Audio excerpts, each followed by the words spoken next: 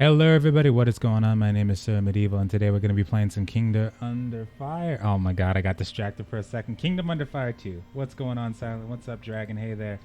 Okay. I have been in a hell of a day. It's been ridiculous, but it's also been interesting. I've been playing this game the whole time while I was at work. I don't know how I managed it, but we somehow did it and I reached level 15, but I've still got so much farther to do.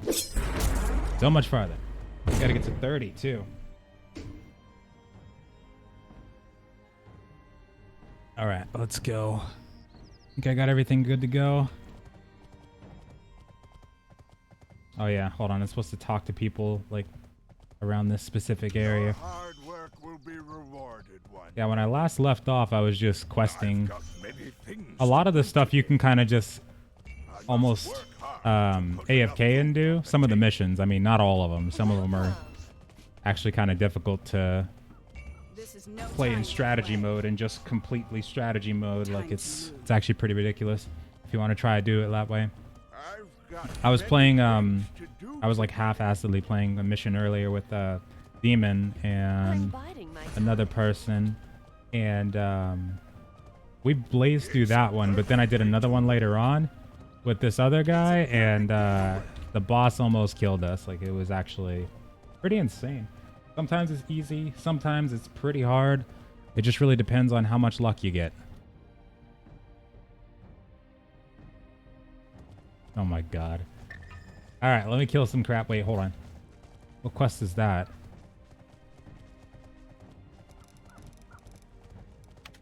Oh. They have way more adventure, like open world stuff than I was expecting. Here we go.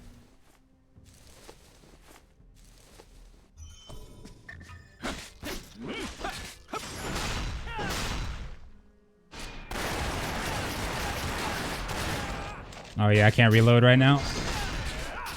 Let me check the sound, hold on. Okay, let's bring that down a little bit.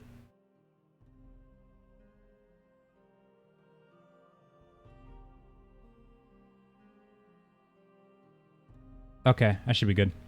Sweet.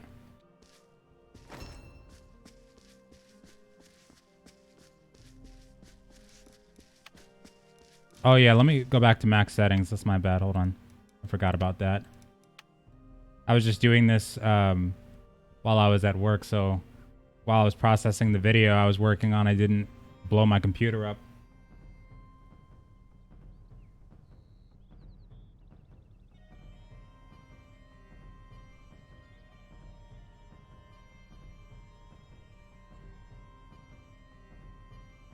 Okay, we should be good.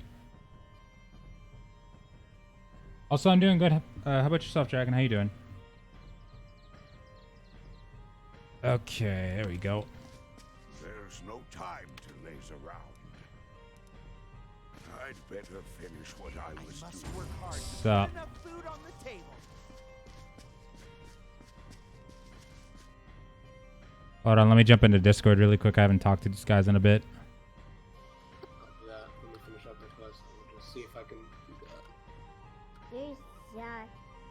What the fuck was that? I just got here. What was that? It's my little ogre. What level's everybody at right now? I'm at 15. Nice. Yeah, medieval. I got your friend in that you wanted, but we're at capacity almost. We got 2 slots left. So anyone else that's gonna join is gonna have to join the sister guild. All right. Gotcha. Have you guys seen anybody at 30 yet? I'm about to, Wait, what? I'm about to start it up. I'm about to start the sister guild. If I can do it. Oh. I think there's like someone that's above level 20 right now, but I don't know anything past that. Gotcha. I thought I saw someone on my chat say something about 21 or something like that. I saw someone at level 20. Yeah. Oh snap! It's Demon. Fucking insane. Like my I remember inside. Zero just saying it would take forever to hit 30. I didn't And then actually. people in that. What's going on, bruh? Already almost. Bruh. Well, I mean, Yeah, game so far so good actually. I think it's pretty enjoyable. I mean, I've been waiting for it for a long time. I was kind of excited about its release, but it is a hack and slash kind of game. It is like a action type of game. Yeah, it's really fun. Like I don't even care anymore. I'm full throttle gonna say it's pretty fun. Like the strategy aspect and the action aspect is pretty good.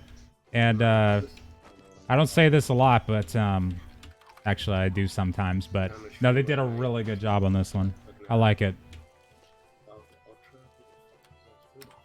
Hold on. Wait, what the hell? Oh. Oh man. How much is it to make the guild? How much gold? There we go. You need 10k gold. But yeah, so far it's pretty nice. I like it. If you don't have enough, I Wait. can mail you some.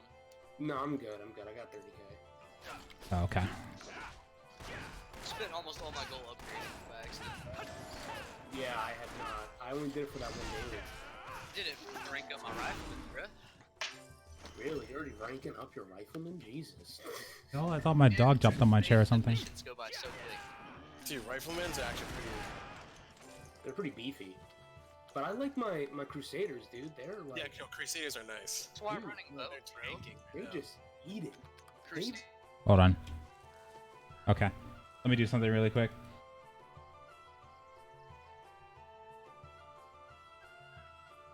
And yeah, so far it's I gotta say I was not expecting all that we're getting from this one right now.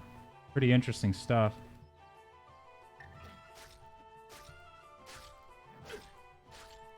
Hold on, you bastards.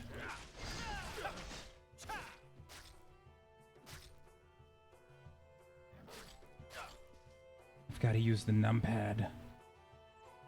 Even though it's not letting me. There we go.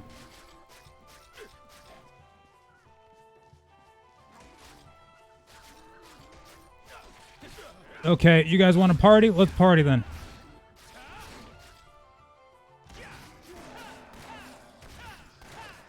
I got bullets from everybody. One thing I just need to learn is all the combos. But so far they've been pretty nice. I've been liking the way that the classes actually maneuver. Gunslinger especially, I haven't played the other ones, so I can't say much about them. But from what I've heard, they're pretty cool. Spell Sword I've heard is kind of weird though. That's the only one though. But other than that... Okay, there we go.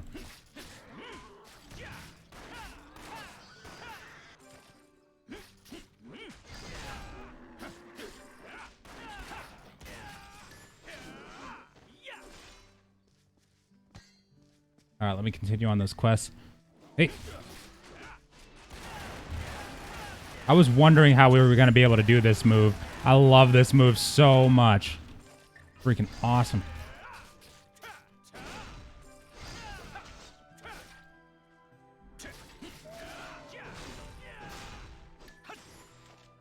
Reload.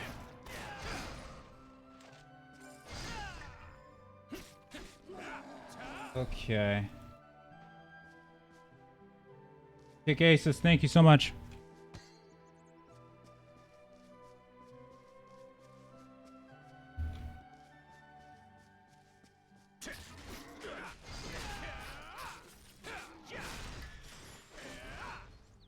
Okay, we're good. Oh. Almost. Okay. Goody.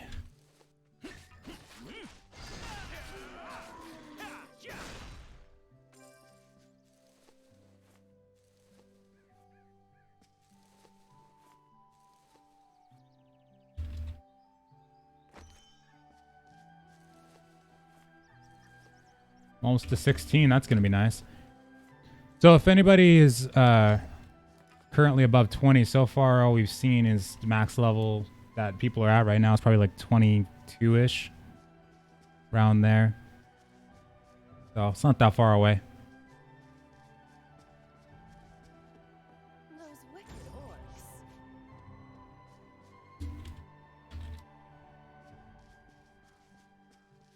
Oh god, work was a nightmare. I've got many things to do today. I think we're about to do a mission again. Many a metal makes a mark. Give me that quest turn in. When Combat seems pretty smooth. FPS on stream is lagging a little bit. Is it? Hold on, let me see. Oh, it was dropping a few frames. Let me see, hold on. I can't remember what I changed earlier because I did change a couple things. I think I can apply this like in the middle of doing this. Let me see.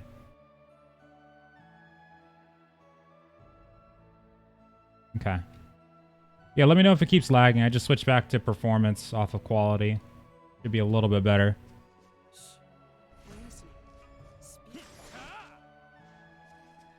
And yeah, the combat was smoother than I was anticipating. it's a perfect day. A little surprised at that.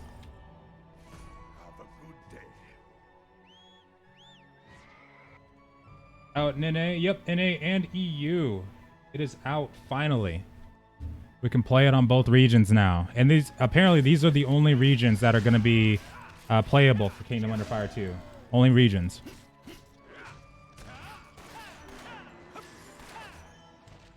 Out of my house, sir.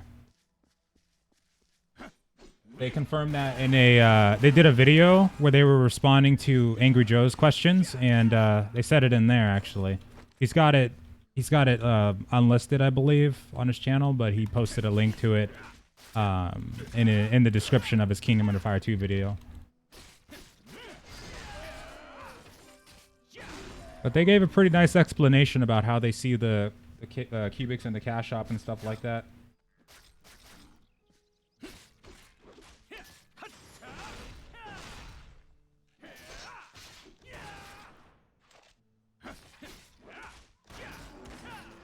Game shows its age. I remember this game was released a few years ago back on C region and failed really hard. One thing I will say is that, yeah, it does feel a lot like C9 Continent. It reminds me a lot of Continent of the Ninth with the combat system.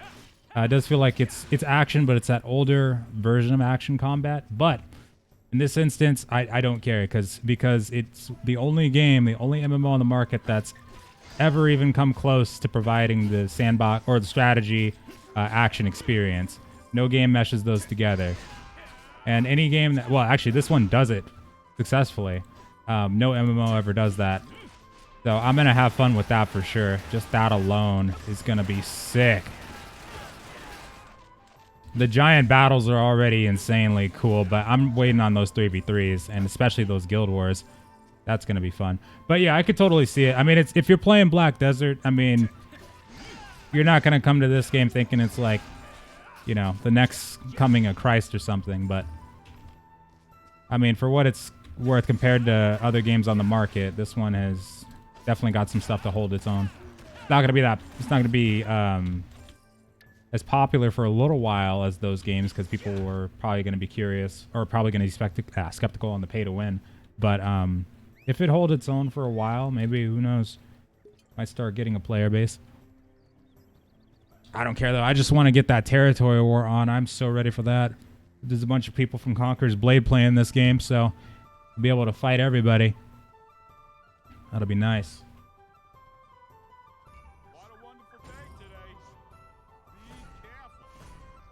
See you later. Here we go. Like Conqueror's Blade fantasy setting. Yeah, it is. Yeah, it's like more fantasy version of Conqueror's Blade. That's a good way to describe it. Yeah, I mean it's in terms of the units and whatnot, it's I'd say a little bit more reliant, but there's way more you can do with them though. One thing I was happy to see though is that they actually had the ability to you actually have the ability to do the chain moving, like in Total War, where you can tell your units to move in one direction or move to one location, and then you can queue up another movement tactic, queue up another movement chain. I always love doing that in Total War, and you can do the same thing here. That's the only thing I was worried about them not having, because I'd love to tell my units to move behind the enemy and then flank them without having to go back into strategy mode. But the fact that they have that is major bonus points. Thank God. What do you mean strategy, genre mix? So if you've ever, yeah, you can control your units from the top-down view. This basically is just scratching the surface. This is like, luckily, this is actually like just the first part of the game. This adventure mode right here, the missions is where it's at. It's where you can go into the top-down view. You can command your units. Your units get skills too, and there's over 80 different units. Well, there's over 80 different units, but 120 of them because there's different quality of units in here. And they all have different skills, different passives, different things they can react to, different things they can do. And it's really insane. Like you can have ogres, you can have giant scorpions, all kinds of artillery and different kinds of archers. There's 4 different races and 2 different factions. So there's the Revolution Coalition, which is the one that I'm a part of and my guild's a part of, which is the orcs and the dark elves. Then the other one is humans, elves. Actually, what was that? Oh wait, yeah, it's just humans and elves. Yeah, there we go. So 4 races and 2 different factions. But there's a crap ton of variety to choose from. It's pretty sweet. And it's very seamless, like switching between action combat like this and the top-down view. You can do that pretty much at will. You can command your own hero, this guy, in the top-down view. You can make him do stuff while you command your other troops and whatnot. You can even issue commands in this action mode, so you don't have to even use the top-down view, though it's more beneficial to use it, though. Is the game buy to play? It is buy to play, yep. Buy to play, and finally released in NA and EU. Did you come to help? What classes are available for NA, EU? There's the Gunslinger, which is this one right here. There is the Berserker, which mostly everybody's playing right now because it's a pretty awesome class. Giant two-handed warrior, very bulky, slow movement, but powerful. A lot of AoE. And there's the Spell Sword, which is a mix between a mage and a... I'd say it's more of a mage, but it's like a battle mage. There we go. That's what it's basically like. And then there's the Elementalist, pure mage, but also has a pet that can fight for them. There is the Ranger as well after that. And this Gunslinger, it's not just a straight up gunslinger, it's a combination between sword and gun. And the Ranger is pure range. Well, not pure range, I don't think. They have some melee abilities too. But there is a class that's already been announced to be working, to be in progress. And it's called Dark Sorcerer that they're going to be working on. And that one's supposed to be pure ranged. What's up, Wild? How you doing? What's up?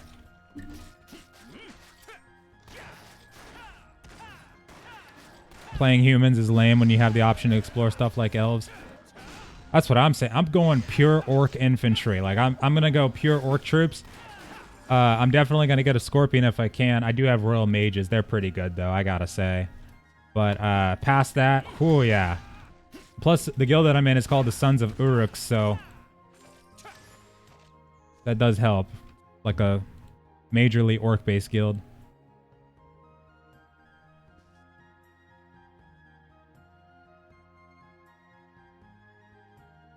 I used to do dual blade elves. They were good. That sounds like fun, actually. When did this release today? Yeah, 6 a.m. this morning. Which oh God, I wish beyond wishing, even though it's selfish. I wish that it released like right around this time. This is when I got off work. Now I have the whole weekend technically a weekend right now. I'm off on Friday and Saturday, but yeah, I released at 6 a.m. this morning. Surprisingly too, it's been a smooth launch. Granted, the population for the servers has remained low for most of the day. I don't know if it's gone up to medium or not, but unless they have a huge server count, then there wasn't a huge amount of people playing early in the day.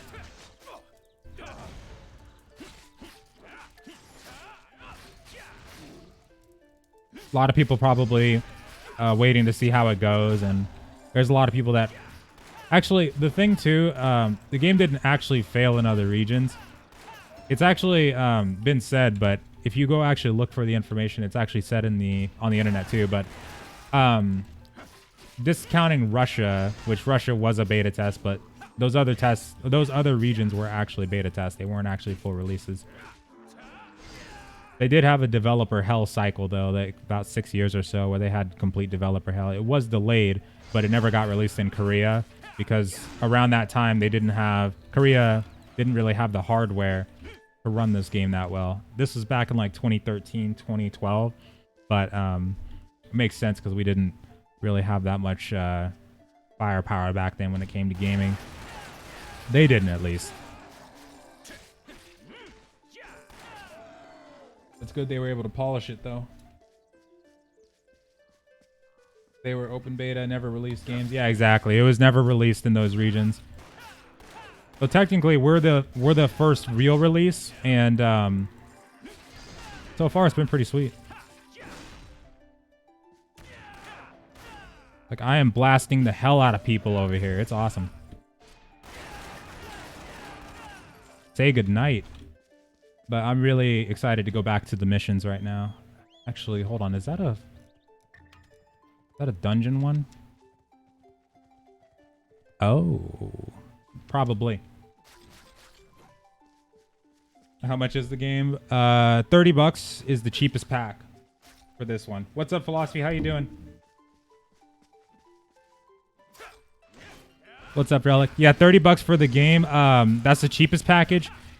And you'll still get the bonuses that we got. You should get most of the bonuses, if not all, except the pre-order bonuses, of course. But you should be able to order it through their website. It will be releasing on Steam. Oh my god. But that's going to be coming later this month. They wanted to do it on their own launcher. Actually, I forgot about that, yeah. They're going to be releasing it on Steam, but they wanted to do it on their own launcher first so that they made sure everything was okay. The mount they give you for the War God stuff is pretty cool too. I like that. Downloaded the launcher, was gonna buy it unless it had released now. Oh yeah, yeah. I hope you enjoy it too. It's pretty cool. There's no rush to max level. Once everybody gets to max level, it's gonna be there's PvP, but there's also a big PvE side of it. And what I'm waiting on is the 16-man raid. There's an actual full-on big dragon boss raid, and it's pretty sick. I cannot wait to try that out.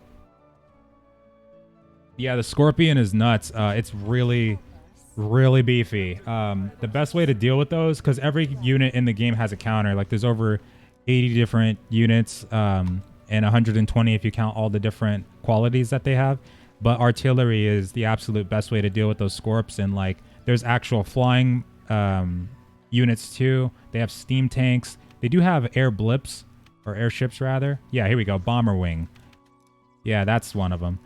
Yeah, so they've got some real unique units. You're going to see some crazy stuff when we get into the PvP.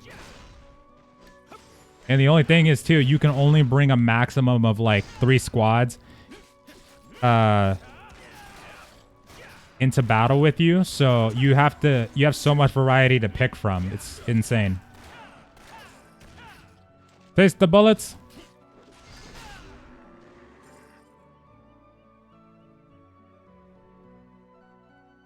Busy going through war simulators? Hell yeah. That's what I'm doing right here.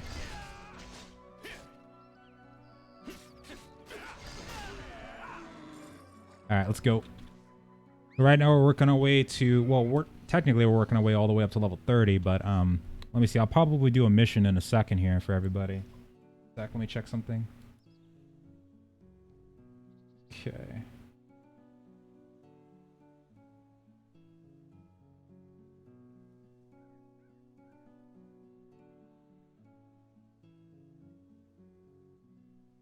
There we go. Was it a long download? No, it wasn't bad. It's just that everybody was basically taking up all the bandwidth, I guess. So it was only long because of that, which it was only about 30 minutes or so. Wasn't that bad at all. Consistent threats to the village. I think this is the quest I need to... Wait, hold on. Oh, no, that's the quest. Okay. Yeah, I'm going to do... There's a main quest down there, too. I'm going to do a mission in a sec, just to kind of showcase how the strategy mode works.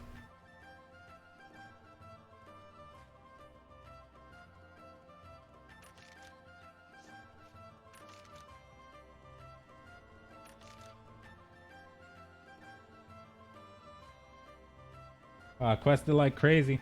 Totally getting this. Just wait for it on Steam version. Yeah, they should be. I mean, the way the launch has been going, been going pretty well. So I would expect they will probably announce the Steam version soonish, hopefully. But we'll have to see though. Do I need to buy a specific package to play tonight? Nope. Actually, you can buy any package. So $30 can play now, play forever. No subscription required or anything like that.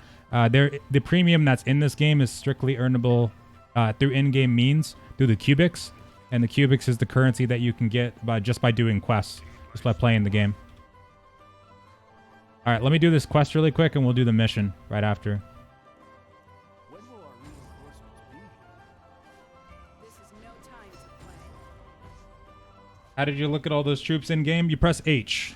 It gives you a full list of all of them. You can kind of go through them, and you can even view details, look at all the skills that they're able to learn, all the passives they can get, everything like that. Really cool. Oh, here we go.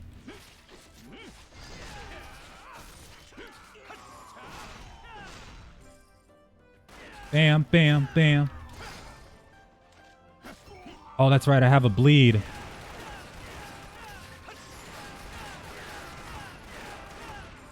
Every time I do that, it's like I'm playing Splinter Cell.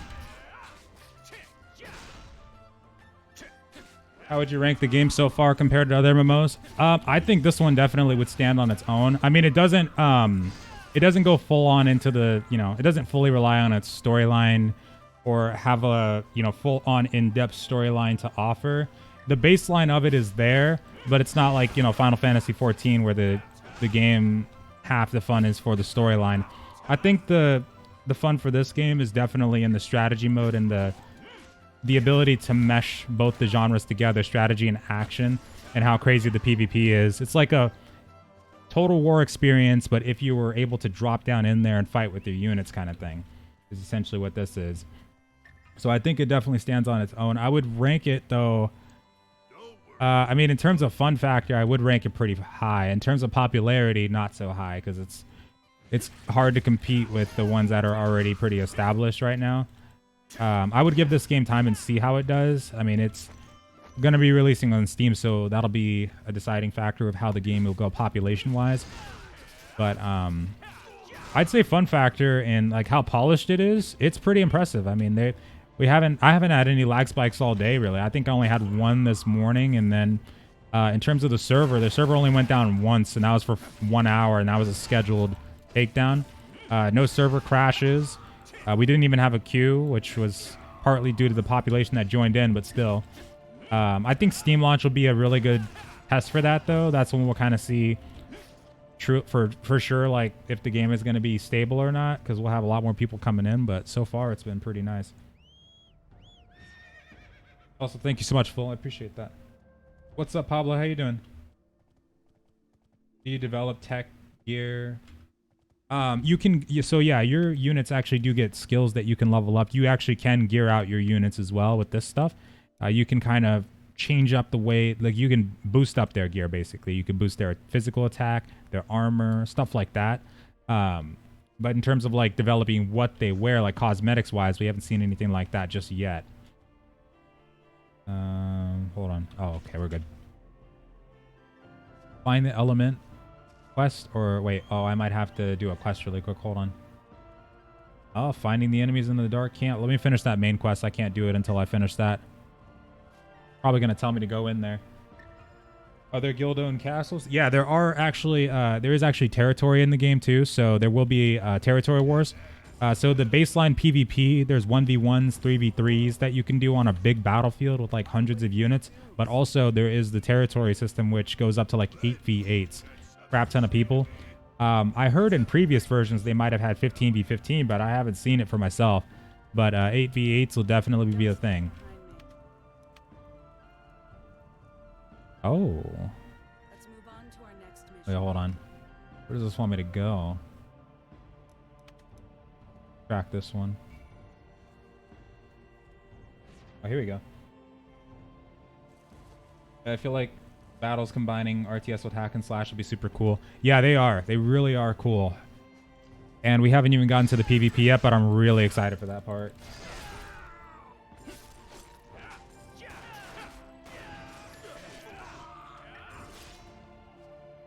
I hope the Steam version gets announced soon, though. That'd be nice, for sure.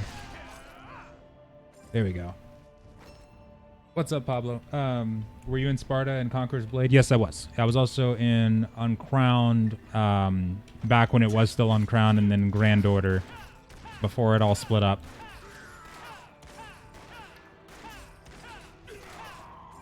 Everybody dies. Can't wait to get into the mission. How's the game? MMORPG story, main characters like before, control army and custom them. You can, so yeah, you can control your army. You can customize their gear. You can customize their skills that they use. You can have these units unlock skills. But in terms of actually like designing what they wear and whatnot, you can't do that kind of thing right now, at least. But you can choose from a wide variety of different troops. There's over 80 different types of troops we can choose from, with different kinds of qualities to make up to 120, and they all have different skills and abilities and things like that. Makes it a very unique option in terms of like what you pick, because you can only bring like 3 units into battle max, so it's going to be interesting. Give me my wood. Oh, that's all yours. But for the storyline, yeah, they do give a pretty good storyline. It's like more of a baseline, though. They don't fully focus on it because, like, you do get some pretty cool cinematics in this game, I will say that. And it's actually a pretty intriguing storyline. It's more like, picture yourself playing, you know, like a war-based game, maybe like Dragon Age a little bit. Or I would say even, it's a close comparison, like Gothic, if you played the Gothic series, Two Worlds, something like that kind of thing. But it also meshes that MMORPG aspect into that strategy aspect and into that RPG aspect. It's like it meshes RPG, strategy, and MMO all in one. My sword wants blood. Welcome. Don't worry, I'll take care of you. Are we 17? Oh, no, we're not. Never mind. All right, so now it wants me to go take out that mission. There must be a boss in there, so that's what we're going to go do in a second here. Help leading Sparta at the time. Yeah. It was pretty sweet. But, yeah, I've been waiting for... Definitely been waiting for this game for so long, it feels like. It's out today. Yep, fully out today. Hell yeah.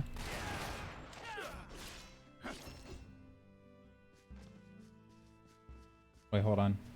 Something. I think it just wanted me to talk to him. Oh, yeah, we're good. Okay, let's go. Come closer. I can't hear you. Sweet. All right, let's roll. All right, so we're about to do a mission. So basically, I can bring any of the troops that I have with me in there. I have about 9 troops available right now, and this is actually one that I got earlier, but I have the fighter from Needle-Eye, which is an orc-based unit. You do get some during the storyline as well, but I've been going for primarily the orc units as best I could. I'm so excited about that. Let's see here. All right, I'm going to organize my troops really quick. Let me go ahead and restore their AP. There we go. Just use in-game gold for that. I could do hard mode or normal. Hard isn't that bad, actually. I'll do hard. Let's go. Sure, it completes the quest either way. All right, let's take a look.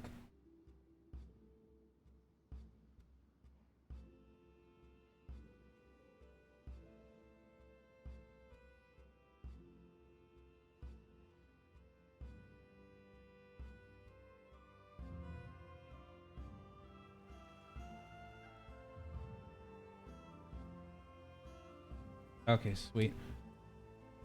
Dark elves are stationed here. Be careful. So this is when we get to kind of combine that strategy aspect. You see the units that I was talking about here. This is my infantry unit right here, my fighters. I love to call these guys Urukai. And then I also have my royal mages. So the cool part is that if you press tab, it turns into the strategy mode. And I can select these units individually, or I can select them all at once. The cool part about this too is while I'm in the action mode, you'll notice that at the bottom part of my screen, the hotbars change, like the skills and the combinations that I have to press to activate their skills. Like for my infantry, if I want to activate their special ability right now, Control 1 does it. For the wizards, I can press Control Q, come out of here, they cast the meteor. And they're really, really powerful meteors. The cool part, though, is that when you're actually in the strategy mode, you can select your units individually, and then it goes from being Control 1 to just 1. And if I select the wizard, it goes from Control Q to 1 and 2. So you can manually select these guys and move them where you want to move them. You can even select your own hero unit, too, and move him around as well. So now I can send my guys right there, bring these guys right back here, have them focus that, and I'm going in. Welcome to strategy. What extra do you get for the 50? So for the $50 package, you do get some extra bonuses. It does change up like the unit that you get, or it would have changed up the unit that you would have gotten for the pre-order bonus. But right now what it basically does is you'll get just more cubics, which is the earnable currency. I mean, it's the only way to earn it now is Endgame. Once you get Endgame, you'll just be questing and stuff like that to earn it, doing missions. They just give you a little bit of a bonus to start with when you buy the pack.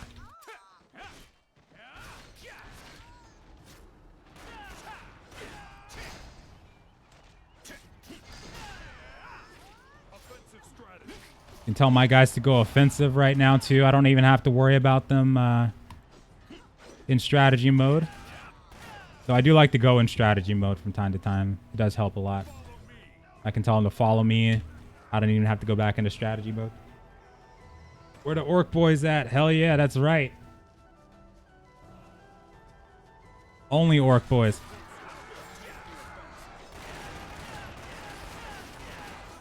All right, I'm going to send my guy right over here.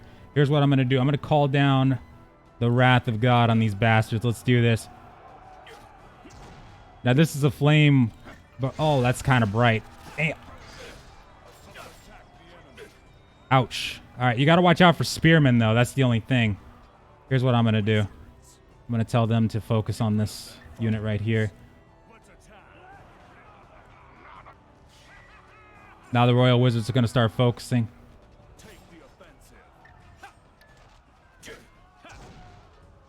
Here it goes. That's why it's always a good idea to fight with your troops. Because of stuff like this. Look at that. They have such insane knockback. These dark elf units. You got to get behind them or something. Here's what I got to do. I got to cast this fire again. Boom. Let me get my guys away really quick. Boom. They all fall down. Formation breaks. Spearmen are a pain in the... Yeah, that's crazy right there. Holy crap. Here we go. Here we go. That was really annoying, too. That knockback was insane. I see more of them right there. Oh, we got a Dark Elf Commander right here.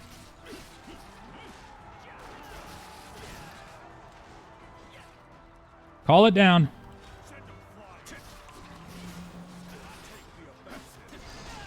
Here comes the meteor.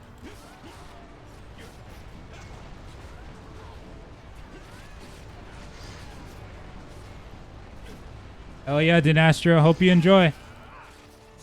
Hell yeah. How's this treating you? Seeing mixed opinions on it? Oh, I say that right now, it's everything I was hoping for. It does exactly what I was wanting it to do, which it meshes the genre of MMORPG and strategy together. Some people won't like that. Maybe even a lot of people won't like that kind of thing. You know, there's a lot of people that probably just want to have that MMO you know, MMO feeling and whatnot. I totally get that, but I feel like this was definitely needed for sure. Anytime a game is willing to mix it up a little bit for the genre, I'm totally down. And this feels good. It really does. I feel like in this game, with what they offer, this is something that you can actually, you know, last quite a while with.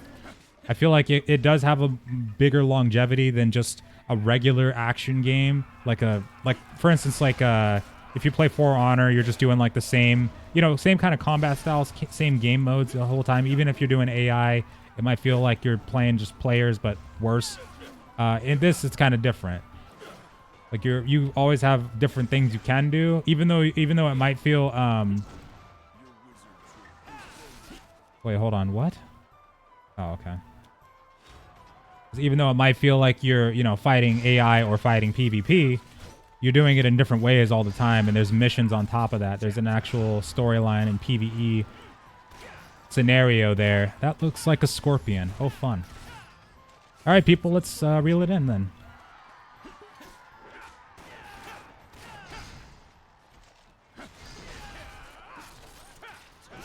But I honestly commend them for doing this. I've wanted something like this for so long. I'm sure Total War enthusiasts and strategy lovers definitely have as well.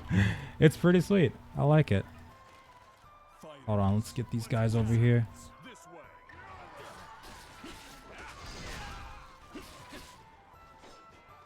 Storm of the Fortress, that's right. Hell yeah, I want to hear all kinds of orc battle cries when we get into PvP. Yes. One day I'm going to buy a war drums. Oh, damn. Okay. So we can bang that thing. All right, let's see here. Where should I go? Fighters, go! All right, we got to focus them. Burn them down. Burn them down. Ouch. Let's go, gentlemen. God, that spear wall is crazy. Activate their defensive bonus. Use the mage to blow them through the distance. Yeah, absolutely. Here, let me focus. Let me tell my wizard to focus those archers. I see those guys back there. And I just already noticed that we're fighting, like, what, 6 units right here? With us 3? Oh, you can also do what's called finishing moves like that, which is pretty sweet. When you do them on the ogres, they're pretty awesome. Like, my guy goes down and blasts him in the face and stuff. He goes down on one knee and just blasts him. It's awesome. Reload. Thank you.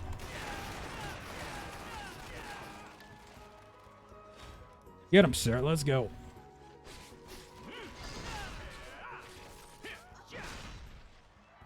So far, it is hitting my nostalgia really hard. Yeah, and I did play the old Xbox version of Kingdom Under Fires, and this is definitely, I mean, hell, it's a huge step up, of course, but it was needed. It really was. The hell happened to that Dark Elf?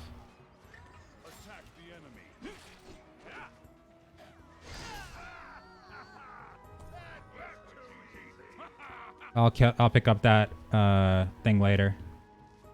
Oh, hello. Finish that for me. Uh-oh.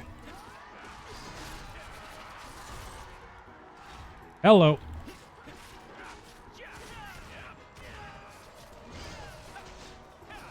My SP's so low right now. One of my favorite MMO games ever. Yeah, it's, oh man, it's so great to have this game out in NA. Now we just got to get this one on exit lag so everybody from around the world can connect to it without having to worry about it. And I'm guessing No Ping will probably put it on their thing too. Jesus, what the hell? All right, hold on. Focus that. Let's just, I don't know, how am I gonna, maybe I shouldn't have put it on hard. All right, maybe we didn't need to put it on hard. All right, maybe, just maybe. Okay. All right, well, that thing's got to die. Let's see. I'm just waiting on a meteor right now. All right, let's see. See, this is the cool part right here. So you know how in Total War, how you can kind of queue up attacks? That's what I'm talking about. I love that crap. It's my jam right there. That way you can set up flanks and whatnot. All right, we need to deal with these spearmen, but we also need to deal with that Scorp. So we got like 2 major problems right now, and my my orcs are dying, so that's not fun. Hold on. How do you use this skill? I've never been able to do this. Hold on. I can't do it. Crap, they're gonna die. But I can revive them, I'm pretty sure. Do that. I just basically need them to hold. Hard man doing hard things. I'm not gonna lie, it is pretty insane though. It's pretty cool. Like I'm just imagining how nuts this will actually be on like a 3v3 map, let alone an 8v8. I mean 8v8's gonna be ridiculous. That's why I felt like if I'm gonna go with any class, I need to have that speed and mobility. That's why I was thinking, you know what? I need to get me some of that gunslinger. Let me see. I'm gonna kill the commander. Maybe the units will despawn.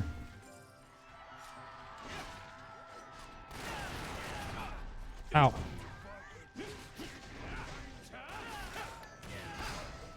Got him.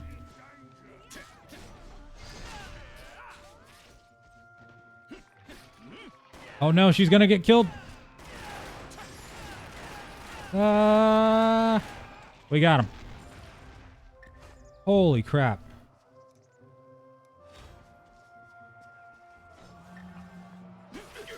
Please burn these bastards alive.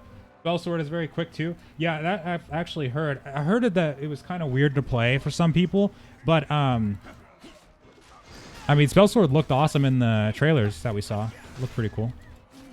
I figured it couldn't be too bad.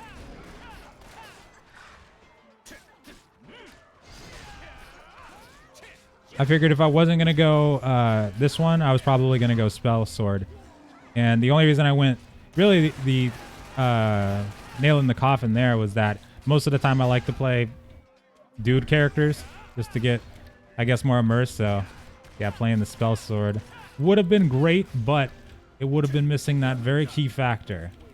Look at all these guys. They're about to be expunged. I should probably block more.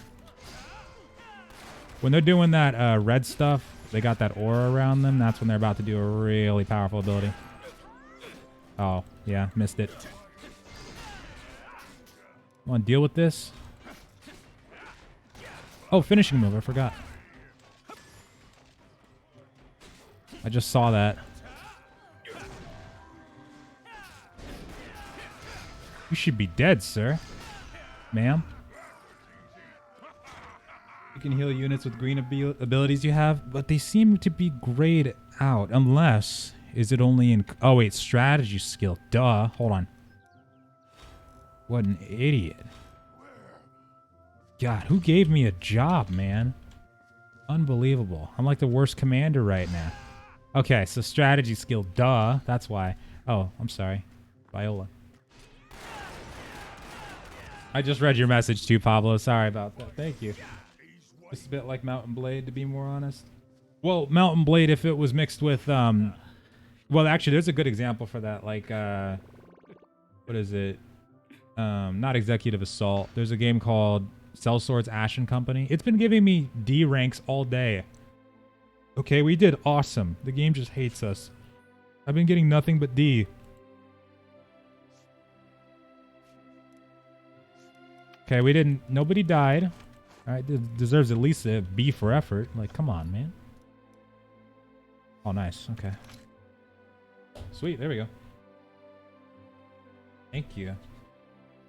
Gender lock classes in 2019. I know, I hate it all the time whenever they gender lock classes, but one exception I'll take: if the gameplay is good, I'll take a gender lock class. That's the exception I made with Lost Ark as well, and I'll hold it to that. If the game plays well, then I can forgive it. But if you've got like some regular old, what is that game called? I don't know. Maybe some regular Forsaken World, some Perfect World International stuff going on. You got gender lock classes in 2019? No, sir. What's up, Geikens? How you doing? I'm listening. How's the game so far? Nice. It's pretty nice. It's everything that I wanted from it. It meshes the MMO genre and the strategy genre perfectly.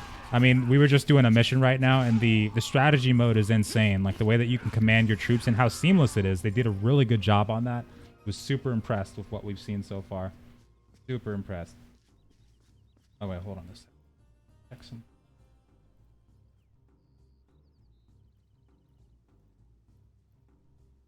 Uh-huh.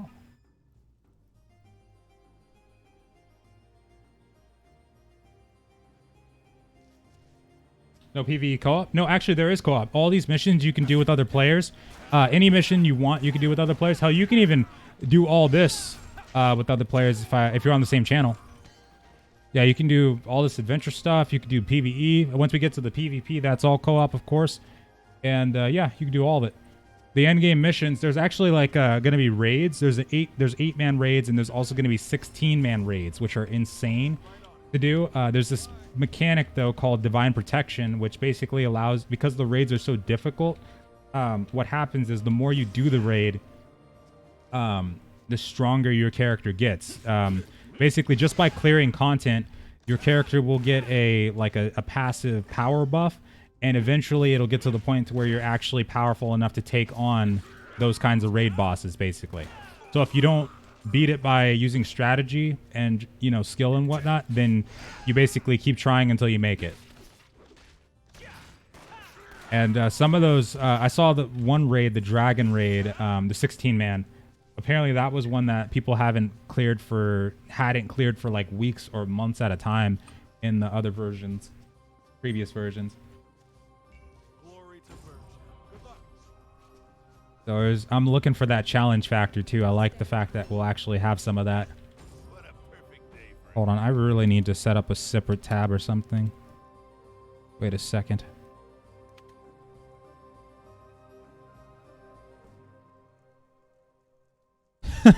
Oh god. That's right, I forgot. There's somebody in our guild with the name Dora the Destroyer. There we go, Dora the Destroyer, and he's a berserker. That's going to be awesome on the battlefield. Can't wait to see that guy. Yep, there is PvP. What happened to your Astelia content? I started taking a break from Astelia around the time. I got way too into Arena, and there's some really big issues with the Arena content in that game. Mainly the balancing and also the pathing of like the Estelles and stuff like that. And it kind of got to me because I reached top 5, then I reached top 3 in Arena, and then it all just went to crap as soon as the jobs came out because they decided to give Rangers, basically Rangers got like an evasion bonus on one of their jobs. They got a smoke screen, and no wait, was it a smoke screen or invisibility? It was one of those two, but it was just absolutely insane. As a assassin, like we were already gimped enough in there. That was just, oh god, it was nuts. But no, I was kind of waiting to see what would happen with the balancing changes, but I kind of started leaning more towards this because I've actually been waiting for this one for a long time too. Oh, here we go. All right, so this game also does feature like training camps and things like that, different missions that kind of give you an idea of how to use different units. So this is the artillery one. This is going to be really good against scorpions and big ogres and stuff like that. Really big units. Pike and short is my go-to in this type of game. I'm going to be scared of pikes. Now that I've seen what I've seen, I'm going to be scared of spear units and pikes. That pike wall was pretty nasty. That was pretty nasty. How's your elementalist doing, Geikens? I can't wait to see those guys in combat. All right, so for us, we can attack the watchtower. Oh. All right, so this is the Mortarmen right here.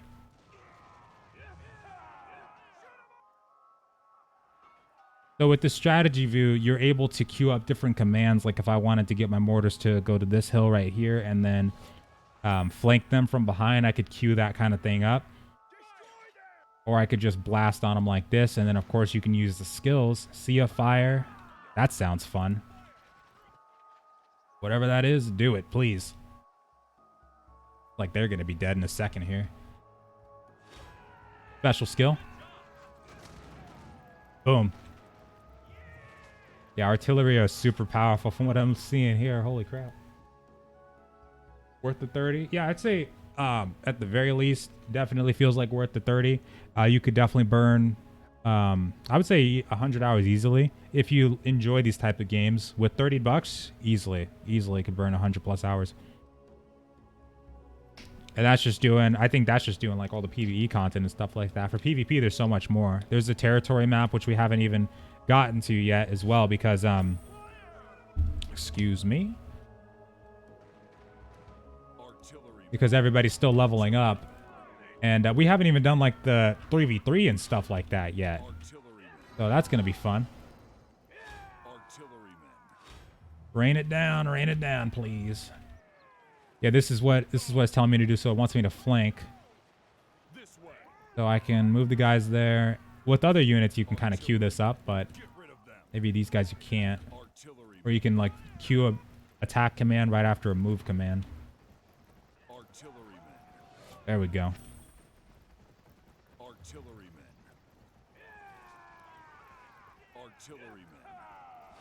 Blast him down. Go.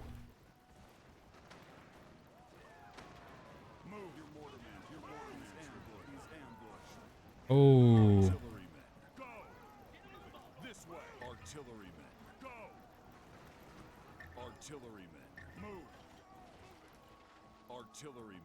To get those guys to safety. We're scared of spikes now, but the cavalry are even worse to face alone. Oh, actually, yeah, I've seen those guys charge. Yeah, that does actually look pretty scary. You're right. I don't know. It's kind of tough to say. I mean, the spears they seem scary, but then again, we haven't even seen airships and stuff like that yet. Can you upgrade your pack? No. As far as I know, once you buy it, it's pretty much there. I don't think you can upgrade.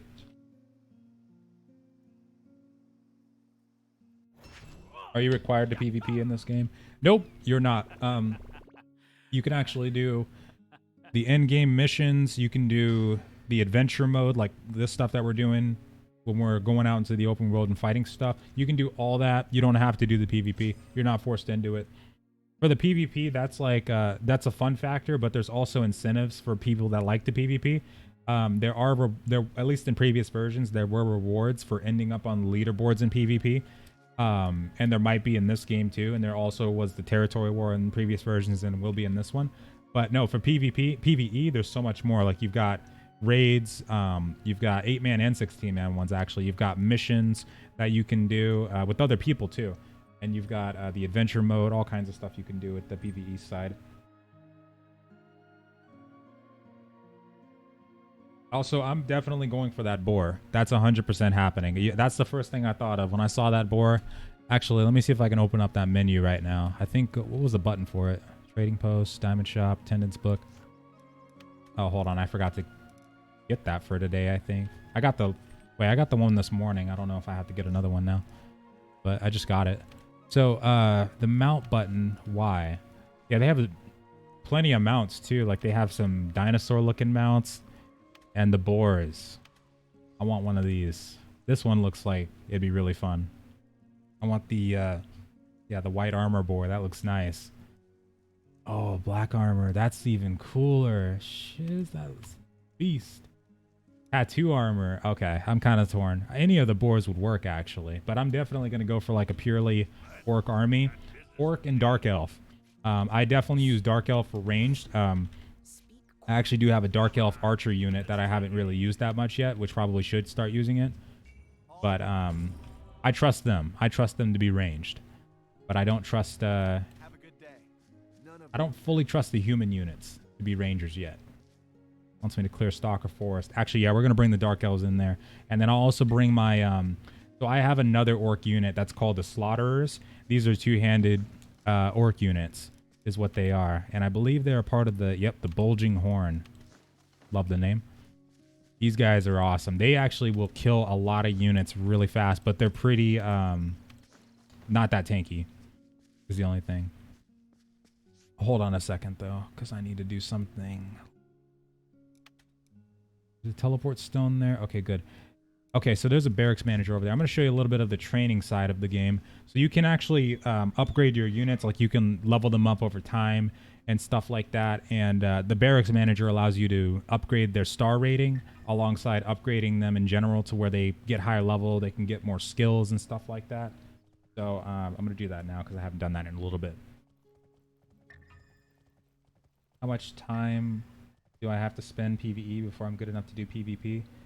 Well, everybody's just been playing for today, and most of us are like pretty much at 20, if not close to it. And apparently 30 should be the max level for right now, from what I heard. And then 40 was going to be what they raised it to later on, possibly. But so we're pretty much like halfway to cap, so you wouldn't have to spend too long. Maybe about a 2 or 3 days or so if you really go at it. A week if you're doing it pretty casual. And then after that, you're pretty much good to go. Because once you get to, there's no rush to 30. Because once you get there, I mean, as long as you know, if you keep playing and whatnot, eventually you're just you'll have all the units that you could possibly want, and then you'll be able to upgrade all these guys as much as you want. Wait, oh, that's a lot of barracks XP required, actually. Holy crap! All right, let me level up these slaughterers a bit. Now we're talking. All right, so my archers are the shadows. Yeah. Shadow marksman. Give me level 10. Hold on. Boom. So I can also, you can do what's called dedicating a troop, which basically allows you to have a chance of getting a different troop. I don't know if I can do it right now, though. Let me see. I would totally dedicate these dudes.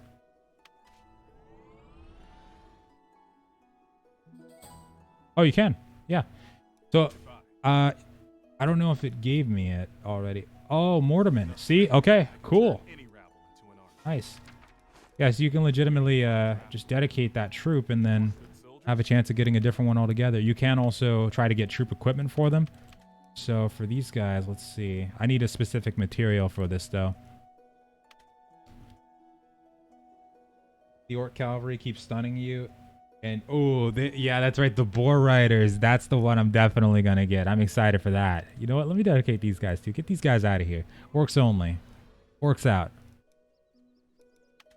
I'll keep the mortars, though. Those guys are awesome. Heavy, I'll keep those guys, too, for right now. Riflemen and longsword. Nah. Get them out. Get them out. Wait a minute. Where's my fighters? Oh, I was going to say. Phew. All right. Wait, where'd those go? Where did my troop strategy books go? I don't see them. Here, I gotta clear some of the stuff out of my inventory. Muskets can almost one-shot anything late game. Dear God. Elementalist is okay. Yeah, Noodle, the game is pretty cool so far, though. I can definitely recommend it. If you like strategy-based games or just, you know, MMORPGs in general, and you like a bit of action meshed up with that strategy aspect, or if you've wanted to try that kind of thing, but you know, never really thought about it before, this is like the perfect time, because games don't ever really do that, mesh MMO and strategy together like this. So I think this is a really great example of oof, that buffed up my health a crap ton. Really good example of like how far they can go in that aspect. Okay, let's dismantle the rest of this crap. They do describe the RTS mechanics and introduce them to new players. Kind of worried that they would just throw me in the deep end or not explain it. Yeah, oh yeah, they describe the crap out of the RTS mechanics. Like, they will shove that information down your throat until you know exactly how to do it. Forward, left, and backwards. Like, yeah, they'll give you a lot of info. Not only that, they'll give you, you know, information. You actually get to go through tutorials for extra experience and quests and stuff like that. So, yeah, you get the opportunity to basically do it all. You get access to different types of units, and they put you in different scenarios where you'd use them. Yeah, they give you a lot of info. Oh yeah.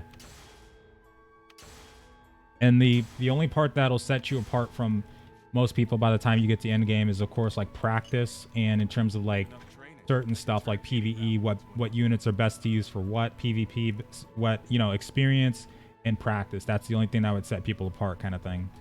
But in terms of like how much information and knowing things, they give you like pretty much everything in the book. How do I get my package? Nice. Yeah, it should be, once you buy it from the site, it should allow you to get right in here. Hope you enjoy it too. So far it's been pretty cool. Oh yeah, let's go do that mission. So now that we've upgraded our troops a little bit, we can go do that now. Oh yeah. This must have been where it went, actually. My troop strategy book, quote unquote. New reward. So yeah, they give you a ton of cubics through the quest lines. And the cubics, this is the in-game currency. That's like a loyalty shop, except the loyalty stuff you can earn in-game, of course. Oh, there we go. This is what I had. Never mind. Ooh, that was nice. So the cubic shop, the diamond shop is the cosmetics shop that's supposed to have just cosmetics and nothing that would give you a severe advantage over other players, but it's not available yet, which I was kind of curious about. I was like, wait a minute, why are they hiding that? But the appearance shop is available right now, so you are able to buy that stuff with diamonds. I guess actually this is technically like the diamond shop. I kind of want the high knight armor right there, high rank knight set, because that looks pretty badass to me. So does the patrol armor. That looks pretty cool. But the cubic shop, the stuff that you earn in game, you can actually earn up to being able to buy your own boosters. The premium, is only available through the cubic shop, so nobody can like pay money to get that. You have to play the game. You get guild point systems, like troop strategy books if you want extra experience for your troops and stuff like that. You earn all that in game. Oh, no ammo. Explains a lot. Yo. Oh yeah, on Steam they haven't released it yet. Angry, but that one's going to be coming later this month. They wanted to release it on their own launcher first and see how it went. And so far the launch has been going pretty good. And they'll announce the Steam hopefully sometime this month. I was kind of hoping we'd be able to convert our versions to Steam though, because I love using the Steam launcher over, you know, standalone launchers, but I'll take the hit. There we go. All right, so I'm going to use Shadow Marksman for this one. I love my fighters, but we got to show off those slaughterers a little bit. Let's get some. All right, let's see. Encourage troops. Oh, we're good. Yeah. All right, Stalker Forest.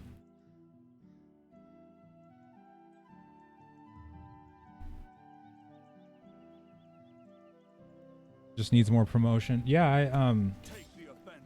I hope it does get that. I mean, it seems like so far they've done a really good job at, you know, producing what they said they were going to. And, uh-oh. Oh, you know what? I just forgot. I didn't apply my new skill points. That's right. Let's go, people. What are you waiting on? Yeah, so far so good with this one. So far so good. I'm going to command these guys like this for a little bit here. This is out. You know it. NA and EU. We're rocking and rolling now. Not fully out on Steam just yet, though. That's the only thing. That'll be coming next.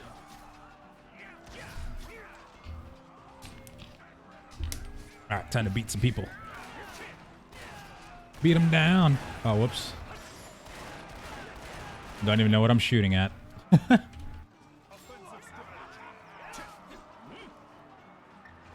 Oh, crap. They just keep coming, don't they?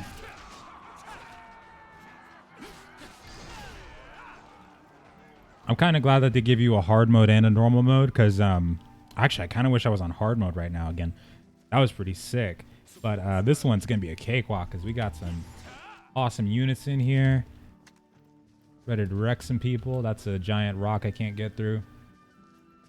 Unless he's got a strategy for that. I'm guessing not. All troops, move. So for these guys, dense forest reduces fire defense equivalent to target, reduces vision. Ah, okay.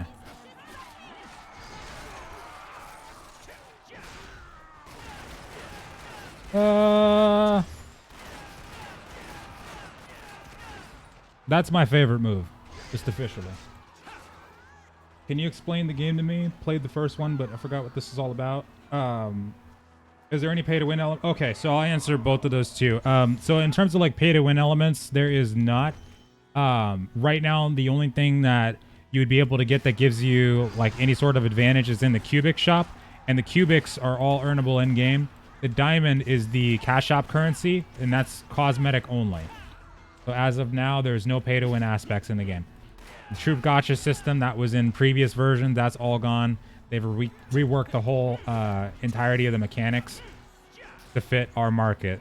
And in terms of the game itself, basically the gist of the game is that you start off in this kind of, you know, warlike sense where you're just like, you know, you start off as like a soldier and then you work your way up to a commander. You've got your own units. And as you're going through the world, you get the opportunity to get accustomed to those units, and you know, you get a gist of the storyline and how all these races coexist with each other. And then in terms of the content itself, there's like the missions like this that you can do, but in-game wise they're much crazier. There's also the guild territory system. There's an actual campaign map where you can actually travel between different missions, and we'll be able to claim territory and fight in 8v8 battles and whatnot. In terms of PvE, there's going to be raids. There is an 8-man, and there will be a 16-man raid that's coming later on, and that's going to be really hard to do, but crazy and fun. Oh, hello. Oh, never mind. Thought that was enemies for a second. And you're not forced to do either one. You can do one or the other, basically. I mean, as you're leveling up, of course, you have to do the PvE, but once you get to that point, you don't have to really, you know, focus too much on one or the other. It's good to do the PvE though, just to keep up on your units and make sure that you're getting your daily missions done. But you don't 100% have to. I know we got Dante in here. That's right. It's what I think about every time. Love it. God, we just got to get a GIF for that, or just the sound that plays every time we do it. Got to do a special catchphrase. Where does this want me to go? Oh, never mind. Have you done dungeons? So we've done missions. In terms of the dungeons themselves, though, I don't think we've gotten to that point yet, unless people consider the dungeons to be missions. Like you could call this one an open world dungeon, I would imagine. But I don't know if there's an actual full-on dungeon in the game, though. I know we've talked about it, but I don't know if that's actually a thing. It could be, but these missions are pretty much the dungeons, too. Now, in-game wise, the missions get crazier, so... Okay, hold on. That's a problem. Yeah, deal with that for me, please. Thank you.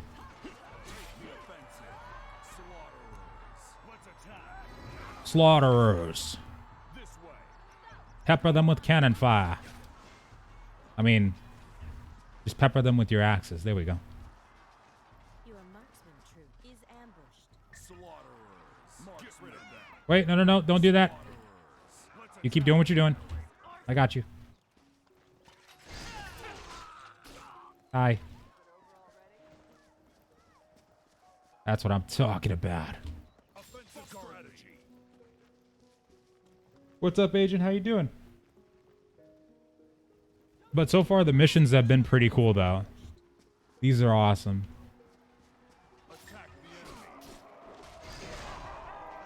Left some stragglers in here. So hard. Let them walk right through our front line. Thanks so much for the follow. Appreciate it. Maybe you will get higher than D rank this time. I hope so. I mean, seriously. This game hates me with that. Seriously. Didn't know this was an MMO. Yep, it is. Actually, all the missions and all of the like PvP and everything really can be done with other players. All that stuff. Was doing a couple co-op missions earlier too. Slaughterers. Oh,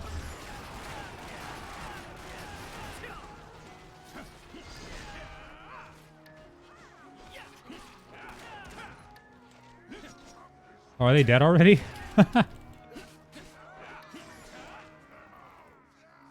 My leg is shaking like crazy right now. God, this game. These different kinds of games, actually, it always does that. Oh, hello.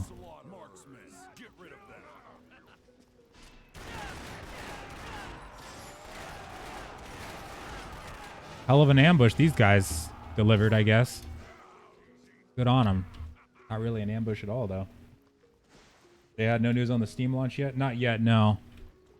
Hopefully we get something, though, soonish. I hope so. But right now, we're waiting on the Steam launch, definitely, and also to find out when the raids are going to be coming. I don't know if the 8-man raid is already in, but they did say that the 16-man one was going to be worked on. Look at this ugly bastard. Come on. Come on. Wait, where is he? Oh, crap. Oh, it's just the visibility. That's why. Hold on. Marksman here. Oh, crap. That's a problem. You stay away from my archers. Now you. That's my finishing move right there. I just used it on him. Oh, there goes that guy.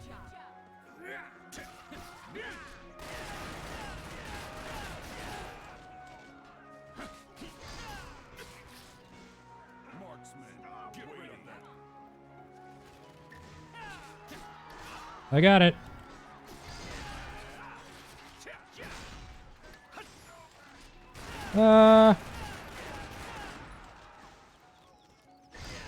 Oh, mortar guys.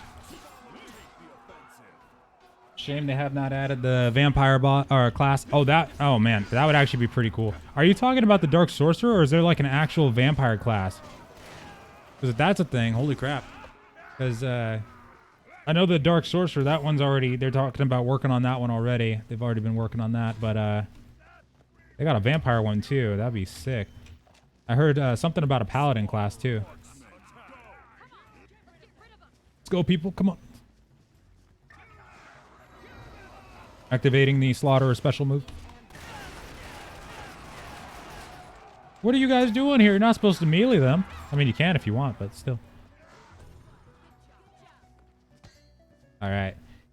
Come on. That's got to be at least a C. At least. Go. Noble Giant. Hell yeah. I'll snag it from Gameforge. Just going to pick up the highest package. Yeah, it's pretty cool so far. It might not come with the... I don't know if it comes with the pre-order bonus at this point, but you do get some pretty cool bonuses regardless, though, even without it. Yeah, Steam and Gameforge won't be connected. That's right. Yeah, I wish it was, though. I would love to convert my launcher over to that Steam one, but... oh, they got a Scorpion. Okay, all right. Hold on. Hold on. Oh, my God. Ooh. Okay, you guys just keep doing what you're doing. I'm gonna go deal with that. Come here, you ugly bastard. Let's go.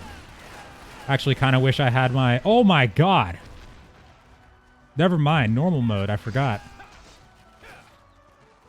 What Scorpion? Jeez.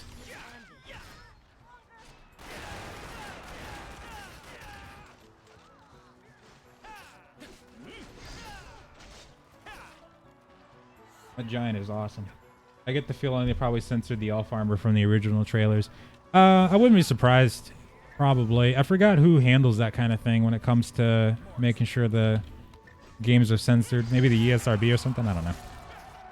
I forgot who does it for MMOs, but yeah, it definitely happens over here sometimes. You gotta ruin it for the rest of us. Whoever does it.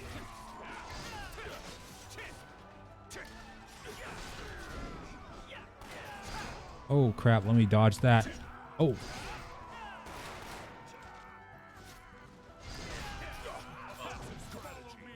Let's go. Block it.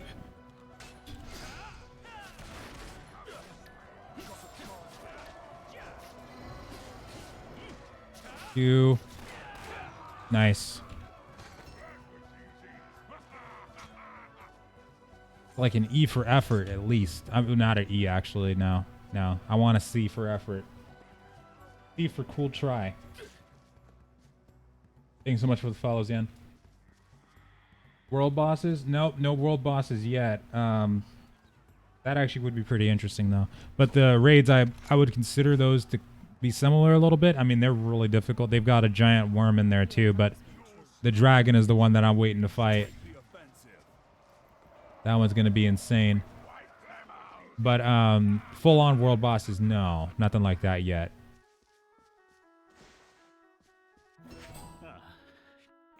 Ooh, Eastern Settlement Challenge. If I don't get an S or an A, I'm rioting. My character's crying. Okay. I'll take that. Yeah, I'll take that. All right, that's fine. Slaughterers in normal mode. I know, you got to go big or go home. Come on. Come on. They deserve it. The way these dark elves taunt you. Alright, so that was the Slaughterers. I wanted to show them off too a little bit. So when they say the games will not be connected, are the servers the same? Yeah, the servers are the same. Yeah, servers are the same, but the actual launchers aren't connected. So you're basically, they want, if you're buying it through the GameForge site, they want you to play it through the GameForge launcher, but you'll still be connecting to the same servers. They haven't said anything about different servers. I would hope they wouldn't do that at the last moment, though. That would be, you know, terrible idea. But as far as we know, they should be the same.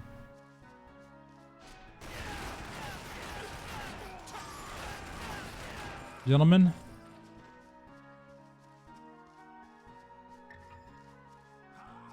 Play Lineage 2. I haven't played that in a while, actually.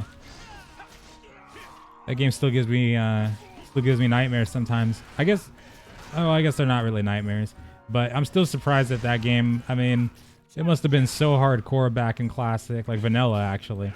Not being able to use mana potions, and you had to wait for people to get to like level 27 to restore mana. It's crazy. Don't stand behind me. Nice, nice, nice. All right, we're good. Go. Oh, crap.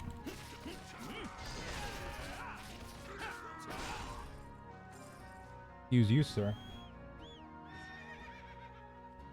It was just going off the older games, as they were always vampires you could play or control. Okay. Yeah, no, now in terms of like what's planned for the races that they'll have in the game, there's a lot. Yeah, we saw vampires. Pretty sure we saw demons too. The Berserkers race. Yeah, demons. So that might be a thing at some point. I don't know if vampires are coming out first though, but yeah, that was something that was planned though. So we'll probably see something like that at some point. I would love to. Hell, I'd use vampire troops too. But I would probably go for the demon troops most of all. I mean, if they actually go that route, hell yeah. Feels like we've already got a lot to choose from, but if they want to go for that, then yeah, do it. I really wish we could have played it on Steam though, like connected our accounts for that one, DC.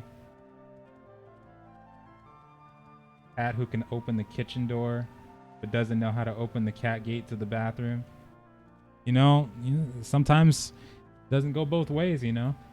I guess you can't have one without, I guess you can't have both. You got to have one without the other, you know. Cats are cool like that. Maybe the cat opening is too tight. Oh,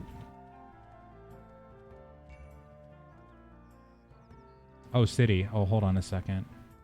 Talk to... Wait a minute. I don't want to go back to the city just yet. That's heathen talk. Go over here. Let's do these quests. Oh, you can just right-click to autopat? Ooh. I actually didn't know that. That's going to make it a little bit easier whenever I'm trying to, like, AFK farm sometimes, or when I'm at work and I need to move to a specific location as soon as possible. It's going to make it a lot easier.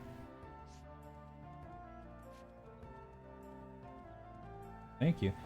Can I play now? Will Steam have the $100 package? Yeah, they should have the same packages on Steam as well. It will be buy to play on Steam too, but if you buy it from GameForge now, yeah, you can play it. Yeah, in the $30 package, that's the only one that is required to play. You don't have to get the higher ones just to be able to play. Those are just for the bonuses if you want them.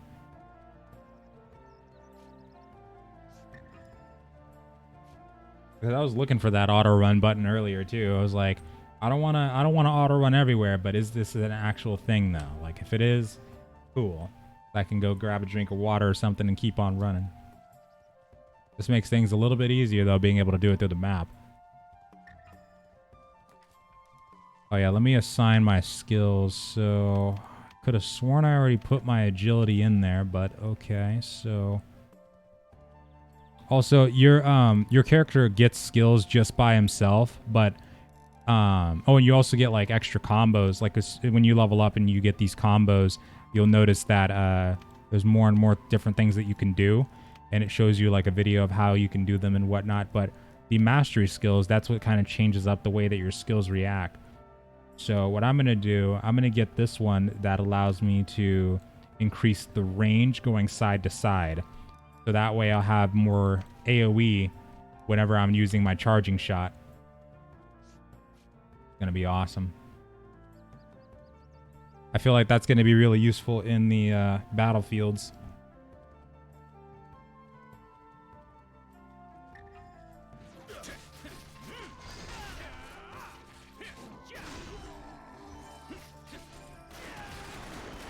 Ooh. Oh, especially because I could just like pew pew. Oh yeah, hell yeah. I hope it applies to that too, and I'm just like standing still and blasting on them. That'll be nice. Okay.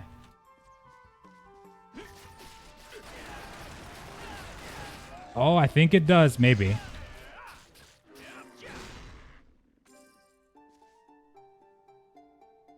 I see the hard mode on your tags. I personally almost never play any difficulty harder than normal, mostly because I personally hate dumb NPCs.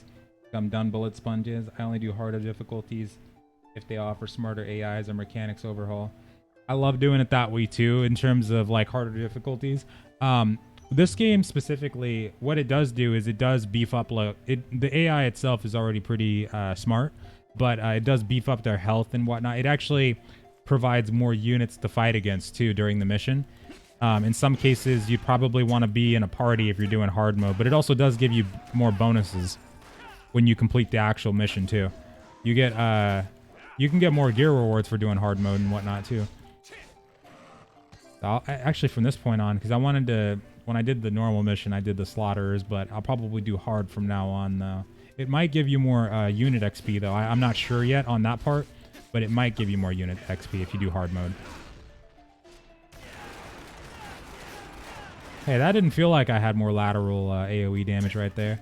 What gives?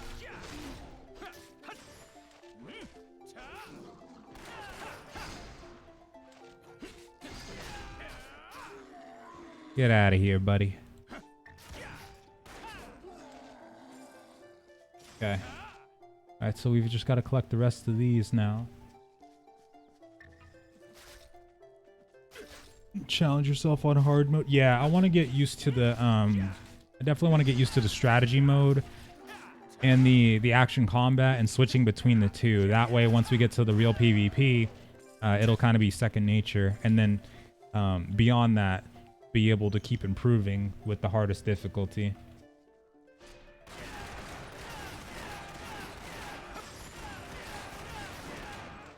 I'm loving my crit damage now though. This is fancy. Oh, new gear. All right. Hold on. Let me tend to this because I always forget to do this sometimes. Well, sometimes I forget to do this. Not all the time. Okay. Ooh. Title.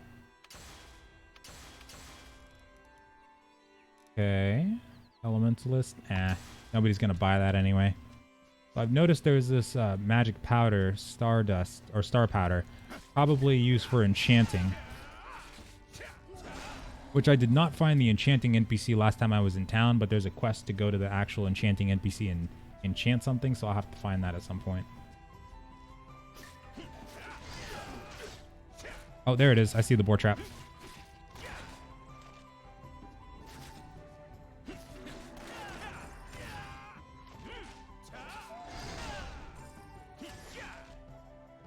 Like, I want to know oh, like give them physics for the flora.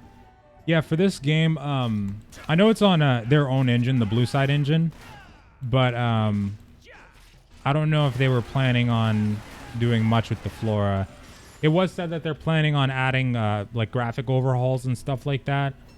But hell, I would suggest it if you do play the game. I would definitely suggest something like that because it's something that could definitely be overlooked if not enough people talk about it. I would definitely do the same too. Because I'd love to have some physics in my flora as well. But water physics, or well, water textures, that's the most important part for me for some reason. I just love to see good water textures. Water physics, that's my jam usually.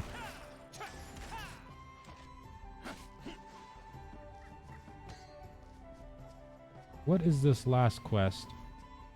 Hunter Rod's Ashes. Okay, hold on. Make sure that's the one. Yeah, it is the one. Okay, so whatever is over here, I gotta take it out. Let me read that quest.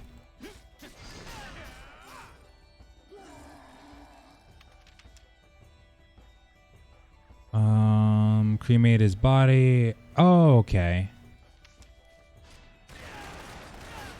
Oops.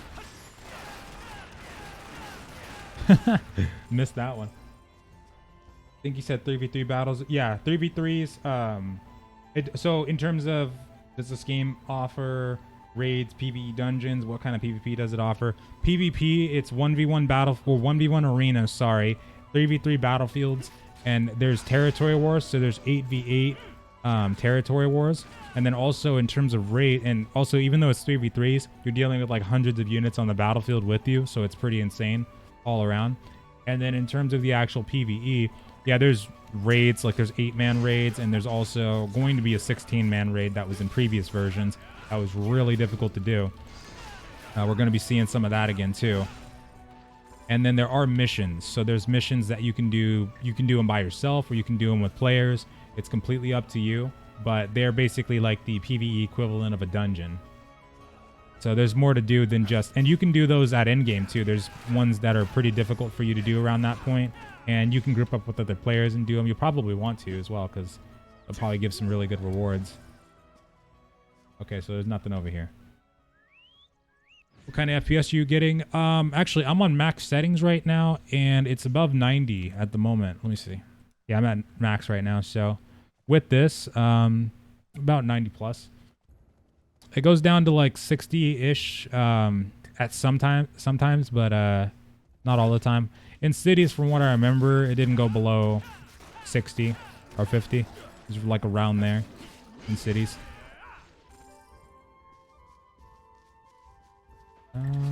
Where is this quest at? Hold on. Probably like over here somewhere. I'm guessing there's like a campfire or something. Did you play this game back in 2009? Not this one. I actually played the original Xbox version, but not this Kingdom Under Fire 2 version. And I didn't play Circle of Doom. I think Circle of Doom was on 360. Oh, there you are. Jeez. And then since then, though, I've played different kinds of like single player games that have kind of done this kind of thing. Like Wars and Warriors Joan of Arc was one that I really loved from my childhood. That also allowed you to kind of play it in top-down view, but also allowed you to go down, fight with your troops at the same time. So awesome. Hey, what's up, Kevin? How's it going? Pretty good, pretty good. So far, it's been pretty sweet. I've been loving it a lot. It does exactly what I wanted it to do. It meshes the genre of strategy and MMORPG just like we needed it to. Worked perfectly so far. I'm really digging it. And we haven't even gotten to the nitty-gritty yet. Like, we gotta get to those battlefields. We really got to get to those battlefields. But we got to level up. Feels like my level is definitely stagnated. Hold on, let me check if anybody's at 18 yet. 16. Okay, so we're pretty much like on par. 17, 16-ish. Once everybody goes to sleep, though, that's when we strike. I'm biding my time. But yeah, they did a pretty... I mean, polish-wise, too, it runs great. Like, holy God. I was kind of worried about the polish, I'll be honest, because, I mean, like, even though it's, you know, been in development for so long, you know, it's not uncommon for games to be in development for, like, forever and a day and then come out buggy as hell and then laggy as hell on top of it. So, it was a nice surprise. It was a really nice surprise to see that. This is a Korean MMO. So it was originally developed for that region, I guess you could say, but it's not a Korean MMO anymore. It's only released in NA and EU, and that's the only versions that they're planning on having it released in, apparently, is from what they've been saying. But it is a Korean developed MMO though. I'm pretty sure Blueside is from Korea. I should I should have stated that part. Yeah, they are from Korea from what I remember. Royal Wizards. All right. These dudes and my fighters, these guys are going in, and we're not coming out till we take this mission down, but we're going hard mode this time for sure. Yeah, so we get some extra rewards there, and then, wait a minute, hold on, I'm supposed to be doing this quest, right? Time out.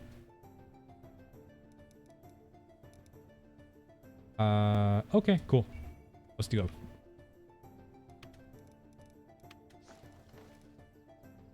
All right, rock and roll. And for the war, oh yeah, there's actually a faction. Oh, I forgot to mention that. There is an actual faction war system in this game too. But that part, we don't have much information on right now. Optimized well? Yes. Oh yeah. Surprisingly well. I've been getting like 90 plus FPS on max graphics, or max graphics. In here, I'm actually getting 120 plus right now. I like it. So open world, I guess you can call that open world, but about 90 plus, and then in cities about 60, and here about, I usually go like 110, 120 in here.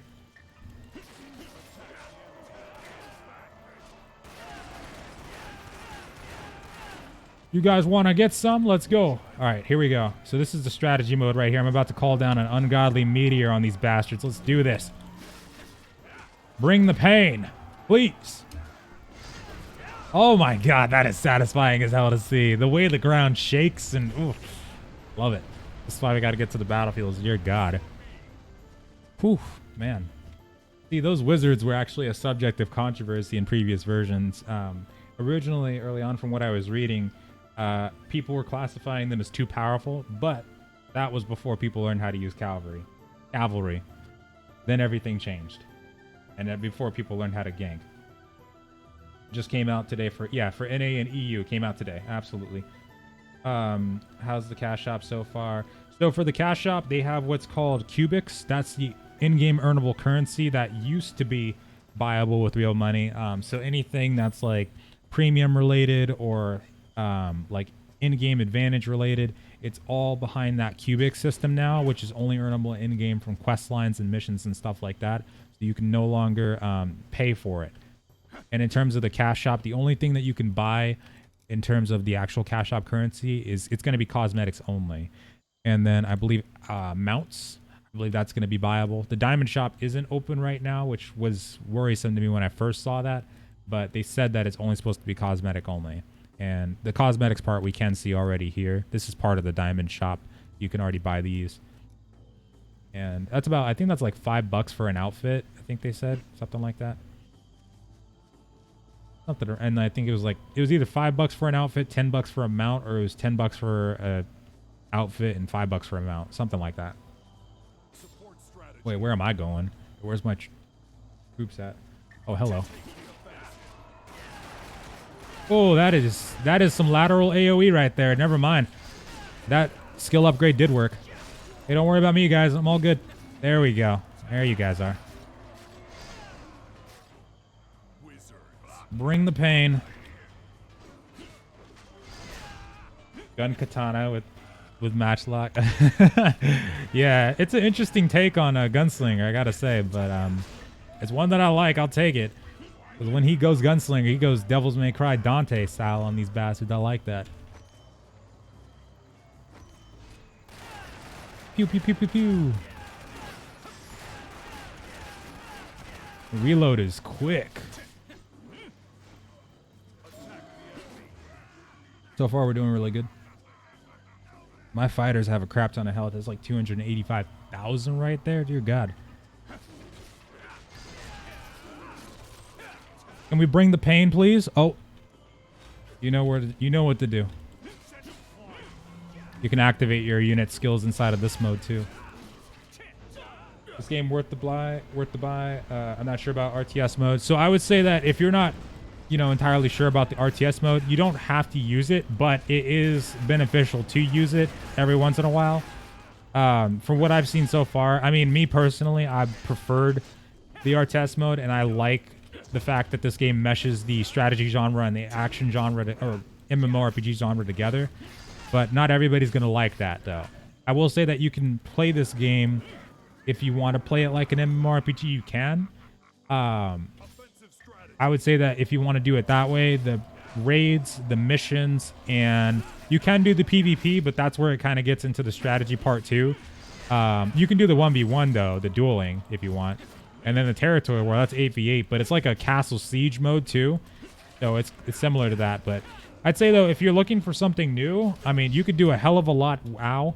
You could do a hell of a lot worse. I definitely think it's worth 30. And if I'm going so far, I'd even be willing to say it's worth that 60. If you're an MMO player and you like these kinds of games, that is. Somebody dropping a meteor. That's what I like to see.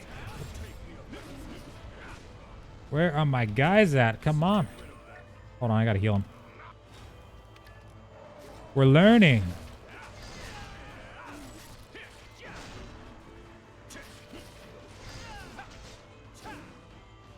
And yep, gender lock is a thing. That is another thing that might, because I've always not liked gender lock. I'm glad this time that there's a male class that I can actually get behind. But one exception that I do tend to make with these kinds of games that do get gender lock is if it plays well, then I don't care. It's fine. But it has to play well. That's the thing.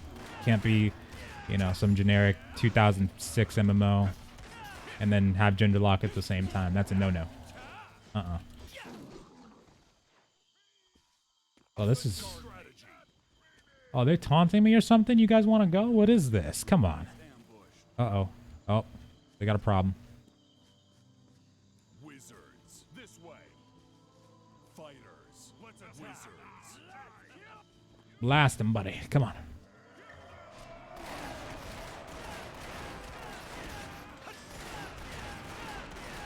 It basically used to be pay to win. Yeah, it used to be pay to win. In terms of the other versions too, what they describe it as and what is been shown in public information is that those were actually just testing phases. They never considered them a full release, and they never actually fully released the game in any other region. It was always open beta, closed beta, that kind of thing. So this is the full first release of the game for NA and EU, and they've said in a recent video that they did responding to Angry Joe's questions that these would be the only two versions of the game, at least for the time being. So they're only planning on housing NA and EU right now. Wasted. And not yet on Steam, absolutely. There's no buy now button yet. Oh, B? I'll take a B, actually. That's fine. Screw it. Oh, crap. Hold on. Max level should be 30, but they just did a recent event in Germany, and there were people talking about max level going up to 40. I don't think we're at 40 right now, so I'm pretty sure right now for the current version it's 30, unless someone knows different. And later on we'll get 40. We'll get increased to 40. We're also going to be getting a new class that's already being worked on called the Dark Sorceress, and that's going to be a pure range DPS, and that one's already in the works currently.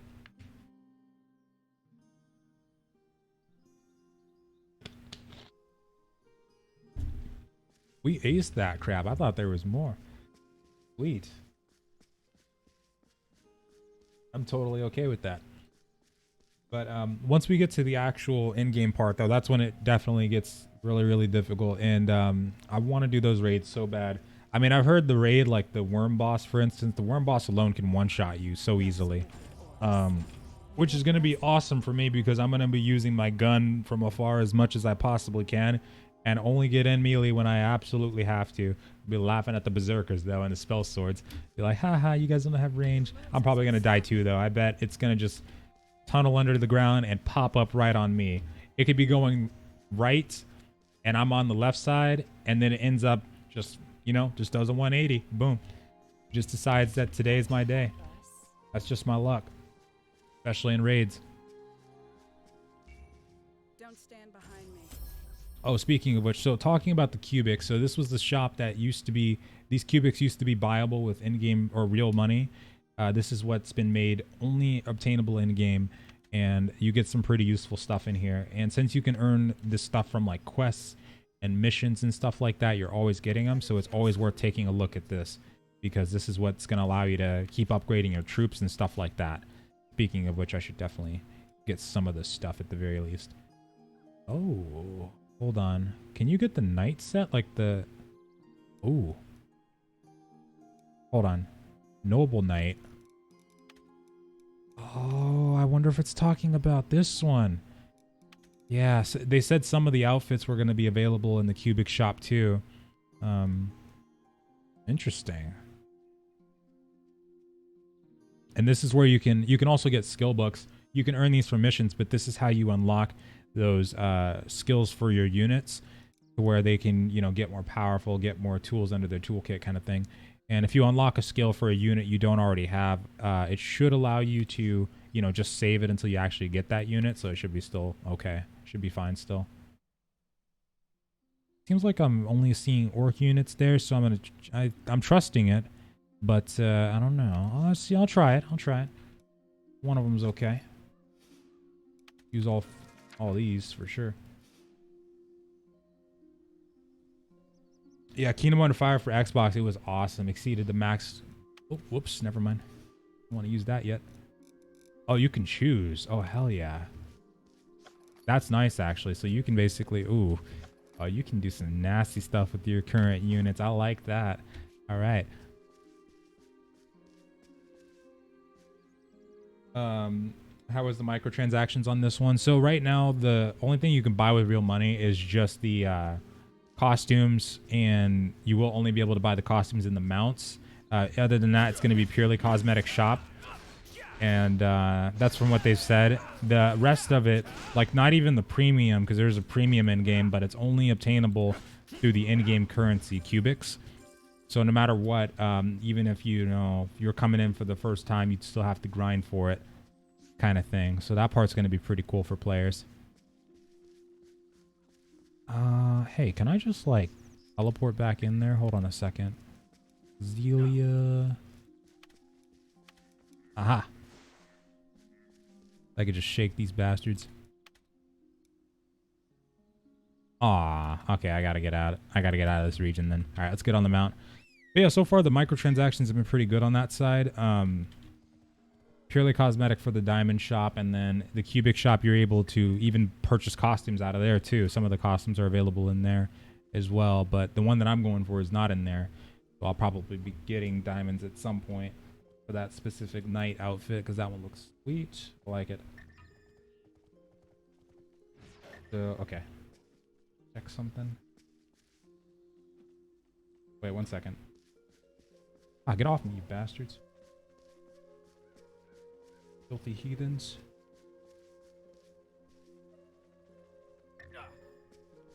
That are pushing an agenda? Uh-oh. Hopefully not. Okay. We should be good to go. You guys are booking it for me. This part right here too, you should be able to do this with other players as well, like this adventure mode. This is probably the closest it'll get to the MMORPG aspect. And surprisingly, I wasn't expecting it to last all this way. For some reason, I thought it was going to be like, you do the adventure mode to like level 10, and then it's just mission after mission after mission. But this is kind of refreshing to see it go like this, though. It's like a mix-up between the two. Is this version of Kingdom Under Fire pay to win, or is this a new model? This is the new model that's based off of just cosmetics and buy to play. Yeah, this is the new version. And this one was tailored specifically for our markets, so NA and EU. I was about to say, is that somebody's mount? But that's one of the elementalist pets. Apparently they can have that one. I wasn't sure if that was real or not, but apparently there's that one. There's also bear, and I think there's one more they can have. I've only seen those two though, mainly. I don't know. It might be just those two. But either way, that's sick. That's a combat pet, no less. Lucky. So, the vision stones. This is what I can kind of use. Oh, war beast. So I'm not sure where I want to go with these yet, because we don't have a lot of troops right now. So, in terms of like the heroic stones and those I was looking at are improvement stones you can use on your troops, but I don't know if they're safe to use right now. Hopefully they don't pull a BDL. Yeah, hopefully not, because that would really suck. Looks cool. Yeah, so far, I mean, it definitely does what I was hoping it would, and I'm sure a lot of people were. I mean, Kingdom Under Fire fans, they are like kids in a candy store right now from what I've seen. But like for the genre itself, like meshing that together with strategy and action, it's done a pretty good job of that so far. I hope it stays this way and, you know, just keeps improving over time, and hopefully that'll be enough to hold the game over. You know, of course, devs got to eat and whatnot, but hopefully we'll be enough for them. Guide to daily quests. What? Oh, wait a minute. I might have missed out, because daily quests, we should definitely be doing those as soon as possible. So I might need to take a second to start doing those. But what we're going to do too, we're going to start leveling up our troops a little bit here. And I'm going to start focusing these down. Because I need to find out what troops is going to be best for me in my playstyle. But I need to take a long look at them. Give me those pistols, thank you.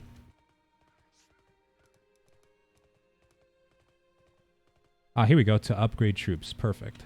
Guide to daily quest right over there. All right. Because, I mean, there's over 80 plus troops. So there's, I mean, if you stock them up to 120, there's different grades of the troops. But, I mean, it's going to be ridiculous finding out, like, the best metas for best situations and whatnot, or best combinations that you'd enjoy going with. That part's going to be nuts, but fun at the same time. All right. Oh, wait, that's not the trainer, though. Hold on. I'm on duty. Which one's the trainer? Well in the barracks. Oh, nope. Yes, Captain. He's not over here. He's right there, I think. My mercenary group never loses. I'm always on standby. All right, so we can train up the troops. I'm loving these fighters. Now, I don't know how useful these guys are in comparison. Oh, okay, I'm so glad we have access to this right now. Let me just take a look. Now, just to kind of showcase some of these troops. Pyromancer, thank you so much. Some of these guys have some really cool skills. How much is this game? The cheapest version is $29.99. And that's the cheapest one. That's the only one that you do need to start playing the game. I don't recall seeing these types of slaughterers, but that looks awesome. But they have different skills. The different types of troops have different skills, and there's different factions. And I saw one earlier that was called, what was it? Armor Worshippers. Those dudes. They have a taunt, if I remember right. Let me take a look. Which faction were they on? The purple ones. I'm looking for the purple ones or blue ones. I see the gray ones, but where are the other guys? Needle Teeth. There we go. Oh, yep, those guys. Taunting Cry. So that led me to believe that maybe the choice that I made in the first, like when I first started, wasn't the right one, because I chose Fighter over the Armor Worshippers. So I want to see what their stats are in comparison. So let me take a look here. So for me, this is the agility of the identical target. Okay, physical attack, physical defense. Let's take a look. So 450 for these guys. It might be neck and neck, but I just want to take a look at that part. 450. What the hell? Actually, my physical defense might be stacked up. That's probably why. But that's pretty crazy. Max HP 20k. Yeah, okay. So clearly it's not going off of like equalized stats there. But these guys are good at buffing though, like buffing ally physical defense and stuff like that. So even though I don't have the Armor Worshippers, these guys are still pretty cool.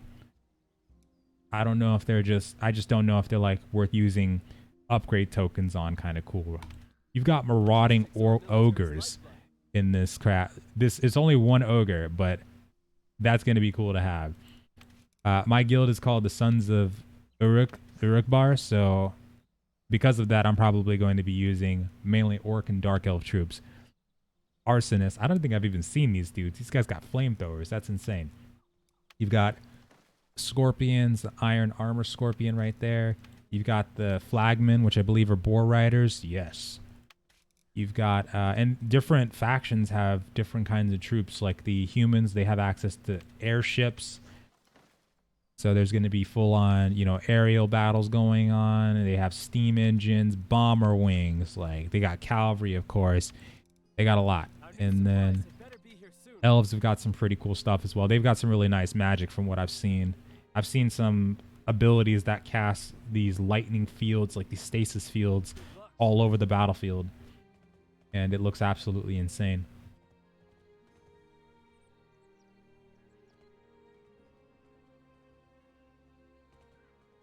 Wait, hold on.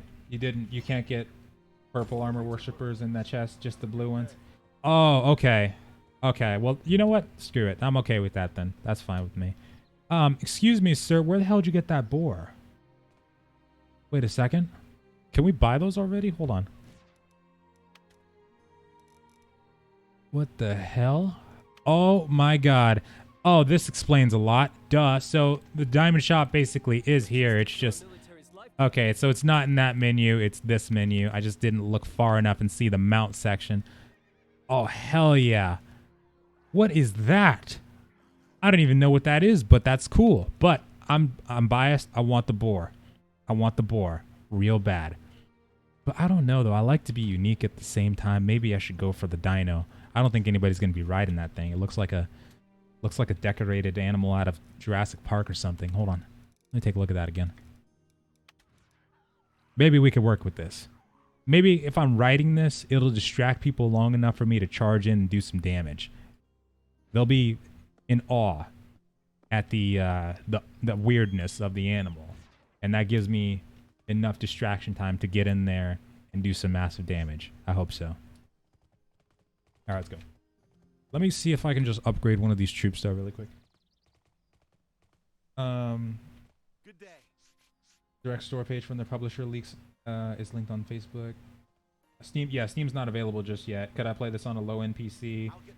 Yeah, you should be. Well, I would say it depends. Like, right now the game seems very well optimized.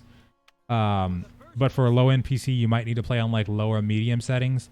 But they've definitely done their best to optimize it for everybody. It's just that when you get into troop battles, though, I mean, like, to explain this, the battlefields, each person gets 3 different troops, and on top of that, there could be even more in the battlefield. I haven't done it yet, but they seem to be pretty crazy. So those instances, you might want to be on low. But they've been optimizing this game around those battlefields, so I would say it might be able to handle it. I would just say that's the part that would need testing, though, if it's a lower end rig. I can't rank them up yet. I don't know if I want to buff up the Royal Wizards, though. The Royal Wizards do seem really cool, though. But for now, though, I'm not so sure. I love these fighters, though. Jeez, yeah. Okay, that's a translation error. Hold on.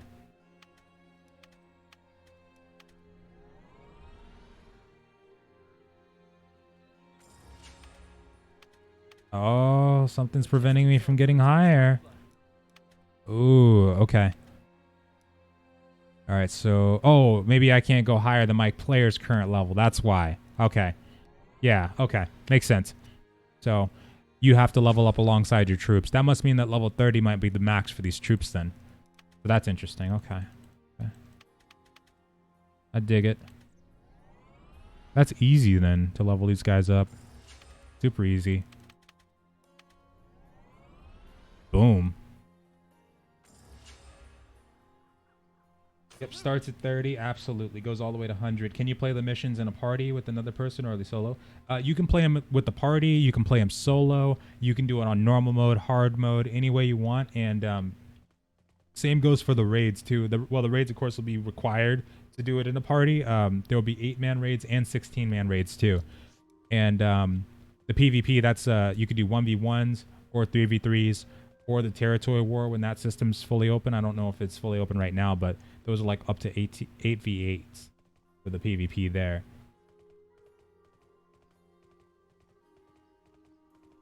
So that's going to be pretty cool to find out how that works out. But I'm really excited for the raids. And yeah, those missions, those are solo or co-op. Solo or co-op. You can do either or. Are you feeling better now? Goodbye. Hey, it's the lady that woke me up way early in the game.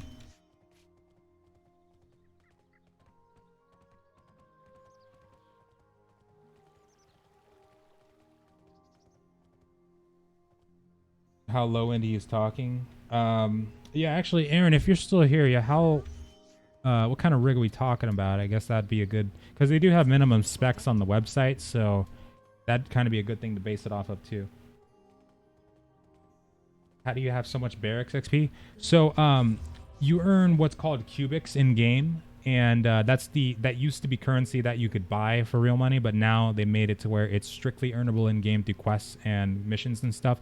And in the cubic shop, you can buy this book that allows you to get 10,000 troop XP.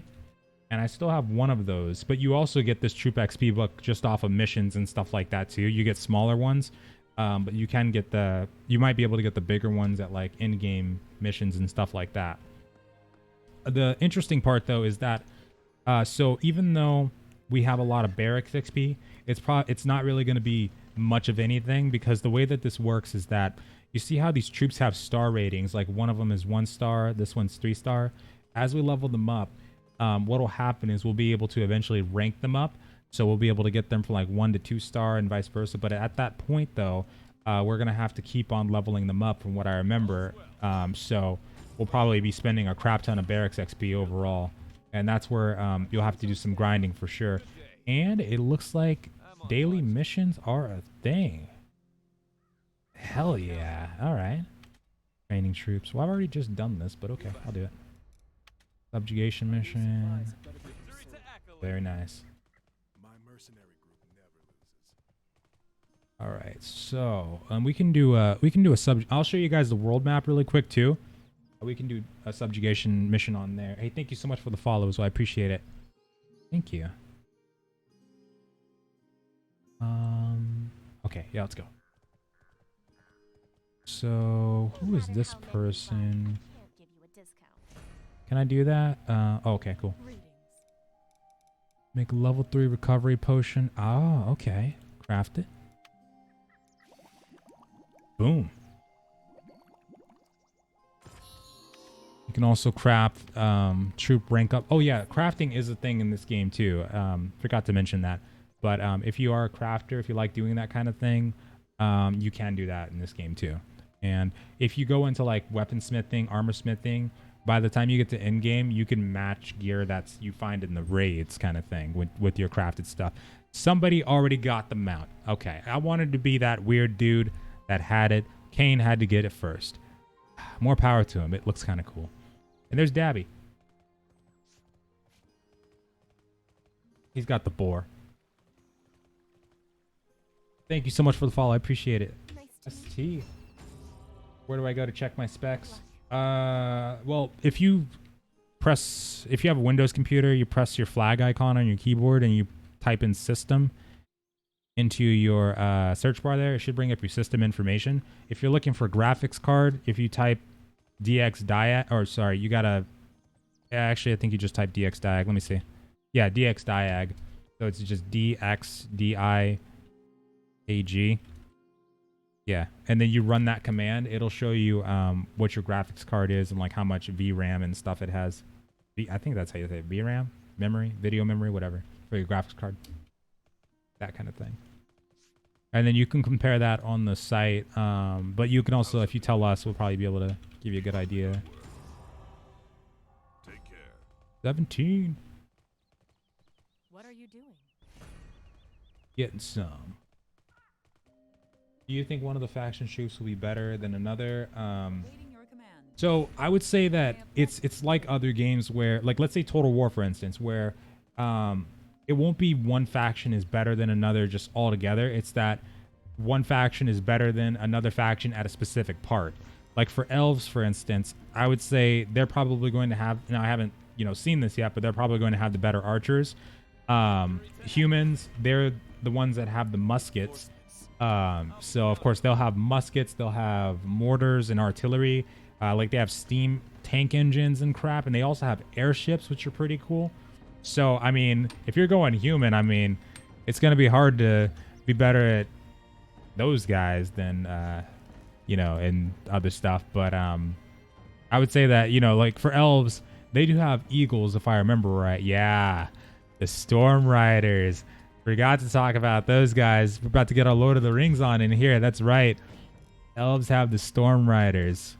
and they have really good magic. So every faction has got its benefits. So it won't be, you know, like you're just completely out of the count. Plus, these aren't even all the full roster. Kingdom Under Fire used to be where you could play with, you know, races like vampires, and it's been mentioned that they're going to be adding demons, and there's like a crap ton, like a long list of factions we haven't even seen yet. Do in-game crafting mats come from raids? Yeah, actually missions. So missions can, from what I've seen, can produce those resources. But in terms of the raids, though, good point. That part we haven't seen yet.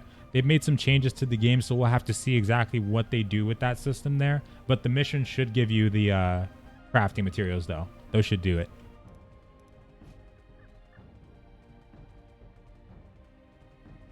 My assassins weren't bugged. Is that the one that's bugged right now? I was like that close to getting assassins too. How are they bugged?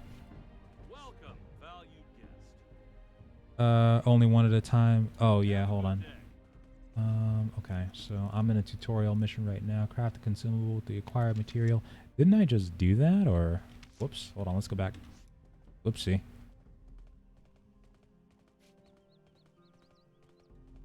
Running around like an idiot right now, but I gotta focus on doing that. RTS titles come through. Humans were great at tanking with good cavalry and muskets. Yeah, oh yeah. Cavalry, I bet they gotta be really good with those. Hell yeah. Oh, this is gonna give me a fighter troop, actually. Interesting. Hold on. Could have sworn I did this already, but let's go back. Maybe I didn't complete it. Would you mind showing off another battle? Yeah, actually, give me 1 second. Once we do this tutorial mission, I just have to craft this potion really quick. We're going to jump right back into another battle. Actually, what I'm going to do, too, I'm going to show you guys the world map, because that's where we're going to be going to go between the different kinds of missions that we'll probably see at Endgame and stuff like that. And you get some really good rewards from what I've seen for those type of missions, too. Wait, consumable. Where's the... Oh, boy. Hold on. Where's the alchemist? There's multiples, so... Okay. Consumable merchant.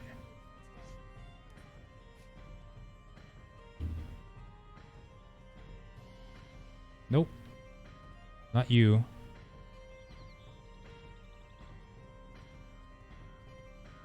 Alright, well, screw that then. Here, I'm going to delete that quest anyway. That's what I do to find them again, so let's just abandon that piece of crap. There we go. Alright, let's go do a mission really quick. So I should have everything I need. Wizard training. Yeah, like I said before, we're going to take that mission alongside this one too. But you do get, you know, access to tutorials and stuff like that for each different unit, so that this game just basically floods you with information. So by the time you get into PvP, you're pretty much going to know just everything about everything, hopefully. And then you just got to practice.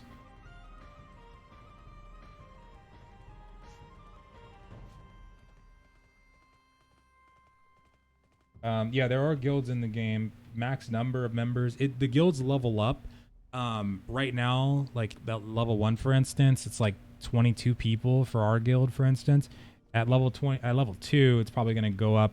I would say either 10 or 20 points, if not 5. But you have to keep leveling up. It starts off pretty low. It does. So there's a lot of people doing sister guilds and things like that. But there's faction warfare. So when you get to like level 10, you basically choose a faction between the Revolution Coalition or the Protection Alliance. Revolution is the Dark Elves and Orcs. And, ooh, hello. Here we go. Let's do that one. The other one is Humans and Elves. And, you know, let's do some party matchmaking. Let's see who's out and about doing this same one. Probably no one doing this exact same one, but we can try. Increase lateral range. Let's see. I love that this one actually has a bleed on it. Quick evasion. I'm probably going to get more evasion, if anything. Single stab. Okay. Tactical aiming. Oh, it stuns the target. That's actually pretty cool. I like that. Metal. I feel like we're going to need a bit of a balance. Right click during leg shot. Stormy Blade. Ooh, that looks insane. But that looks even more insane, and I'm probably going to focus on the range stuff more. So, yep. Do that.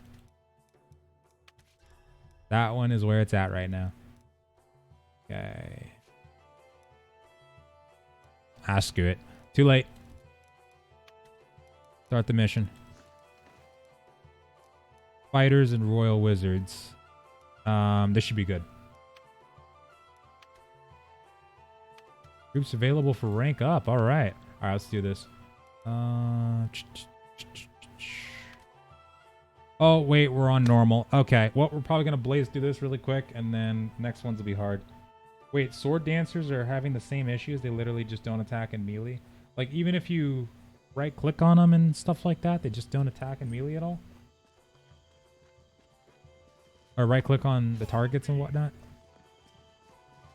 We're probably going to destroy this mission. This is new. Okay, Totems of Destruction.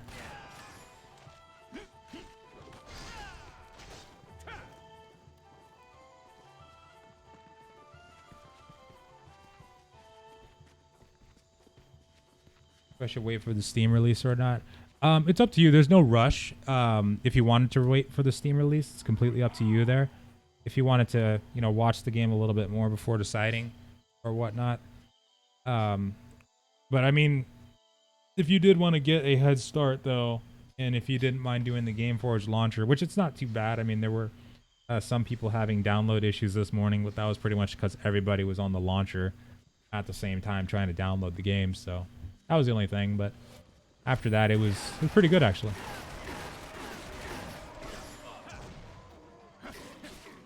All right, bring down the pains. Come on.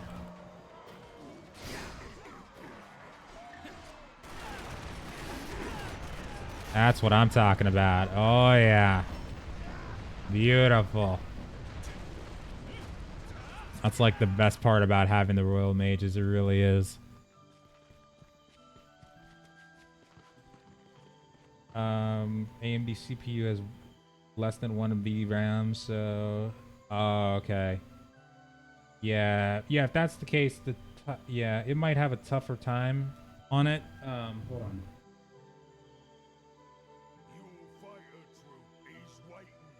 Yeah, you're probably going to have a tougher time when it comes to performance. But I mean, if you did get the game, I would try it on low, but I would also, you know, not count on the big battles being that optimized on that PC. I mean, if it worst case scenario, like this is the kind of game where I would stay in strategy mode if I was lagging a lot in the PvP scenario, or not lagging, but you know, if I couldn't do the action mode, I would just do the strategy mode.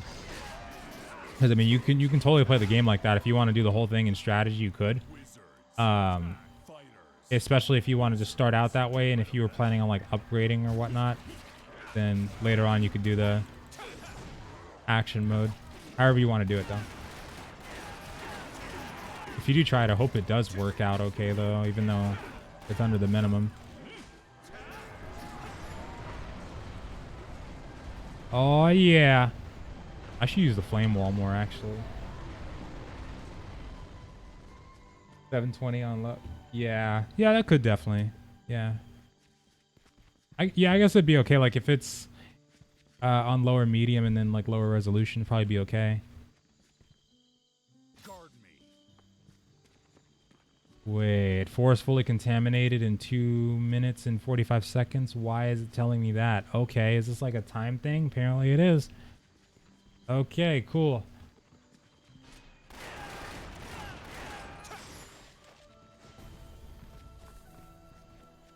Alex, thank you so much. Twitch Prime, I appreciate it. Thank you. And thank you for the follow, Mayor. Thank you very much. Oh, my one's on cooldown. That's why. I was like, what the hell?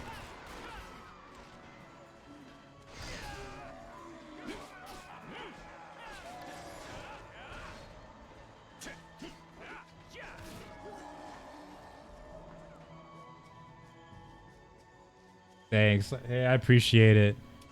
I hope that, you know, I hope we do get more talk on the Steam release, though. I know that,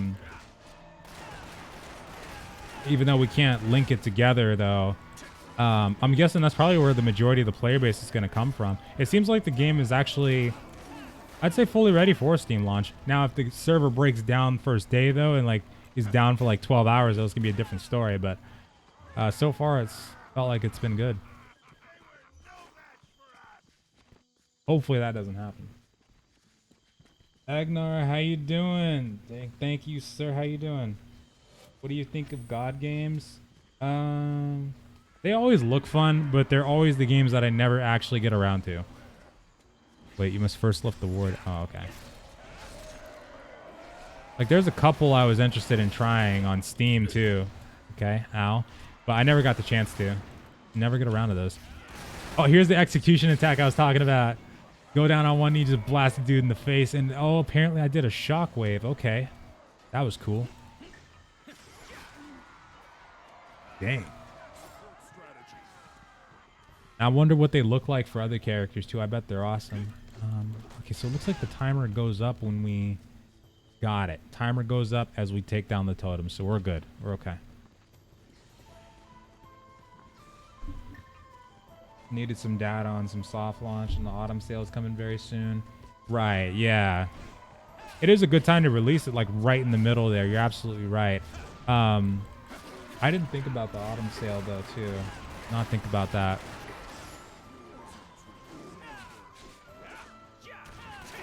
But yeah, they definitely don't need a beta with this kind of progress we got going here. I mean, they've had employees and whatnot QA test the crap out of it, so I'm sure they've had a lot of bug fixing and whatnot. They've had some probably have some closed tests, like internal tests. I would be surprised if they didn't, because there's been a lot of bugs that have been fixed so far from what we've seen. There are still some in there, but from what we saw from like the event, the localization's definitely been touched up quite a bit. You know what? Just burn that guy. Like, burn him and don't let him put himself out in water. Wow.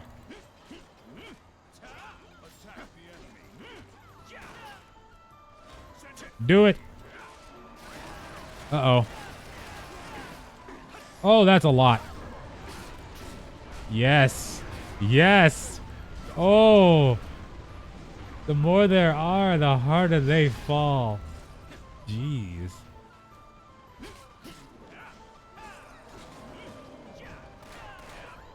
Okay, that's actually... Hold on. Oh, I can't cast it. Just gonna cast Flame Wall. Screw it. Focus on the tree.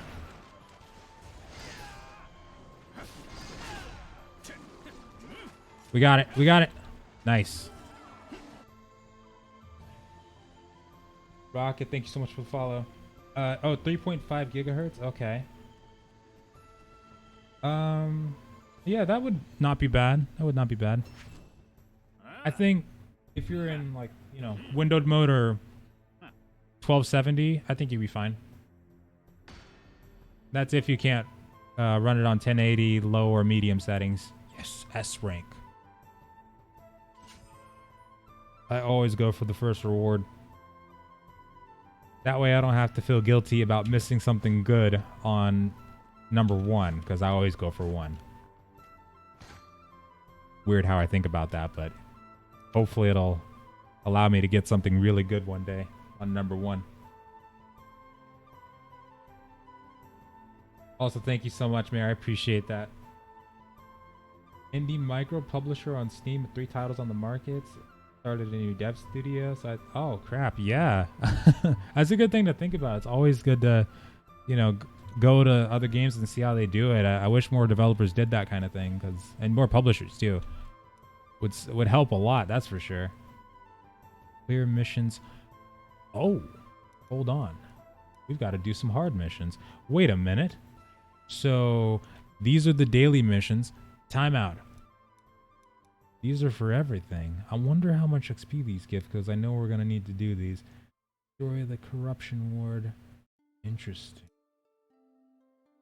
That's very interesting. Okay. Oh my god. Inner court. Is this like a mission I need to do? Like, is this in my quest or something? Or where is this coming from? Alright, we haven't done that one yet. Let's do it. And let's do it on hard mode, shall we? Let's go.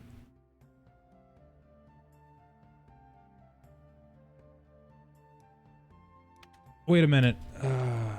Field boss. Someone in World Chat just said there might be a field boss or field bosses in the game. Wait a minute. Oh, duh. Gotta get the quest first. Oh, yeah. Okay. Okay, that's how they get you.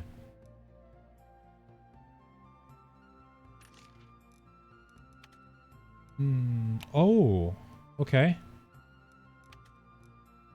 So, oh, you get cubics from this. You get, that's 180 of them. Some gold, some troop coins, troop strategy books, material chests. Okay, some materials from the dailies too. So this is the interesting. All right, good that we got to this point. This is the daily mission. So this is what we need to start doing right out of the gate. Absolutely. Go back to town really quick. Let's turn this crap in. Do it. Is this pay to win? No, they did a really good job at turning it into something that's tailored more to our market. So this one is more buy to play, more cosmetic based. The only thing you can buy with real money is cosmetics and mounts in this version. And the previous currency that was pay to win in other versions is called cubics. That's only earnable in game off of quests and missions right now. So hopefully it keeps up that way. But so far as right now, nope, not pay to win. Luckily.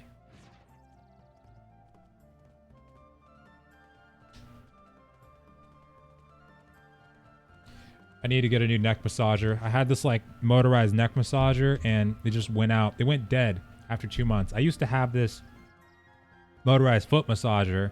Every summer vacation, I would always like love to play Xbox, make a BLT sandwich. I played Fable on the Xbox and I just dipped my feet in that motorized foot massager. It was awesome. So I was trying to recreate a little bit of that and the thing lasted 2 months. Died on me. I got to get another one. Okay, so we got some quests to do here. Let's take a look. I missed that thing already. Watcher from Greywood. One thing to note too is the troops that you get that you don't want, you are able to dedicate those troops to have a chance of getting another troop that you might actually want instead. So it's kind of like you can throw it back into the pile and then pick something else back out of it.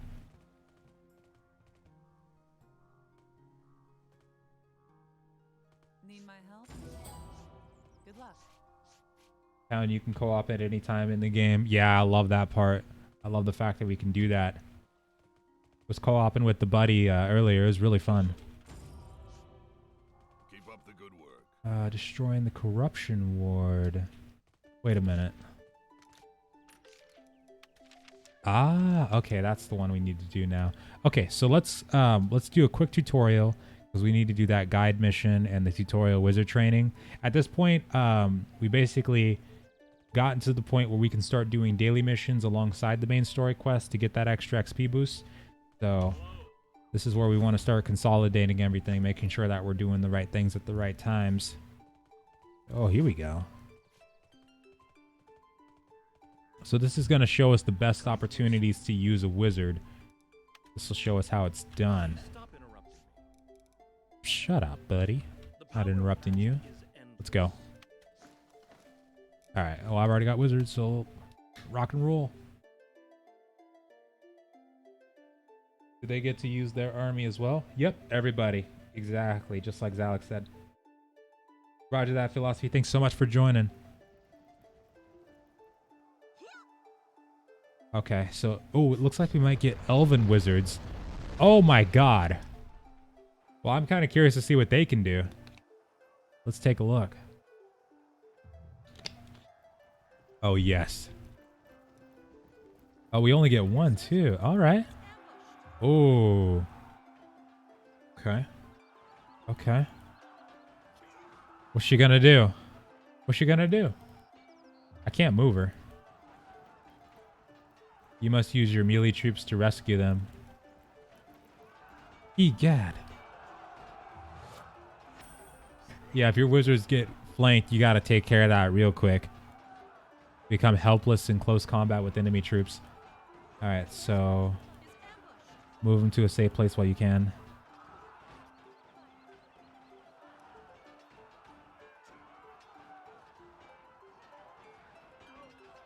Did you have to download the client to buy the game? Yeah, you could just buy it from GameForge.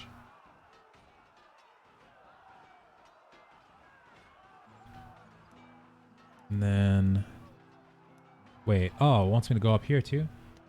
Yeah, I hope it actually does have about 2 years. That would be nice if it does.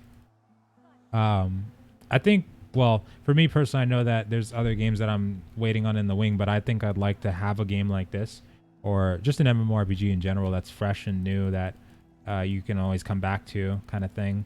I feel like everybody needs that kind of game. Just have an MMO in their back pocket, or just something related to this genre. Something to burn time on throughout the day. And can she cast from up here, or like... Oh, wow. So she can heal. That's interesting. So aside from the actual strategy mode of doing it... Okay, that's... Damn. Oh, God. Your sorcerer troop is waiting. Right. Petrification.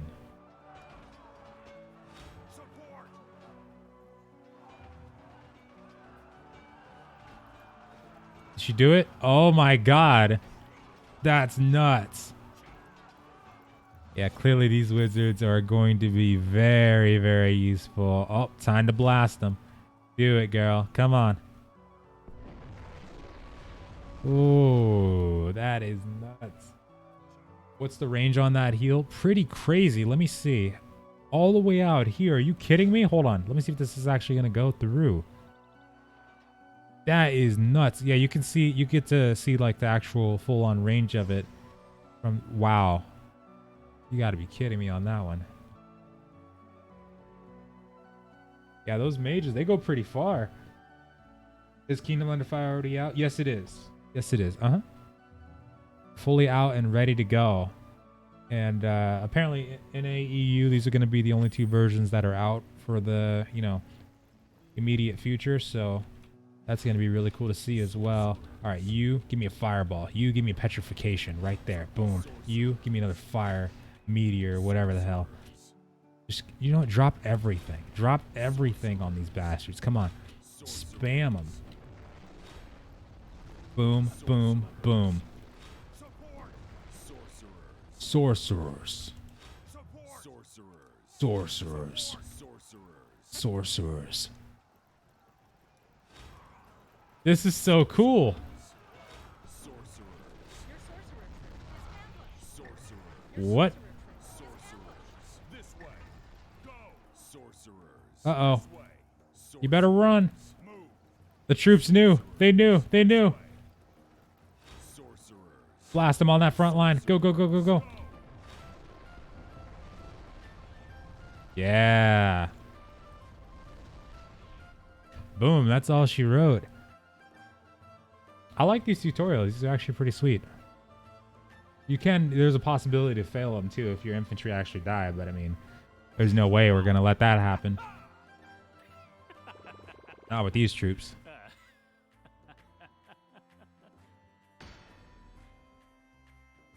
My guy looks so awesome with this armor. I'm loving it.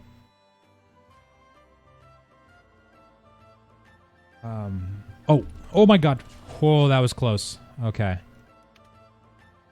Oof. I was gonna say I should check the Steam page and see if they updated the date, but I just remembered they didn't just yet, I don't think. That was close.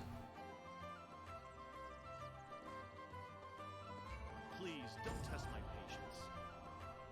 Time to get back. Alright, so that's one daily mission that's done there too. So now we're pretty much good to go. I think we're done with the tutorial guide mission. So now we can actually just do, we can do subjugation of the watchtower if we want. That's going to be, where is that?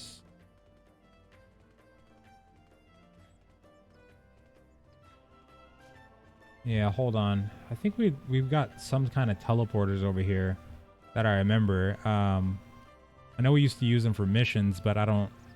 Oh, never mind. Yep. Okay, we gotta go back to the world map. So we gotta find the subjugation mission too. I think that's gotta be on the world map. What was it called again? Let me see. Oh, we got a daily for dueling. Nice. Now that I'm down for too. That sounds fun. Okay.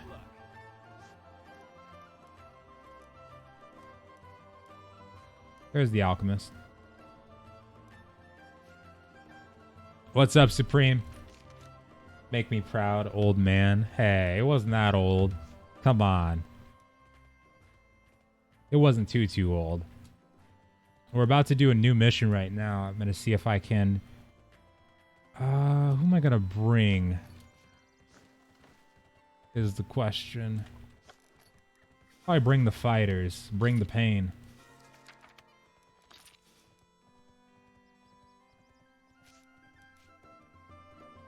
Let's do it.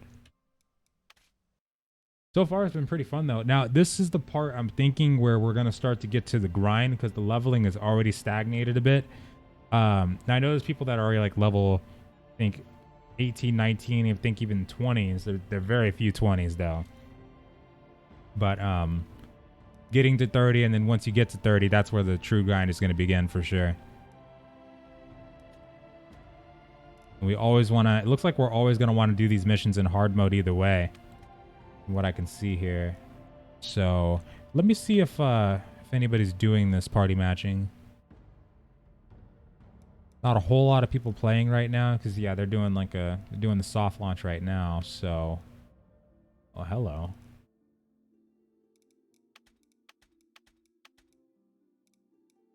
So, let me see. Struggle. This is another skill that I might be able to get for the slaughterers, and it allows me to get increased attack speed for these dudes. That sounds good. Boiling Anger. So, increases their critical attack if they're below 50% HP. So, that's, of course, going to be crazy. Temper Tantrum. Physical attack, 25%. Let me take a look at the elves. Rain of Arrows. 7 times in the selected area, so that'll be pretty good. But Sharp Insight, Critical Attack, Lightning Specialist, increases movement speed. Okay, yeah, they're not too bad. This one increases damage against giant monsters. That might actually be pretty useful. Haven't decided yet if I'm gonna buy it. Yeah, it's up to you. I mean, there's gonna be a lot of footage coming out for sure. There's no rush. The Steam version might be getting announced before long. All right, screw it. I'm gonna solo this. Let's get in there. Boom. But so far, it feels like it's been very fleshed out in terms of polish and whatnot. It seems to be running pretty well.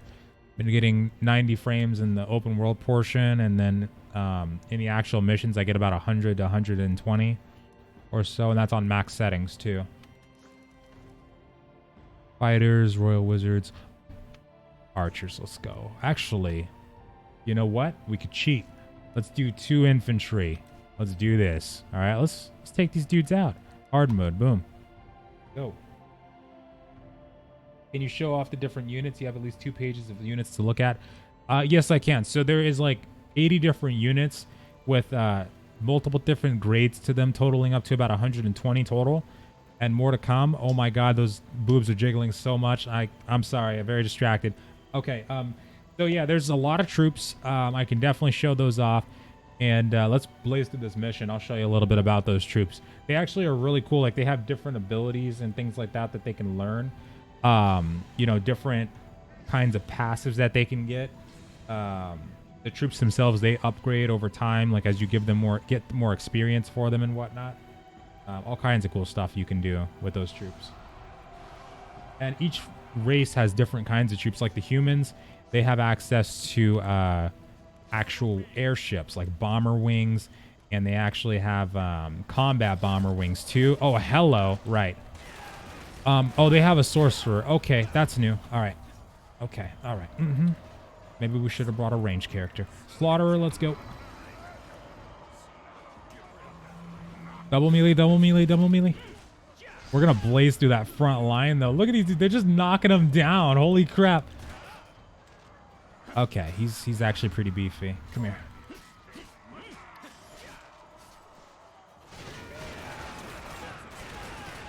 Where is he? I can't see him anymore. Oh, he's dead. I noticed all male characters are non-magical combat jobs. Hey, are they? Well, there's the wizard, but you mean like the actual characters? The wizard's like the exception. I think I think you're right. The majority of them probably are. Executioner, that sounds awesome.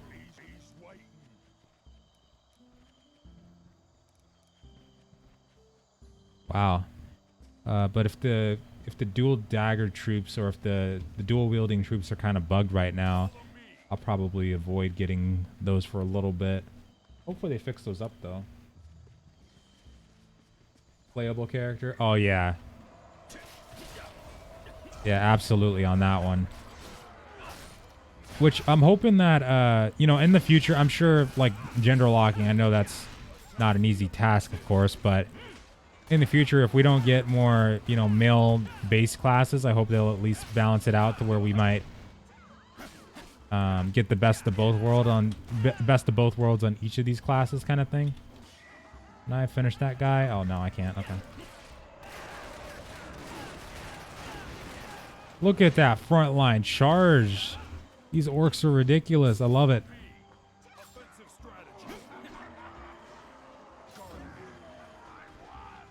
These are Urukai. This is a new mechanic, actually. So, I have to operate these totems and it opens the way. So beforehand, it was just me going through and destroying the totems. This is something completely different. That's interesting. Oh, great. They have an ogre. Ah, crap. Right. All right, activate, activate. Come on, let's go.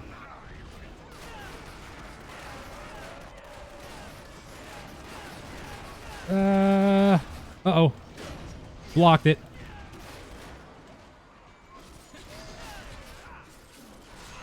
Finish him. Ooh. And that shockwave on the end of that is really sweet. So clearly that was the wrong choice.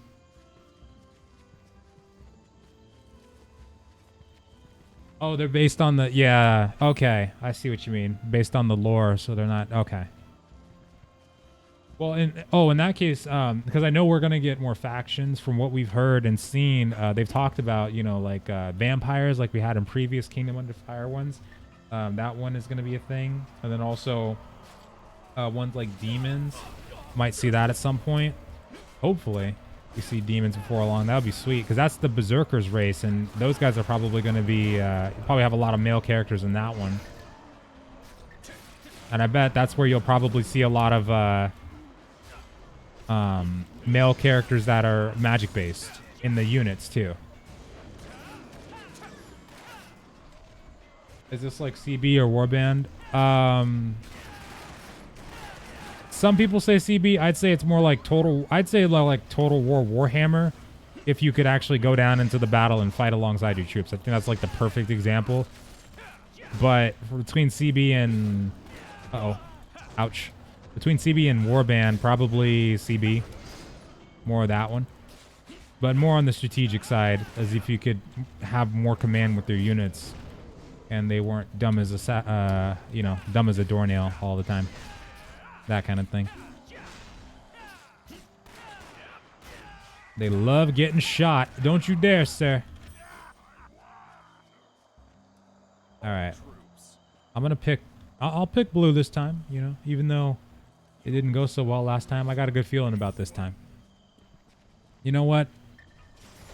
Why did I try that? Oh, actually, never mind. We're in the right place. Okay. Oh my god. Slaughterers. Hold the front line. Give me a flank. Let's go.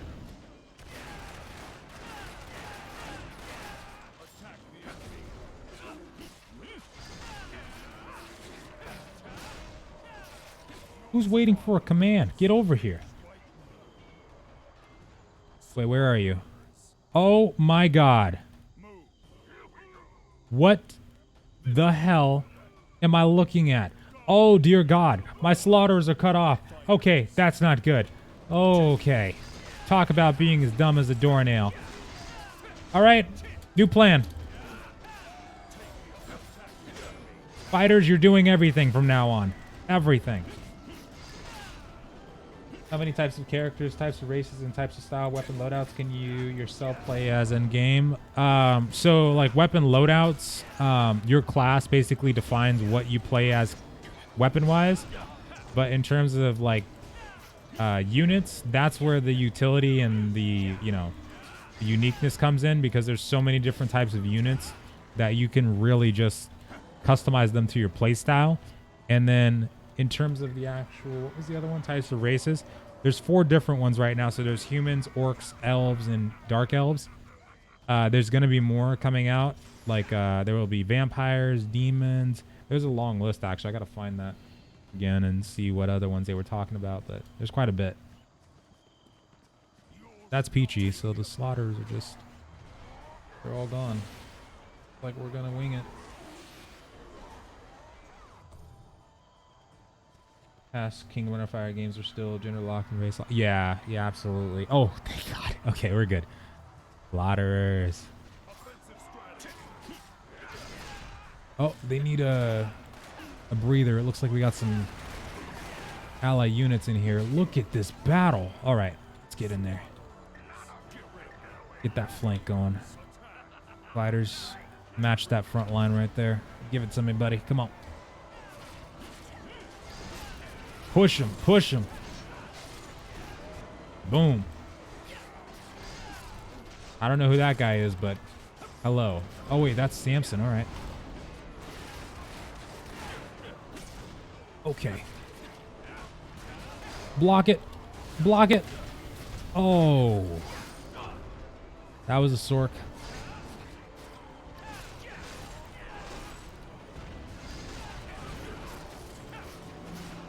Okay, I got to use their abilities. So this is one of the captains right there, or commanders. It's a little ridiculous, but okay. There's a lot of people in here. I kind of wish I brought the mage. I'll be honest.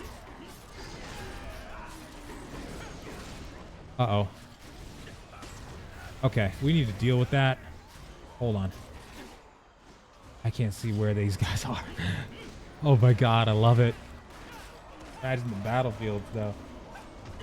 Yeah, not so much. I should have brought the mages. I should have brought them. I knew it. I felt it when I saw those slaughterers get stuck. I knew I wasn't dealing with the best minds in the building. Where are these Sorks? Okay, or are these guys the Sorks? The captains might be the Sorks. Okay. Oh. Blocked it. Doesn't look like he's using a staff, so. Control Q, Control 1.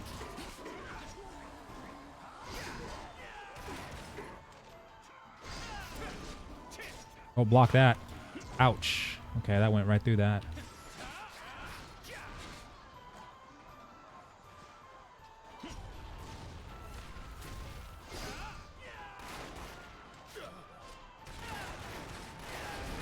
Ah. Blocked it. Or dodged it.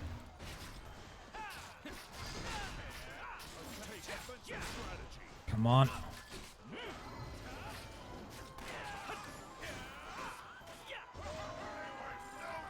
Ooh. Nice. There he was. Oh my god. Combination of one melee, one range.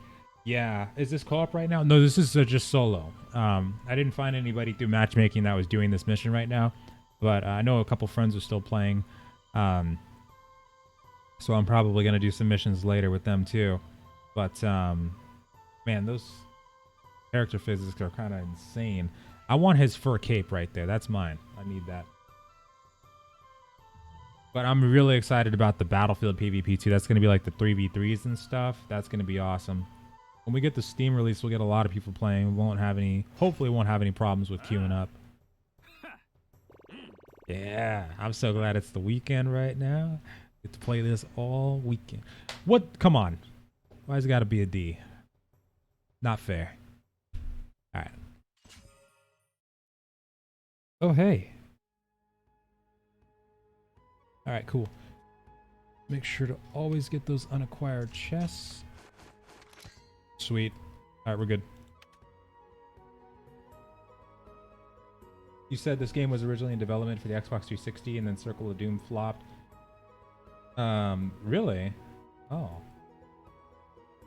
The game development was picked up by Blueside with a backlog of a lot of established lore to work with, so this is around where the game is after 8 years of harsh development cycles around 3 studios. Yeah, like Phantagram and Blueside, all of them. Man, what was crazy to me is that like they kept going. Like after losing half of their original staff team, and then what was it, 80 million? People were saying is how much this game cost to make. Dang. CB as in Conqueror's Blade. What's up, Feldon? You got a new PC because your system died? CB runs awesome now. I can't believe it. Nice. You running that on Max, I bet? Hell yeah. But yeah, like all the effort that they put in, like the passion they must have for this game, like the developers alone must be awesome, or must be insane. Like it's got to be their baby. Put all that time, effort, and money into it. But I hope it pays off because it feels like they definitely did a really good job. You know, I think this is in a long time. I think this is like a game I can honestly say that I could definitely see myself playing for a while. I mean, if it works out, of course. If it overall everything works out, everything's hunky dory. Especially if there's like nothing else to play for the next couple of months. Like hell yeah. And I cleared my schedule for the next couple of months specifically for something like this.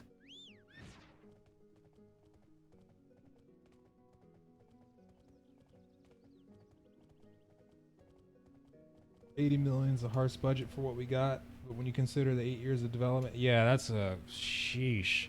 I mean, like I consider that kind of passion close to, if not pretty much on par with like Final Fantasy 14. Like their story, like how when their game first came out, it's kind of a similar story, except this game did not have a badass cinematic to go with it, which that would have been amazing. But I would have been more jealous though if it did. But no, like you know, after Final Fantasy 14 first released, and it was just, you know, completely hated by the gaming community overall, and then they took it down, they reworked it, and they brought it back up, and then over time it became one of the most, if you know, really, really popular MMO on the market, like one of the top 5 at least. Crazy popular. And I think it's a similar story. It might not be similar in terms of like population, because you know there's already so much competition, but I hope that it kind of keeps up and it pays off for them, and in the very least of how much time and money they spent on it. Hope they get their money's worth out of it. Hello there. Hello. It's a beautiful day today. Take care. Oh, sweet. Can you switch weapons or classes like CB? No, you cannot. So if you like jump into a class, that's basically your class. There is a class in the works called Dark Sorceress. That one's going to be coming up next from what we know.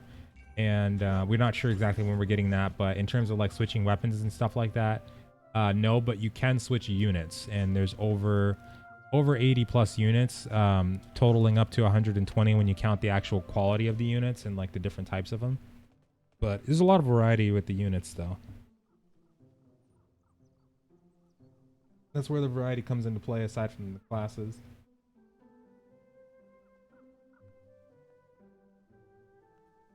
Fan service of Spell Sword as a female character is just extra since I prefer the character's gameplay over their appearance. All's well in the barracks. Yeah, honestly, I've heard that the Spell Sword had some mixed feelings on it. Well, the mixed part, like the only bad part I heard about it was like that it was weird to play for some people, but it seemed like it was pretty cool, like in the trailers. I'm betting it's got to be a lot of fun Our new for that supplies class. better be here soon. Okay, what I'm gonna do, I'm gonna dedicate some of these troops here. Let's see what we get. We put some of these on the chopping blocks. Let's put the blue mage up for sale. Let's see what we get from that. What do we get? Troop strategy books 5. So that's the level up books, I think. You only get a chance to get a new troop. Troop strategy book. Dang it. Original game was amazing. This one looks good too. You wouldn't even recognize this game now. Oh, the game now, it's so different. The battles are the same, but other stuff has changed. I know, yeah, like CB, it's crazy when you actually, playing that game on like max graphics. They did a pretty good job with the graphic side of things too. Wish they put that time and effort into the troops too. Are you interested in trying out the pike troops, the rifle troops? So trying out pike and short formations. Yeah, I know, Eldrin. I know you want to see me try that. Actually, it's tempting. I mean, those pikes are crazy. Actually, they really are. I'm thinking about it, but I gotta be orcs though. I love my orcs and dark elves. Put this over Black Desert and a lot of other free-to-play MMOs. The third-person RTS aspect of battles, though, puts this game ahead of some of the other titles like Mountain Blade and Bladestorm. Yeah, I would say that it does put it ahead of other free-to-play titles. Like, it's not just a simple MMO for sure. Like, this one does have more than meets the eye. It has that interesting aspect to it. I think it's definitely going to have a niche, and that niche alone, accompanied by players that are fans of the genre, is hopefully going to be enough for the game to have that kind of longevity that it needs. And that's a lot of items. Holy crap. And yep, so far it feels like a success. In terms of like population, we'll have to see how the Steam launch goes. As far as I've seen though, I mean, I can't really see any reason why it would go wrong. So far it's been pretty impressive. Really, really impressive launch. I think we definitely struck really well with this one. I hope it keeps up. They're putting in some mad hours over there, I bet.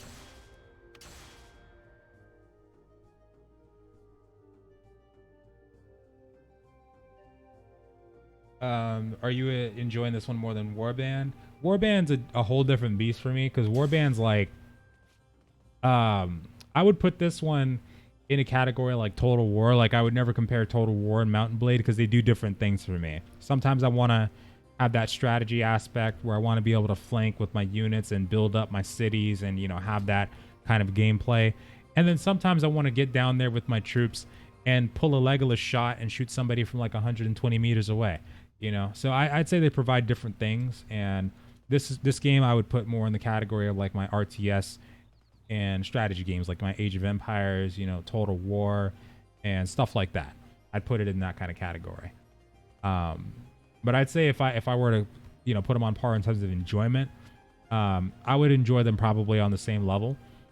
But for Bannerlord, I need to get some of that campaign action. We've had a lot of the multiplayer, but we need that campaign. When is this game coming to Steam? We don't know yet on that part, but hopefully it's scheduled for this month. But hopefully we're gonna get some news on the Steam release soon. We just don't know when exactly it's gonna be coming out. This month, that is. All right, let's go do that daily really quick. Let's start doing. We can start running through the missions, because we don't really have to do anything else that much right now. The other dailies can wait. We do have to complete a subjugation mission, so I'll take a look on the map and see what we got to do there. But yeah, let's complete this one first. Retaking the temple entrance. That's another one we got to do. Okay, so let's go do that one too. Thank you.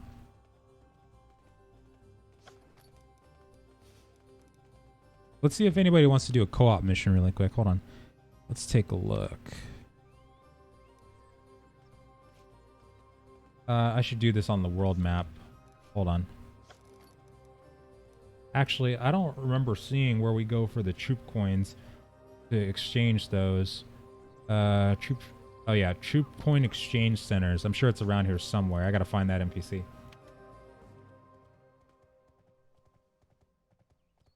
It is multiplayer, yeah. So there's co-op PvE. You can do PvE and co-op solo. You can do the PvP co-op solo. There's 1v1s, 3v3s. There's also the territory war system. You know what? And speaking of the PvP too, because yeah, I want to see more of it too. I'm guessing we get there at like around level 30-ish is when we're able to queue for it. So the game, like all the way up to until that point, is like the stepping stones, and then once you get into the battlefield, it's like, oh my god, you are in the crap now. Like you're about to get dunked if you're not careful, kind of thing. I'm excited for it. I think we're gonna get a lot of enjoyment out of that. Oh, 21, 23. Okay, okay, that makes sense. Do you have to do the RPG aspect? Oh, like the RTS aspect? You don't have to. You can actually command your troops while you're in the third person, if that's what you're talking about, the RTS part.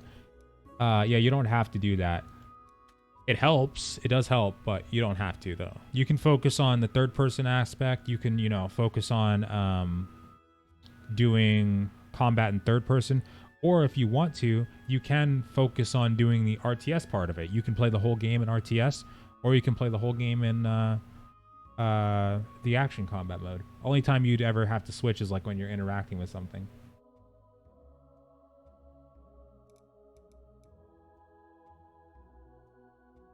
Oh, we're not doing this one yet? Okay. Entrance to the... Okay, well, we can solo this one. Screw it. Let's do solo, hard mode, boom. Well, we're not doing that thing again, so I'm going to take fighters and royal wizards. Actually, you know what? That's... Slaughters. Go.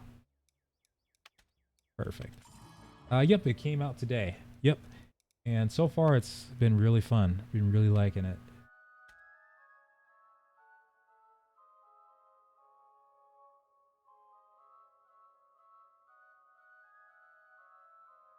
This game looks dated, but which is a lot of complaints from what I've seen.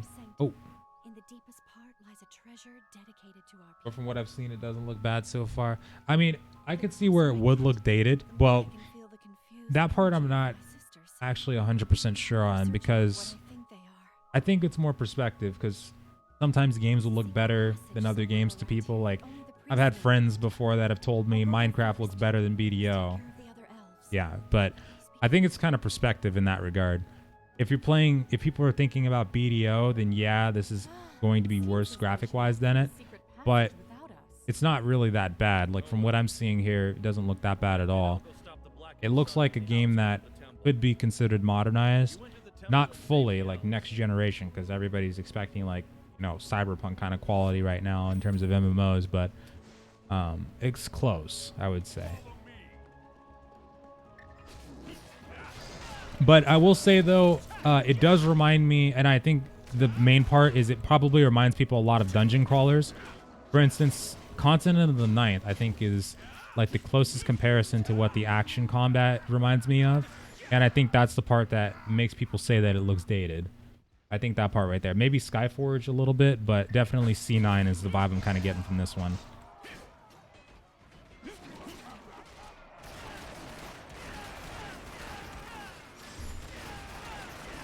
Oh my god, they're all dead.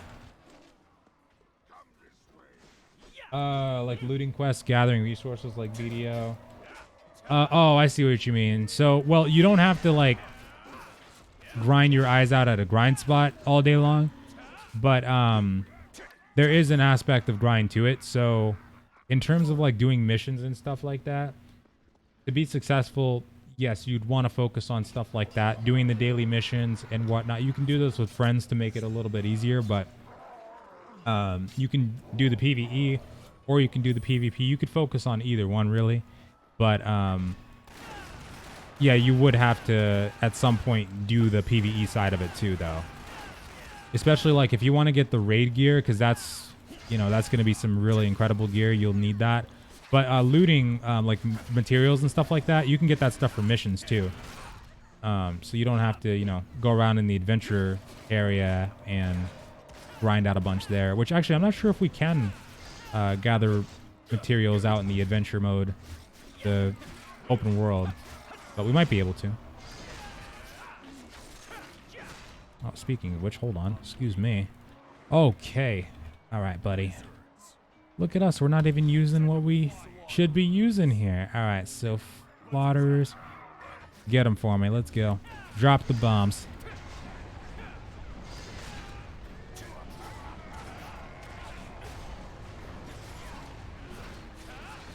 Yeah, that dude is about to drop the hammer.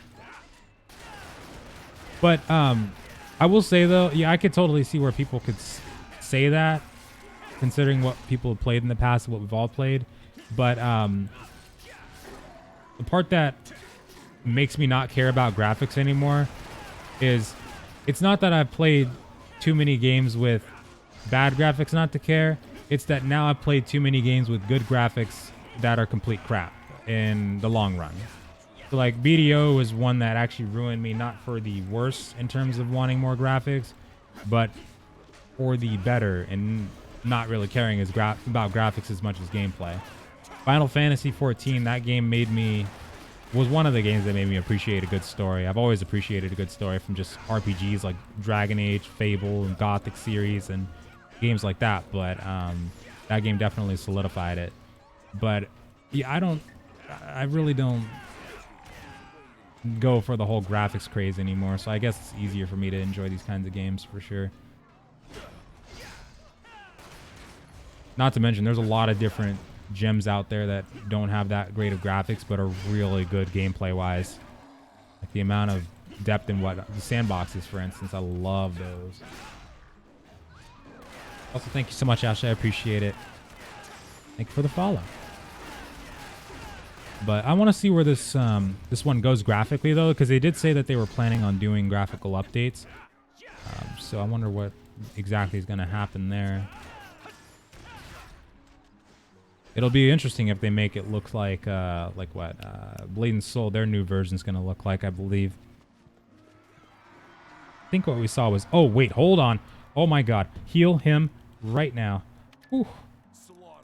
Look at me being a bad leader. I'm so sorry. Okay. Where are they getting hit from? Get him. Finish that for me.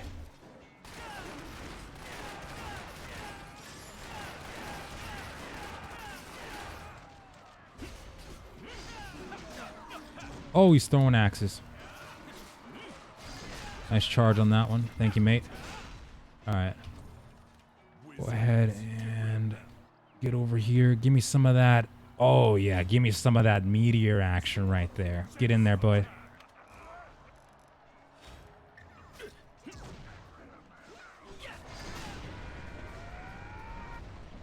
Bring the fire down. Are those ogres heading towards my... Uh-oh. Okay. Oh, wait. No, not mine. Actually, yep. They've been ambushed. Great.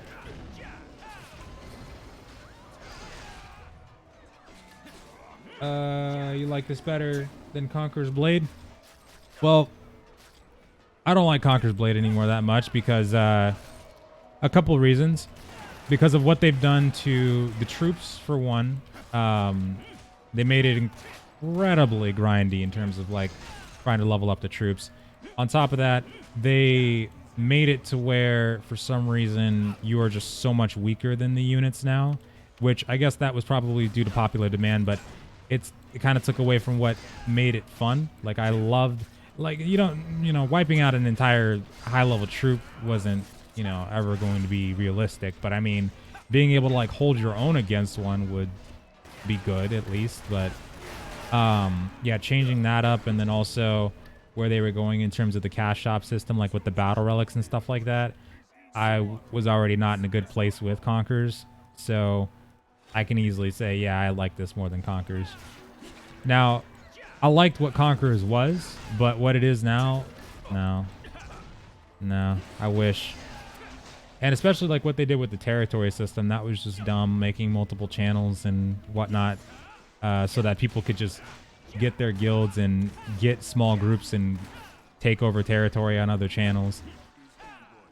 That was a bad idea. But I wish the best for it, though. I don't think it's you know, I've had my time with it. I think everybody that has played it and quit it has, but just not for us anymore, I think. But yes, I do like this more at the moment than Conquerors. Oh, I can execute it. Holy crap, that shockwave is crazy. Are troops you can get limited based on what race your character is? Actually, no. So even though you have to choose like a faction at level 10, like you can choose between the Revolution Coalition, which is Dark Elves and Orcs, or you can choose the Protector Alliance, which is humans and elves. You are not limited in any way, like even depending on your race too, to what troops you can get. So if you're like a spell sword with human troops, you can also get elven troops, orc troops, anything. And even if you're Protection Alliance, you can still get orc troops and ogres and stuff like that too. And since there's races that we haven't come in contact with yet, like the demons and the Berserker's a demon, but that's something that's going to be added to the faction list. We'll be able to see like demons and vampire units and a crap ton of other ones. So there's going to be a lot of variety there if everything works out. Is it hard to get new units? No. No, you can get new units by just doing the missions. So you can unlock, well, you can unlock units by dedicating other units. So if you have a unit that you get that you don't like, you can dedicate it back to the army to have a chance of getting another troop. So you could like end up with an orc troop if you donate a human troop. And just by doing the missions, yeah, you can unlock troops that way and stuff like that too. I forgot the main way we get these guys though. I think it's the missions, like the main way. Throughout the story, you'll be given troops to kind of use and level up too through the story missions. Sounds like what made Ark bad was huge guilds invading smaller pop servers and looting everything.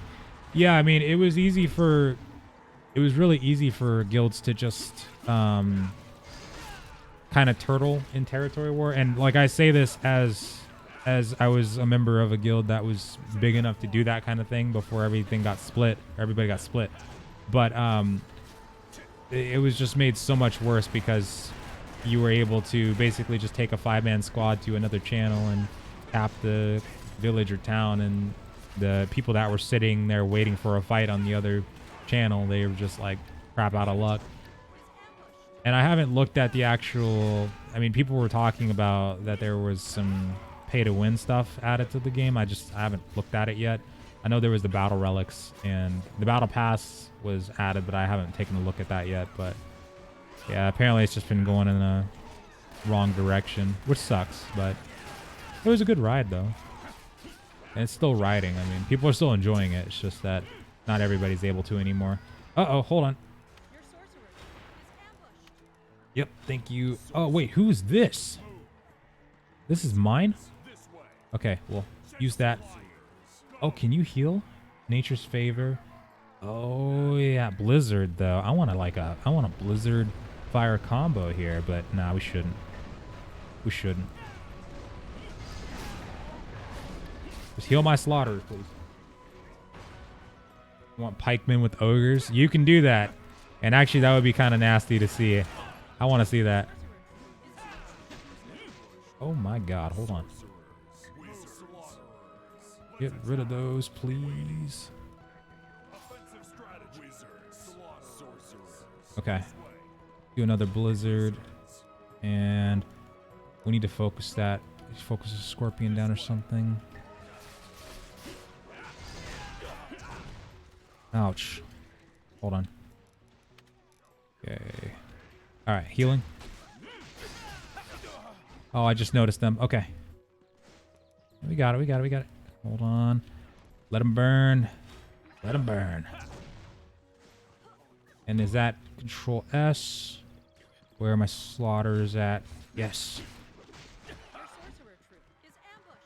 Uh-oh. Your sorcerer troop is in danger. Oh my god. Get out of there. All right, clearly we got to finish this dude off. All right, hold on.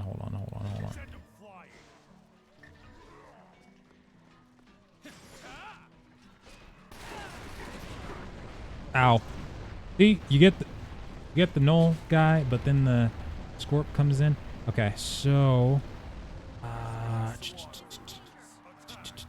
here's what we're gonna do. Yep, heal that. All right. Keep focusing him. I got this.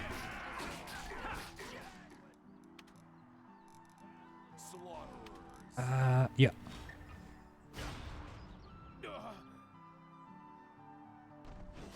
Oh my god, I'm so stunned. That's a long stun. Why is this guy not attacking at all? The mages. Oh, wait, hold on. Because he needs a new unit to hit. Come on. Hit the null commander. There you go.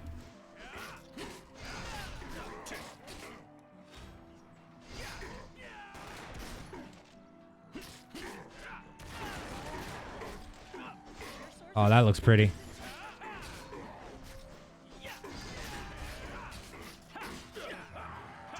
There we go. Where do you buy it? Oh, you go to the Gameforge website and you can buy it from there. Yeah, on their website, the Kingdom Under Fire one, you're able to buy one of the packages. $30 is the cheapest one, and it's going to be released on Steam sometime this month, hopefully. Or if for any reason, if it gets delayed, then it probably would be in December, but should be this month. Are you currently using Endgame music? Oh, okay. Yeah, it's actually custom music. I tend not to trust in-game music most of the time, mainly because of copyright. And some of these companies will kind of go to weird lengths. But there's companies that will actually like steal licenses of music and stuff like that, and then claim it as their own. So I never just take that chance, just in case. You never know who's gonna come knocking. Or if the song sounds like their music, then they'll just do it anyway and just hope that you don't try to dispute it. So fun stuff. But this is actually Celtic music by Adrian von Ziegler. Here we go. Also, thank you so much for the follow, Kiers. I appreciate it. Please be a... Oh my god, I wanted an A. Bastards.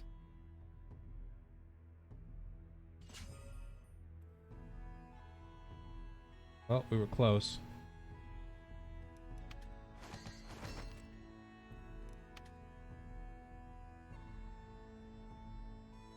Cavalry can ambush unit with charging. Yeah, that skill's gonna be interesting to see how that works out. I'm kind of worried about fighting the Cavs. It's gonna be interesting. Equip that really quick.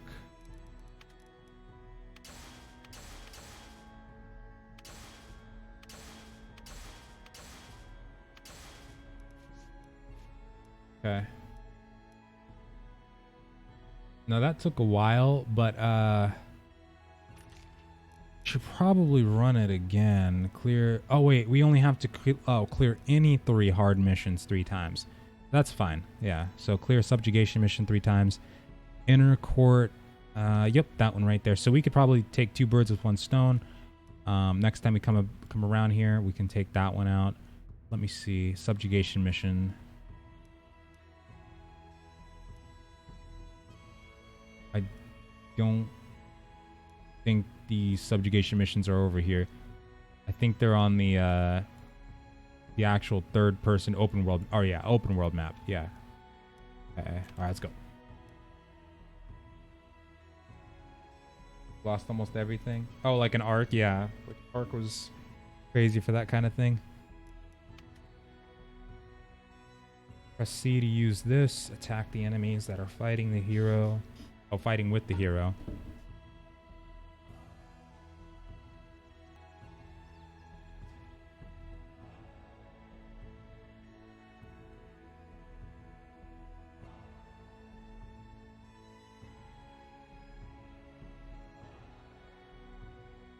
Wait, hold on.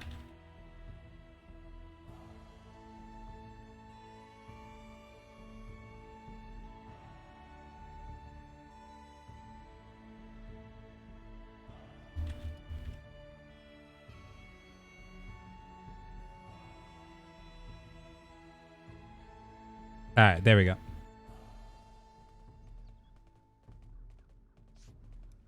Got anybody at level 18? Level 19 Espada.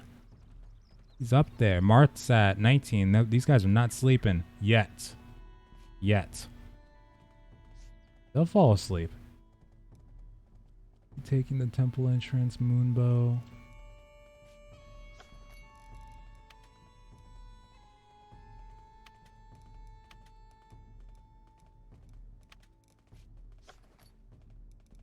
Okay. Let's see. Around this part, this is where I'm going to start actually using these skill books. But actually, I want to take a look at them too and see if I can... if I can get anything good for other troops I'm interested in. Those armor worshippers... Oh, human hunters. Okay, they have those. Arsonists, human hunters. Okay, shadow marksmen. Giant monster hunters. And I think that actually gives a buff to the entire group. But I don't think I want to use those guys just yet. Group skill. Captain, I admire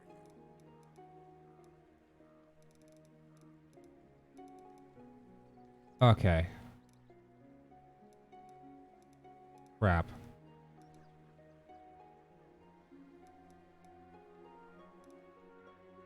I think... hold on. I think my slaughters already have this. My mercenary group never loses.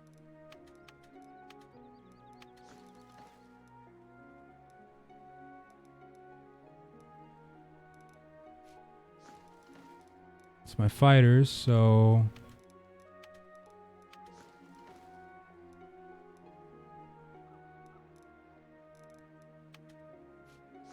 Wait a minute.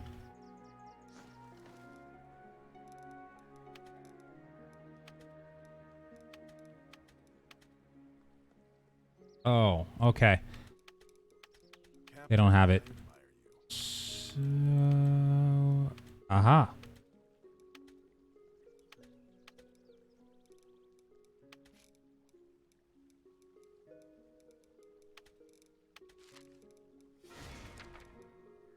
Got it.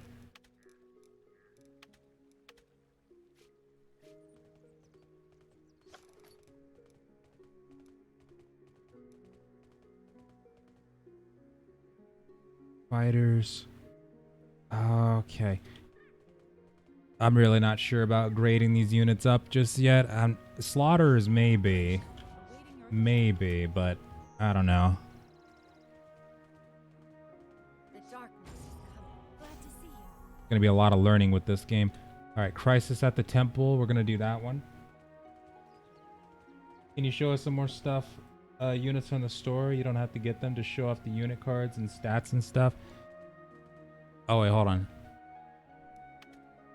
Somebody party matchmaking right now for this one? So, yeah, we can kind of go through like a brief look at them. Like in terms of the stats, there's not really like any point to showing the stats per se because they're all around the same-ish level. Like when you level them up though, that's when they start to kind of, you know, get into the more specialized kind of thing. Because well, I mean, you'll notice like early on some of these do better than other types of units. Like the humans might have really good cavalry in one way or another, but these are the different factions of each race. This is a human one right here, and they have like a steam tank engine, the riflemen, whoops, stuff like that. And they also have the heavy cavalry, the Bergia mercenaries. The Redmanes actually do have the mortars. I don't think these guys have mortars. Yeah, this top one doesn't have any there. So these guys have the actual siege engines like the mortarmen, the archers, the flaming archers. I didn't see those last time. Holy crap. The iron armor heavy infantry, which look pretty sick actually. And these guys have a shield bash ability, which allows them to... Whoa. Oh, increases their physical defense. Okay. Encounter rate. That's interesting. And then they have the spearmen. The spearmen and pikes I'm actually kind of scared of to see what happens there with those guys. But this third one, they have halberdiers. That would actually be pretty powerful, I bet. Forget fighting those guys. And this is when we get to the bomber wings. So they have the bomber wings. They actually have the other airships, the combat bomber wings, the royal steam tanks, the heavy calves. Though these aren't, I don't think these look like the best ones. I think we saw some better ones earlier. The guardian crushers. Looks like macemen. Might be really good for fighting other infantry, actually. Might be really good for that. And then the long swordmen. Two-handed sword guys that pack a punch, or must pack a punch from the looks of them. I think they do a lot of damage. But I've heard the gladiators, I think for the humans, or crusaders, I believe were really, really good. The elves here, they seem to have really, really good mages for their units. And the Greywoods, like they're mostly, looks like mostly mages. But they're solo units is what it looks like. This is an ice-based one. Holy crap. They've got the Thunderbolt Bowmen. Jeez. The Skywatchers, which these guys are like... They do call the Eagles Storm Watchers, I think. Or Storm Riders. There we go. Because the elves actually specialize in Eagles. The humans, they have the airships. The elves have these guys, which are really cool. So anytime you want to get your Lord of the Rings on, this would be the place to do it.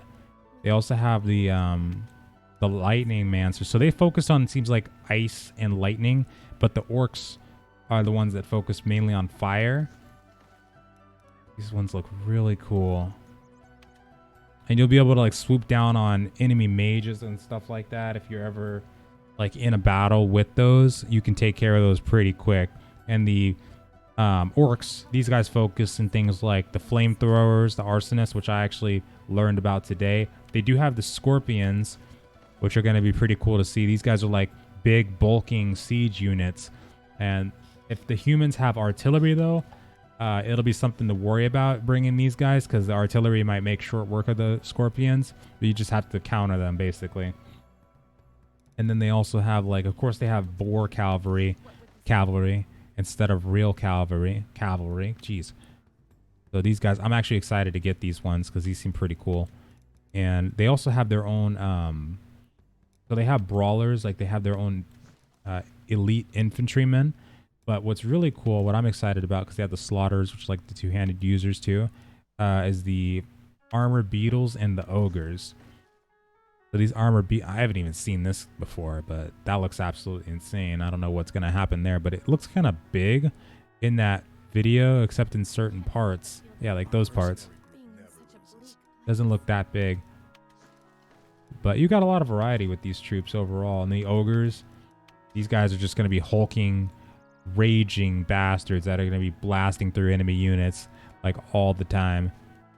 And that's pretty much the gist of them, though. Like the orcs, they have ogres, scorpions, things like that. The elves have the really good mages and eagles. And the humans, they have the artillery, the cavalry, and the artillery and pikemen. Seem like they have really good pikemen.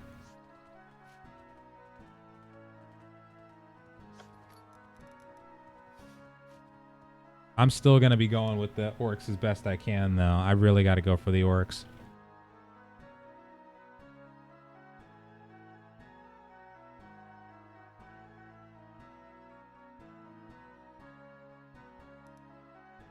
All right, so we got... Wait. What? Oh, this is to get a new quest, I think. Wait, what is that? Ultimate weapon? New Dark Elf weapon? I'll do that in a second. Let's go do this level 17 place really quick. Since one of the daily missions is to do this anyway, we're going to do it on hard. Knock out 2 missions in one. Do this.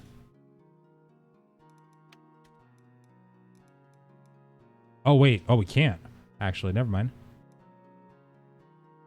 It's just climax level, whatever that means. Okay.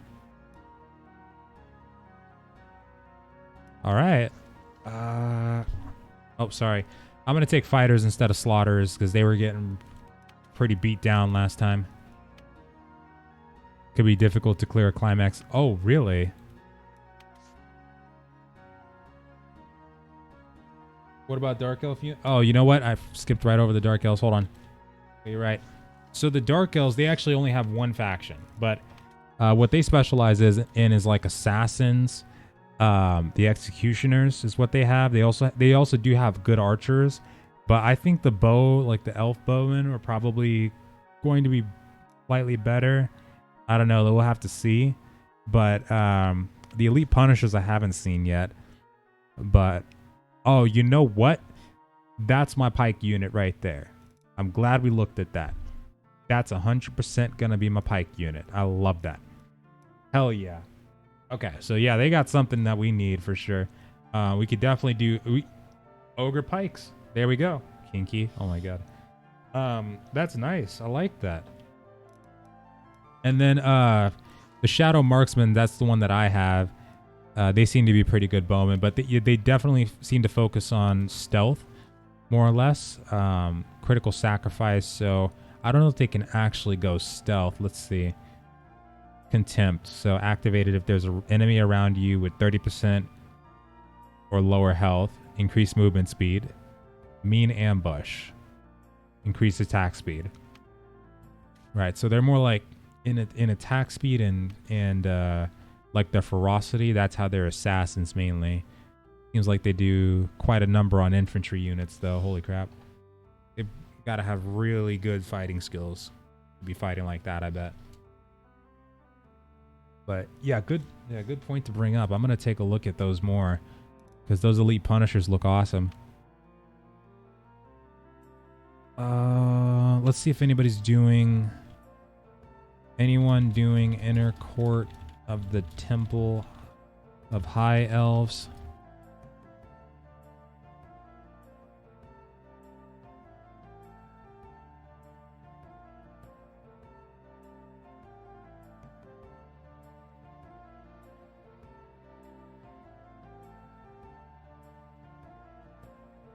Oh, you use cubics for that. Yeah, sure, why not? For one more inner court of the Temple High Elves. Alright, let me start party matchmaking because sounds like this is going to be a big battle. So, it's time to show off the co-op. Let's do this. About time anyway.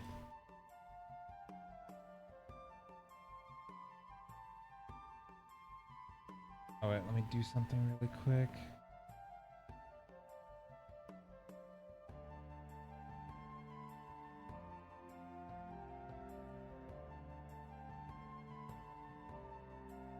Okay.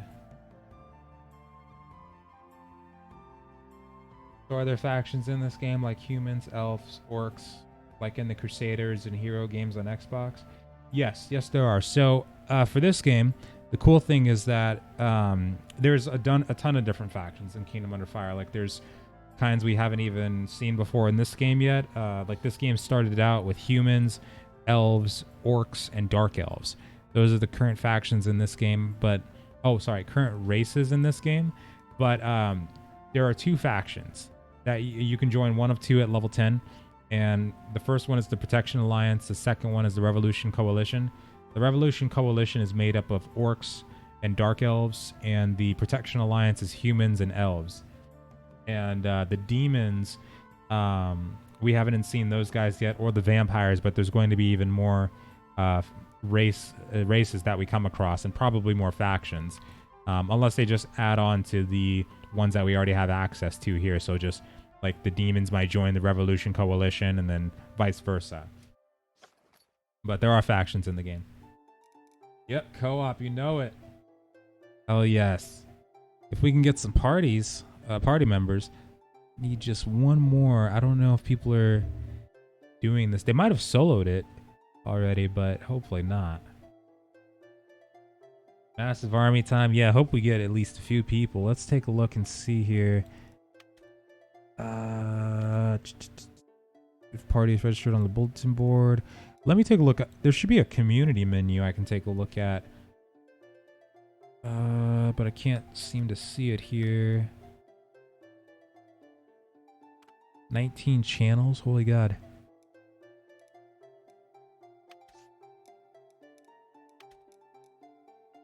No date selected. Oh. Accumulated attendance count. 7-day rewards. Oh, mount for 7 days. Look at that. Heroic attack potions. 14 days. Troop conscription paper. Good rewards for that. Hero troop. Meritorious insignia. And troop XP book.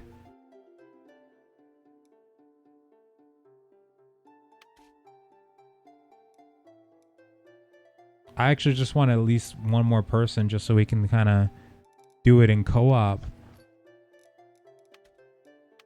Let's see.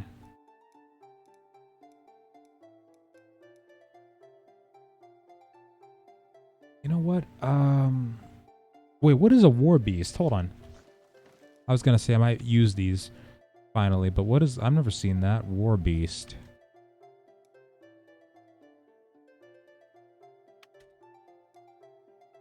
Wish there was a search menu, but I just wish that in the moment. Doesn't have to be a search menu. War Beast. Where is that?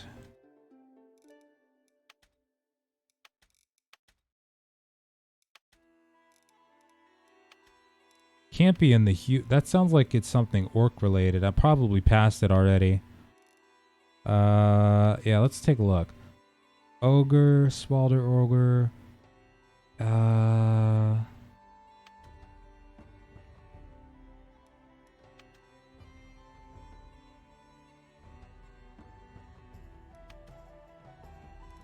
Oh wait, Needle Eye. That's weird. I don't see it. When you go into overview, you can command your armies. Does your character still attack enemies next to him, or does he just sit there and do nothing? It auto attack stuff. Yeah, it'll basically it won't do like a crap ton for your hero, but he'll do enough though. He'll keep himself alive. He'll block and stuff like that. I've seen him kind of block and whatnot. Defends himself until you're ready to take control again. Oh, so clearly we have some extra bags that we didn't know about. So that's fun. Mercenary deck. Well, all this stuff is non-existent. Close bags.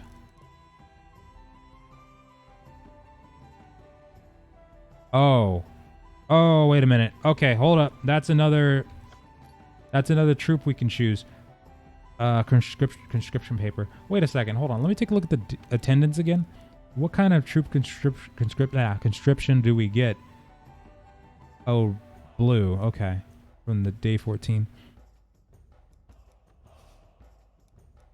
Okay. All right. Here's what we're going to do. We're going to take a look at these units again. Slaughter. Of course, I got a blue slaughter. Oh my God. I can get an ogre. Okay. Hold on a second. Okay. Hold on. Let me just take a look at something. That was a rush of excitement I needed. Sword Dancer. Hell no. I'm not even looking at these guys. Not when we got a blue ogre staring us right in the face. Hold on. Okay. So I need to take a look at these two specific ogres. So there's the ogre. Then there's a Spalder ogre. I should look at the difference. So the ogre, nature specialist, elf hunter, heinousness, just kidding. Ready to raid, increase movement speed, backside drop. That sounds fun. Enemies in 8 meters around you take damage. Okay. Uppercut. That's a super punch right there. Ogre's Fury. Yeah, I'm probably gonna get that. Temblor. All right. Let's take a look at the Spalder.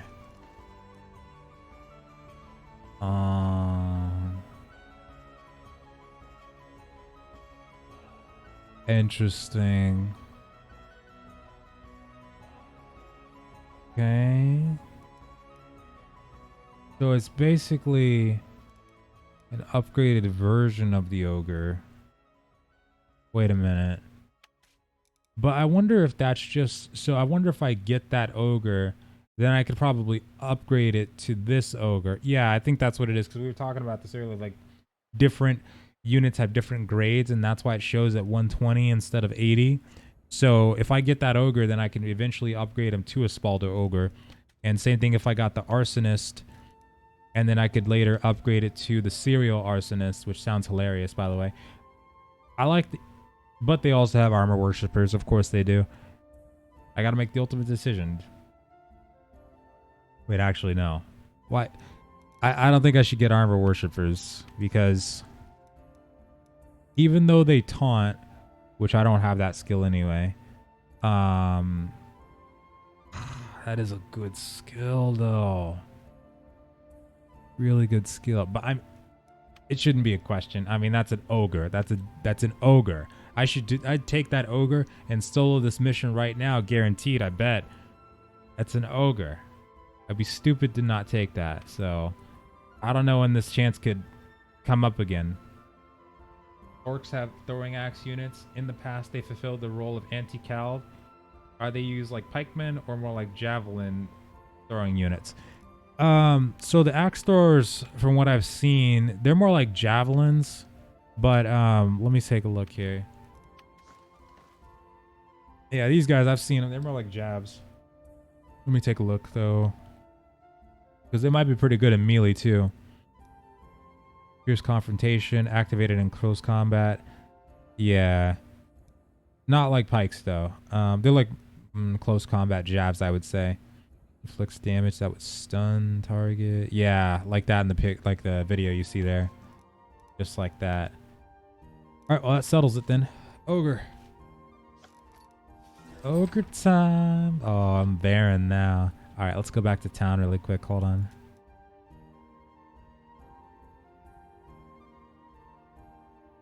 Alright. Yeah, I think I'm going to solo this mission because, I mean, there's nobody queuing up at all. Which is crazy. Looking for more inner court of the temple. Hold on. Of high elves.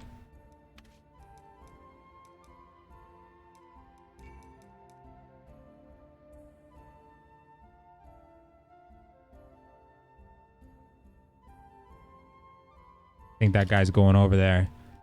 Hold on. He might be. Let me take a look. Actually, I should... Let me go back to town anyway.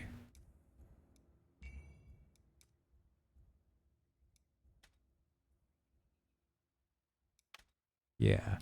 I'm going to go ahead and upgrade those ogres anyway, just in case. Now, this is going to be interesting. If that ogre is like the first troop that I get to from blue to purple, then I'll do it. I'll definitely do it. I don't care. That sounds good to me. I want to see how they fight.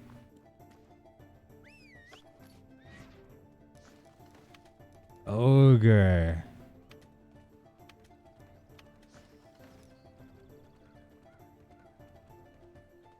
That's going to be crazy too, because what I can do, I think once I get a different kind of ranged unit, like maybe I shouldn't have gone for the Shadow Marksman and actually looked at other ones. But I'll probably take away the Royal Wizard, like not take away, but not use it anymore as much, and swap that out for something else. But they're pretty much useful for most situations, though, the wizards, so I'll probably keep them for a little while.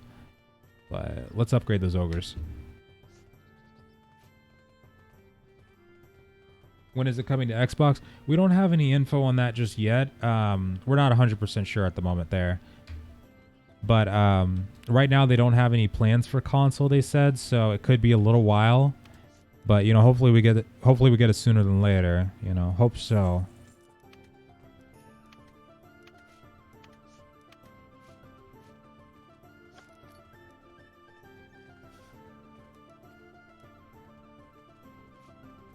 Ooh. All's well.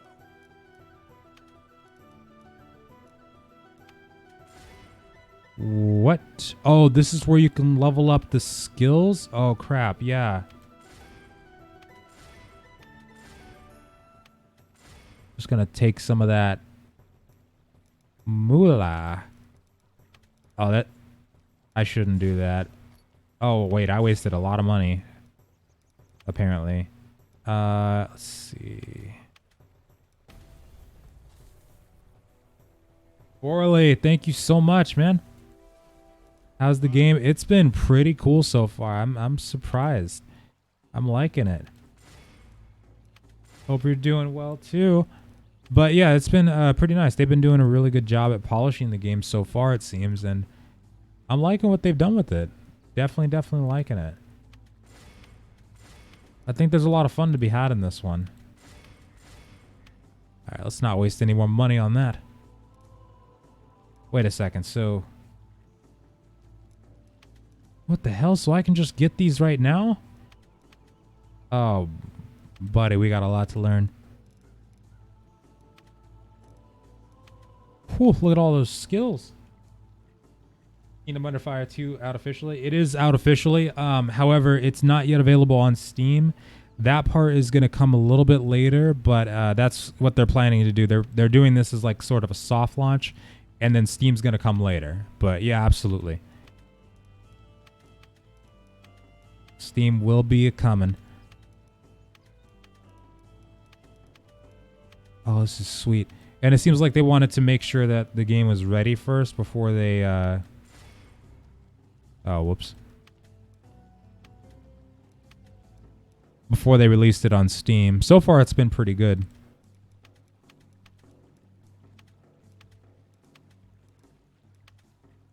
I wish I could just filter by the troops that I have. That way I... Oh, well, no, I can't. Never mind.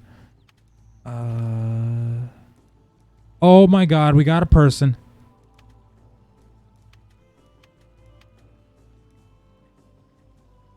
Summon it at the diamond shop? What does that mean?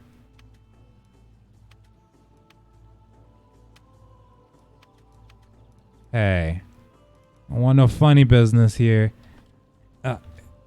Hey there. Be ready in just a sec. It might be talking about the cubics. No contact. Thank you so much.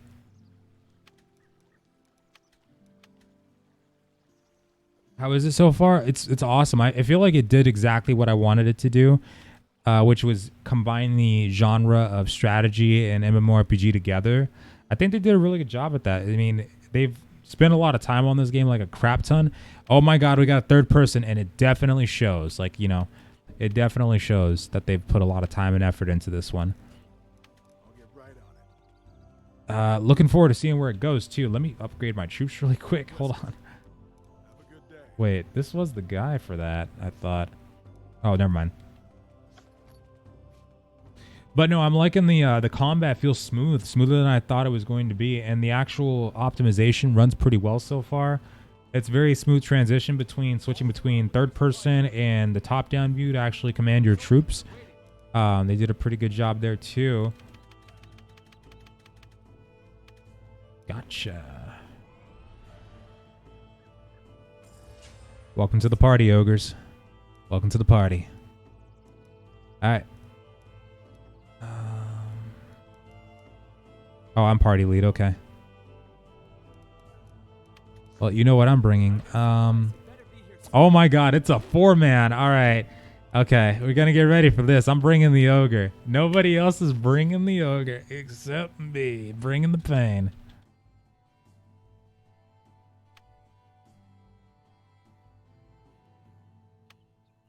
Hell yeah. But there's going to be raids and things that we're able to do. Like there's going to be 8-man and 16-man raids.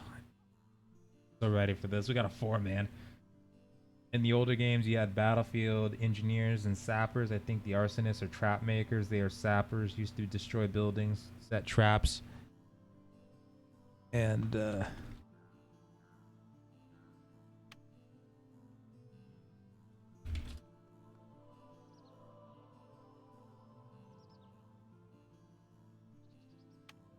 go for it, Corm, if you want. Bring it on. Oh yes, there are gender lock classes, yeah. Captain, I admire you. But the wait, are you using an ogre? Oh, it's an armored beetle. Let's do this. Just a bloody matchup. Oh, I'm so ready for this. Hell yeah, we can start this from anywhere. That's so cool. But yeah, they do have gender lock classes, and you are like locked into your role, so you can't exactly switch once you choose. But so far it's been pretty nice. I've been liking it. And we're about to experience the PvE aspect even more. This is the co-op part. Now, in terms of PvE, you can solo or duo and, you know, go with the party with just about any mission, or even in the open world, you can do that too. And in the PvP, it's 3v3s, 1v1s, and the territory war. And then PvE on the raid stuff, it'll be 8-man and 16-man raids too. How are the pay-to-win aspects, if any? There are none. They've actually tailored the whole game to our market. So right now, there's nothing that's pay-to-win. Anything that's diamond shop related, which would be the oh hell yeah, that would be the cash shop. Those are only mounts and costume exclusives. There used to be the currency that's called cubics. That used to be what you could purchase with real money, and that was the pay-to-win currency. That has now been made to only be obtainable in game. So now there's nothing like that's going to give you a significant advantage over other players that you can get just by, you know, paying money. I got an ogre. He's got a beetle. So that's how big the beetle is. Okay. Prepare to die. So yeah, essentially, like all of these troops are all of ours. So we've got 4 people here. So we've got pretty much all of our dudes ready to go. So for me, I'm just going to go ahead and, you know, drop a huge meteor on these dudes. Drop a huge blizzard right there. I'm going in the fight. Let's do this. Prepare for lag. Oh my god. All right, that's actually lagging a bit. Damn. Yeah, so it's going to be pretty crazy when we get on the battlefield. That's for sure. He's got... Where did he get Arsonist from? What? Lucky Kentucky. I'm a little jealous of that.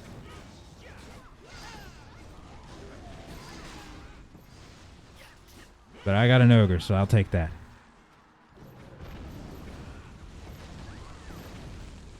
That scorpion.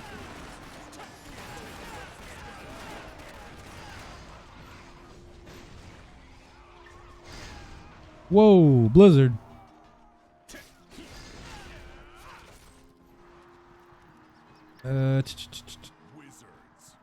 Right there. They just blazed them down. Jeez.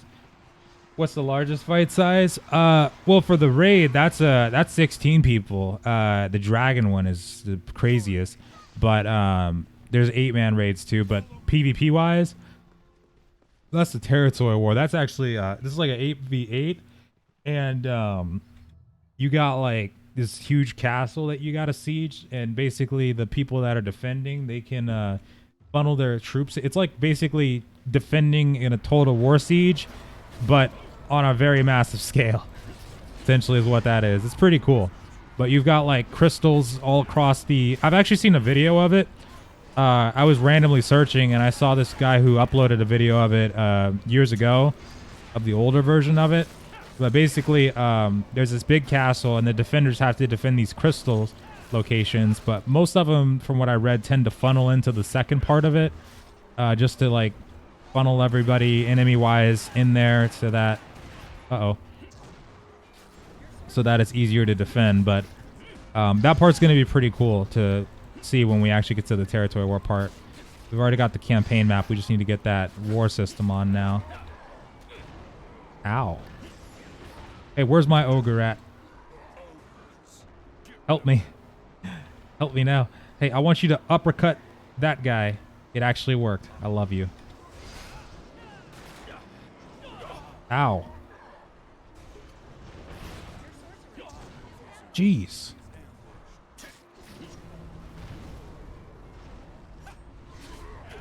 Me over here, I'm just like, where's everybody else at? And then I remember, oh yeah, Can you, like, get these dudes off me? Damn. I want you to focus that guy. Oh, go. Oh my god. Hold on. That could actually die.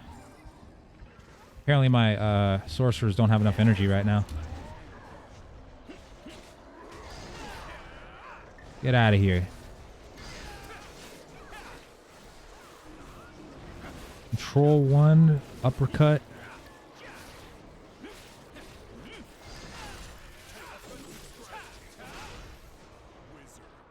Where are my wizards at?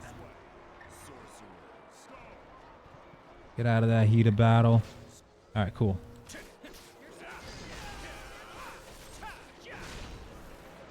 Oh, no, you don't. You need to bail. Yeah. Arsonist is one of the tactical mission, level 21 tactical mission, I think. Ah, okay. I'm gonna have to check that out. Figured he may have got it inside of the... Oh, now I can use my meteor. I figured he may have got it inside the box if it shows... I was thinking maybe it shows people different troops. Like if I look inside the box, it might be different from what Benny over here looks in his box and sees. I'm playing the game all day and loving it. Hell yeah, C-Say. I've been loving it. It's been fun. Super fun. Glad you've been liking it. Yeah, it's... Honestly, it feels like, I know for like Kingdom Under Fire fans, it's probably like being a kid in a candy store, but, you know, for people that have always liked strategy games and whatnot too, and, or just even MMORPGs, it feels like a breath of fresh air. And being able to actually go down and fight with your troops like in third person, so sick. Been waiting for this. You know, drop a meteor. Do it for me one time. Pile the meteors on top of each other. Hey, where's my ogre? I feel a lot safer when I have my ogre around. Follow me. Jeez. Talk about needing to bail though, hell yeah. But you're fighting against the monster type infantry. What faction are those? Or they don't have faction? Will they have one in those in the future? Oh, I think that was an orc faction. Oh, you mean these? Holy God! Yeah, I don't know what the hell this is. I'm pretty sure that's dark. Well, hold on. Isn't that dark elf? Or no, it's not. That specific troop, I don't know. I think that could just be like a conjuring of a monster that the lore-wise that dark elf, the evil dark elves may have conjured.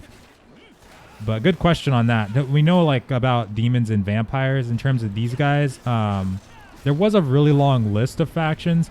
I'm sure they were probably included or something related to these dudes. Meteor time. Ogre, drop it for me one time. Yeah, I see what you're saying. Yeah, this dude right here, this Juggernaut, for instance, I've never seen that before. That's new.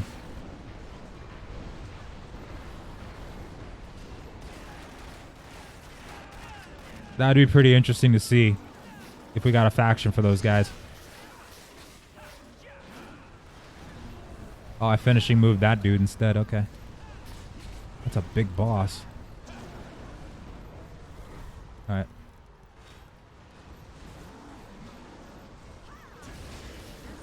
Oh my God, there's so much carnage going on here. This is nuts. It's only like scratching the surface too. Like 3v3s, I might go down to high settings for 3v3s, I'll be honest. Oh man. We were doing great until everybody decided to drop a meteor. Okay. Now listen, guy.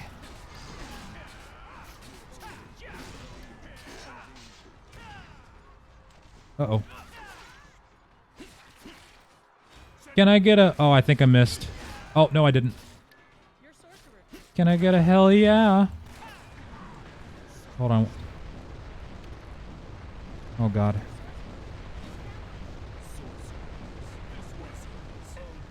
guys are supposed to be watching my units. Control W. Okay.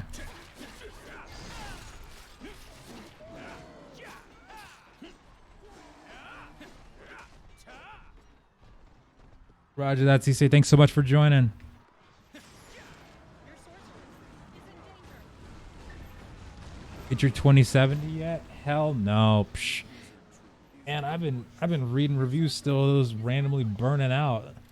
I'm good with this one. This one seems to be working for me. It's not burning out yet. I'm okay with that.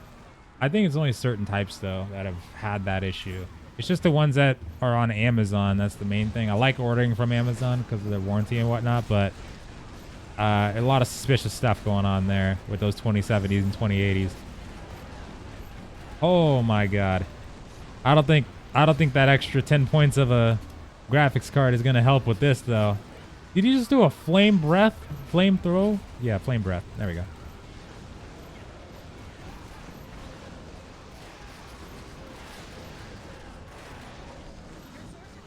I would hope so too. If we got like monster units, that would be pretty cool. I'd imagine they probably want to put in other ones before that though. I'm not sure, but that'd be nice. It's amazing consoles can run this. I was surprised my PS4 didn't explode with Red Dead Redemption 2. Yeah, I would have. If I was playing this on Xbox again, like this specific kind of thing with these units and whatnot, like all that we've got on here with other people, that would have been nuts.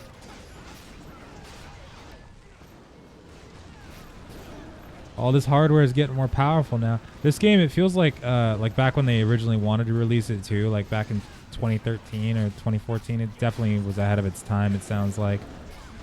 Back then, I mean, we were still just getting off of Terra, just got introduced to BDO for the first time, like, psh, man.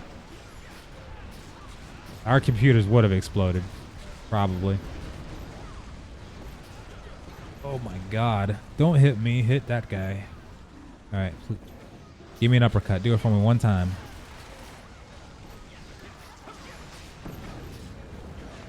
Look at this dude.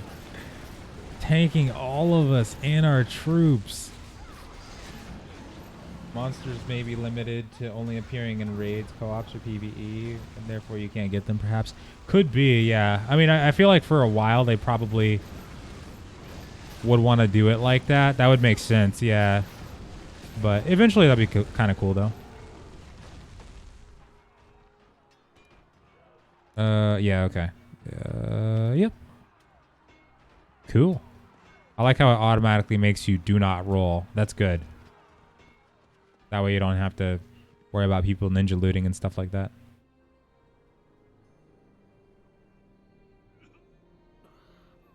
The arsonist when you can. What the hell happened to that guy? Oh, she forcefully took that off of his neck. Could have just asked, but okay. Alien? Welcome, Kreia. You're late, though. Why are you doing this? No, that's... Yes, the other half of the key. Of the pendant that I took from you in S Castle. Each half kept by an elf and a human. That was smart. Please stop, Alien. What are you gonna do with the key? Anyway, my job here is done. Whatever she's gonna do sounds fun. Let her do it. Oh, hell yeah. Do it. Shoot him. Shoot her in the face. Okay, here we go.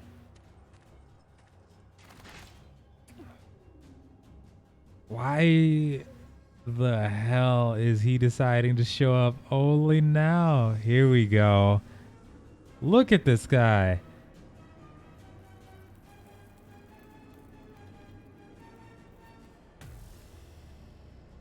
And what a fabulous outfit. I want to see that Juggernaut, though. That Juggernaut was freaking awesome. Okay. All right. Relax.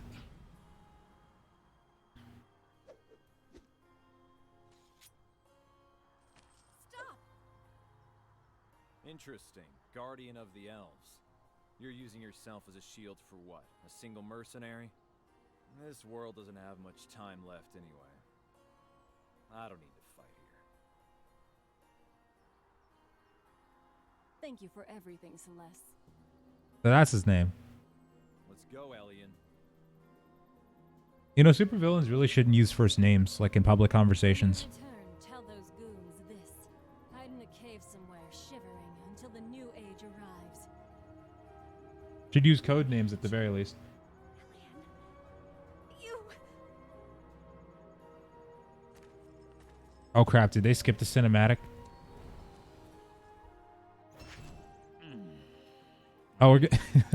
Okay, we're good. That was cool. I like it. Participation. Oh, you know what? If this game doesn't stop giving me a D, I'm going to start taking it personally. All right. This game's got something against me. What did I get? Oh, nice. Oh, Gunslinger too. All right.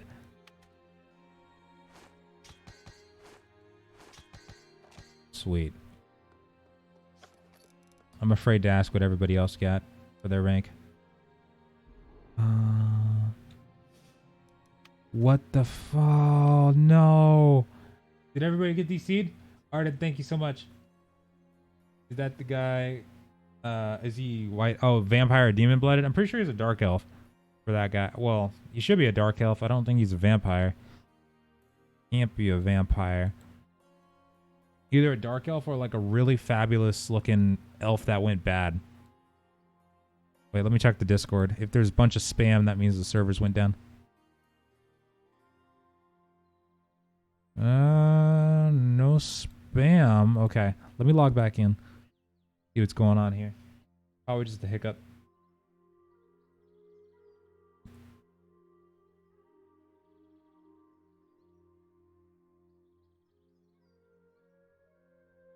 Oh wait, this is a good time to check the news though.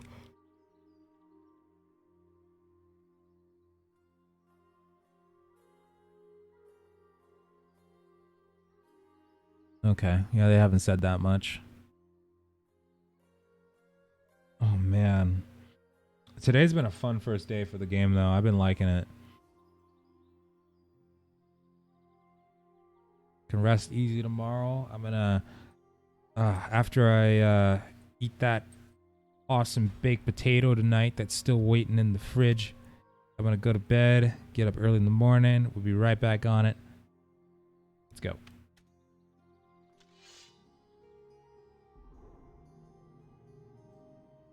I wish I did not have to go to work today though, or like wish I didn't have to go to work earlier today. Now it's my weekend, but still it was like so much time wasted. What's up, Jay? Thank you so much, Twisted Mind. I appreciate it. In the older games, there was dwarves, vampires, liches, undead troops. Okay, yeah, I remember. I think I remember undead being involved in that list that was mentioned. Liches, though, I don't fully. I want to say, yeah, I think I saw that in the list, but I don't fully know yet because they could go a different route with it, of course. And it'll probably take a while for them to, implement new ones, if any. So we might not see them for a while, but it's possible. We'll have to see where they want to go with it, though. I would say that we'd have to see where they want to go. What's up, Samson? But I did see that in the list, though, that they were talking about on Discord. Now, dwarves, if they're talking about bringing dwarves in at all, like I'm probably gonna reconsider my unit choices, like hardcore. To Lake Bled again. All right, cool. So crafting, that's my next objective. Let's take a look. Let's go over here. Jeweler, item, enchanter. There we go. Hello.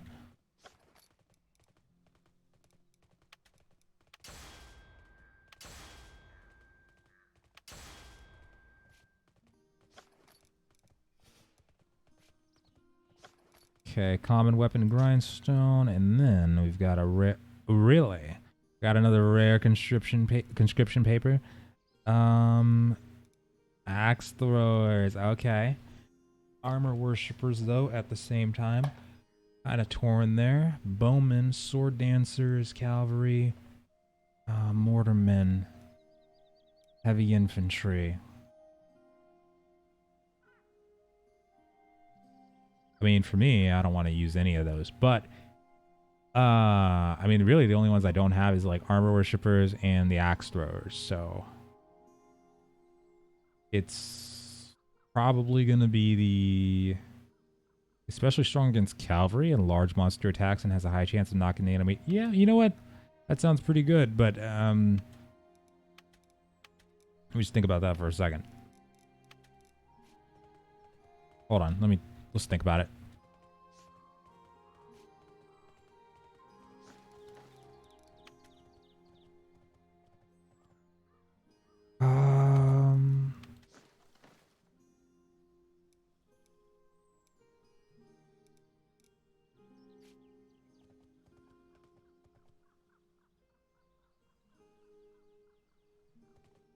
Yeah, you know what? For PvE, that's probably going to be the better option anyway. Yeah, I'll probably go with the armor worshippers because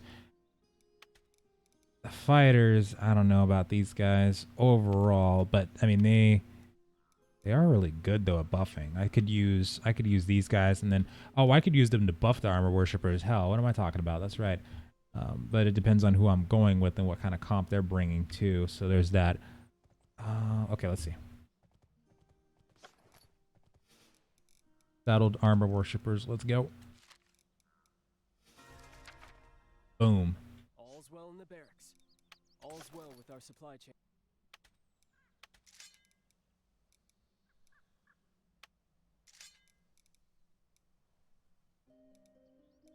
Okay. Okay, so you can still use cubics to kind of up the chance of enhancing, except now, of course, the cubics work a different way. I want to test this new region. Do you have an affiliate link or anything for this game? Oh, thank you so much, TX. I don't. There's no affiliate link for this one specifically, but I appreciate the hell out of it. Thank you, man.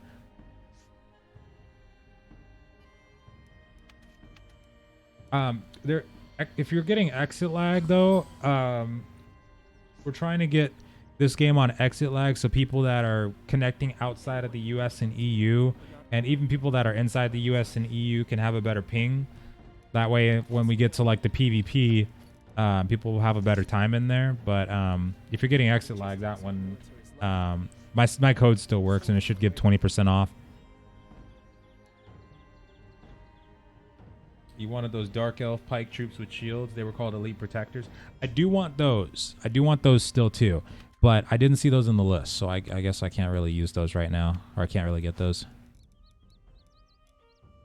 I mean, I can enchant the crap out of all of this stuff. So cheap. Matthew, thank you so much for the follow. I appreciate it.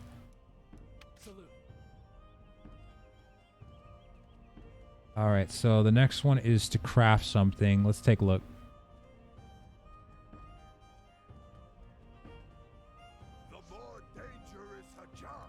Well, that's easy. Yeah, you do get a lot. It seems like you get a crap ton of mats from doing the missions. Dang.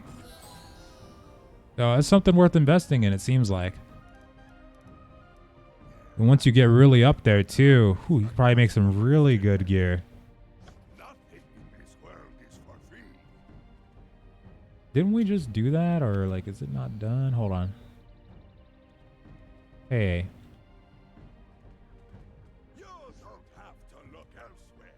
You lied to me.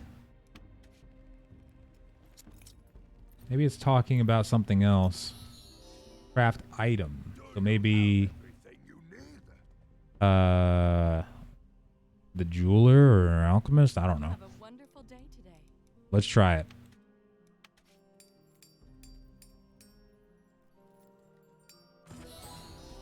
I can't help but feel depressed being in such Do you a like bleak chess? place.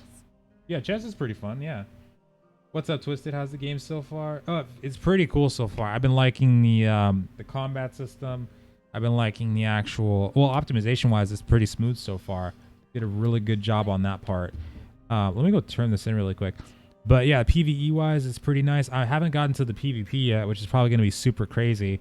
Trying to get to that part as fast as we possibly can. So around level 21 or 23, this is when people are saying the PvP kind of gets unlocked. So we're getting there. We're getting there slowly but surely. Almost to 18 right now. Let me try to craft again. Wait, let me read this actually.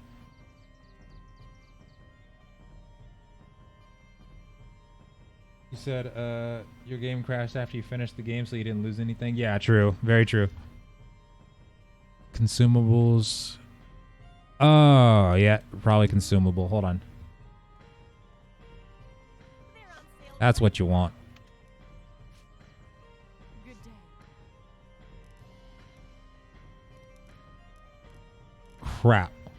Well, I don't have that. Are you kidding me? Oh, that's why I didn't complete the last quest. Wait a second. Hold on. Because I just... Wait a minute. It's a beautiful day today. Ah, son of a bastard. That's kind of cool. I like that.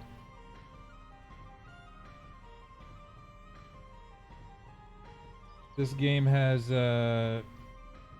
nothing on Blessing on Bless Online. Wait, what? Well, in terms of like how bad they have that game up, that's for sure. What's up, Brad? What sort of game is this like? It's like it's a game that meshes the genres together. So it's an MMORPG, but it also has that RTS aspect, the real-time strategy, where you're able to control your units from the top-down view and actually fight alongside them in the third-person view too. There's raids, there's missions, there's also the battlefield PvP, which is like the 3v3s. You can do arena PvP, which is like 1v1s, all kinds of stuff like that too. So there's quite a bit of stuff that it offers you, but it's more like a war-based game. It's like I would say, Total War, Warhammer, except an action RPG mixed in with it.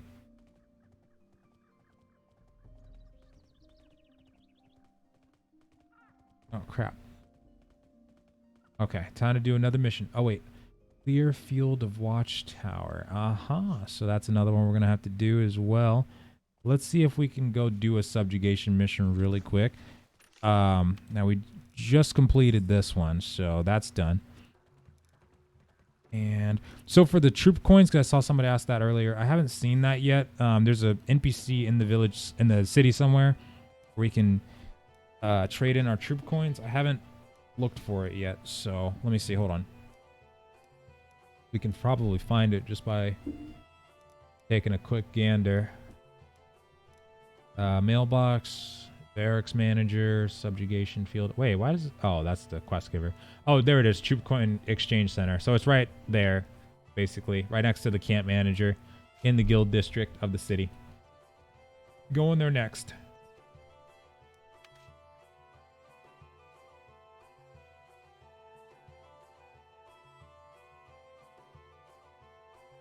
Trying to wash the bad taste of blessed out of my mouth. I know. Sorry. I know that. We don't speak that name here. No, no, no. Oh, here we go. Wait, where is that actual subjugation mission, though? Hold on. Wait a second. Where is that?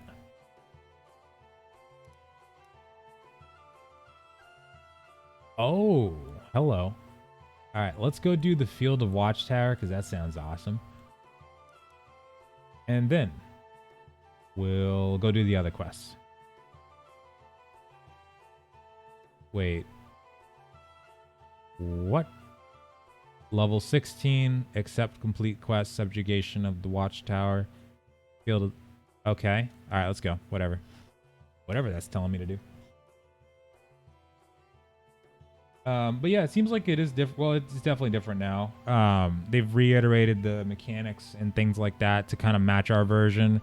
In terms of the monetization model, they've tailored it more towards the Western market. So that way we don't really have to worry about things like, pay to win and all that stuff. You don't have to deal with that kind of thing anymore.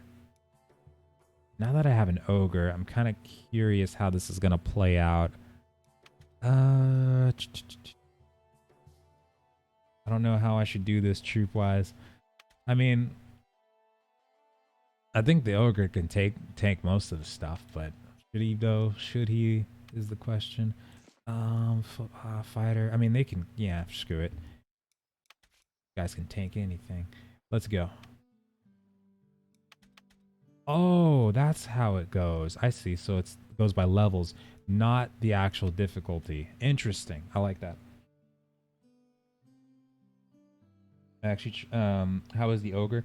Ogre's pretty cool so far. I like him, but I feel like I feel like we didn't get to utilize him that much in the last fight that we had, because we had like all 4 people in there, which was fun. It was super fun actually. But now we get to actually use this guy. Here we go. Wait a minute. Oh no. This is a troop only mission. Are you serious right now? Okay, well, it's a good thing we brought the fighter, and it's a really good thing we brought the ogre. Have at him, buddy. No way. Okay, so when we see subjugation mission, we know what that means. Interesting. Punch him. Yeah.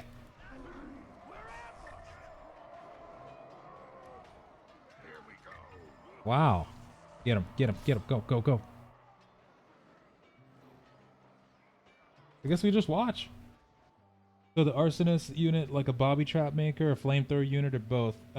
Yeah, from what I saw, it seemed like it was just a flamethrower unit, but let's see. So there's a serial arsonist. This is the upgraded version of them.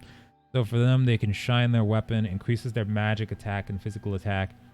Burning Death, normal attack, change to Burning Death attack. Launching enemies in the air while the skill is turned on. Also cast Burning Death weaken effect on... Oh, weakens them. My what is what? Okay, so inflicts fire damage. So yeah, it's just the flamethrower, but it doesn't look like they have anything that actually uses traps. Increases fire defense, increased movement speed. That's a human hunter and nature specialist. Now there were premium skills that we saw in that other menu, but I don't think there's anything. Oh, it says it's waiting. That's why they say the troops are waiting. But yeah, I don't think there's anything in there that's going to allow us to put down traps or anything like that with those units from what we saw. I do want the arsonists, though. I mean, they're pretty cool troops.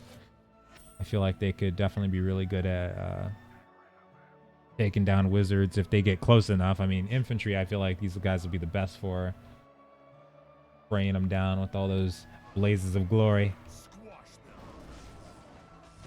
Beat them down, buddies. Come on. All right, so the ogre coming here. What is that? Oh my god, it's a treasure goblin. Hey! I didn't see it. Wait, come back. Eliminate all the enemies on the... Oh, come on. Oh, he's gone. Oh, he actually disappears too. Crap. All right.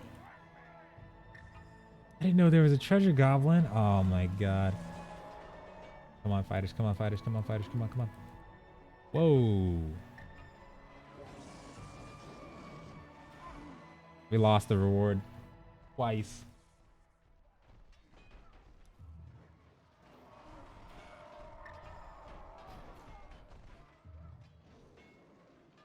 Hulk smashes.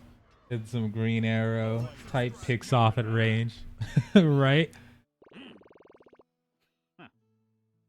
Man, I kind of want to do that again because it was pretty easy. Well, S rank, okay. That's cake. Easy rewards too, wow. Vision stone, okay. Nice. Yeah, you know what? That's really cake. Let's try another one really quick here. I like where that's going. Okay, let's see. And you can unlock the assassin from this specific mission. Gotcha. Okay. But unfortunately, we know the assassins are bugged right now. That's very interesting. Well, since they want us to defeat the troops quickly, let's bring out the mages. Screw it, why not? We do need a Hulk smash. That ogre is crazy. He's got uppercut, which basically is like a frontal AoE, and then he's also got the backside drop. Enemies around you in 8 meters take a crap ton of damage. Do it. Oh wait, not enough SP. Oh man, he just blazed them down. Ouch. Like the majority of them just died. Holy crap. Here. We don't even have to worry about those guys. Come on and get some SP. Look at how much faster the ogre kills than the mages. Smash. Oh, I love this unit. Yeah, I'm probably going to be bringing the ogre into the battlefield. Probably. Might be a bad idea in hindsight, but I dig it. Oh, come on.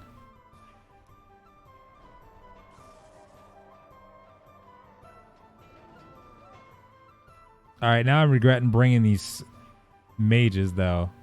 Wizards. My SP is going up, though.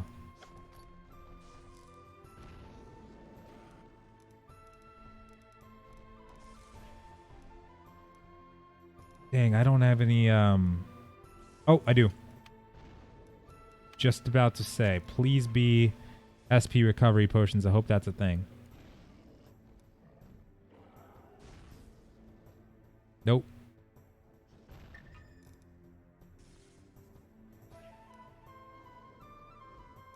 Granted, I guess the ogre was using most of it.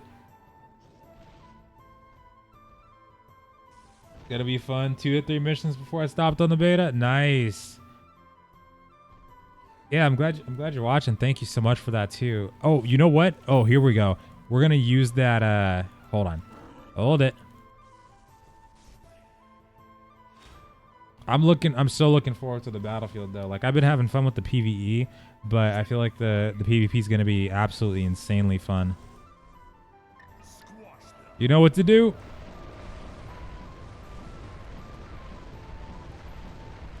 Time limit. Let all your. Wait. Oh, mission failure. I was like, wait a second. Is that telling me it wants my units to all die? Like what? Don't tell me that.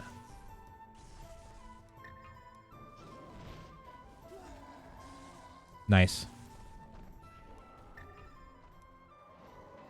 We're not gonna make it.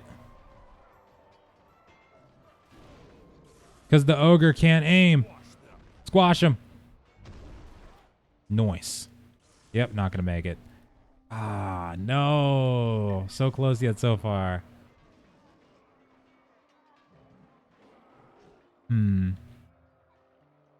I need 3 units for that, guaranteed. Or I just need a better ranger unit. Like if I had the shadow archers, I bet they would have been picking them off like candy.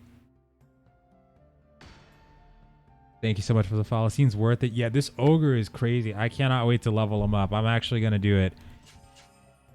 I want to get the armor worshippers leveled up too, because I feel like those guys will be really, even in PvP, they can taunt units. So I feel like that's going to be something that could essentially, who knows, I like if you're taunting a unit in the middle of them casting an ability, what that could do. I wonder what would happen there. Let's go back to the city.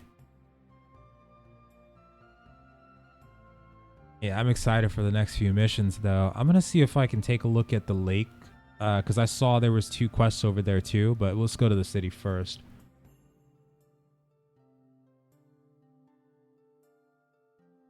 Oh, Rifleman delivers some really good damage on large monsters.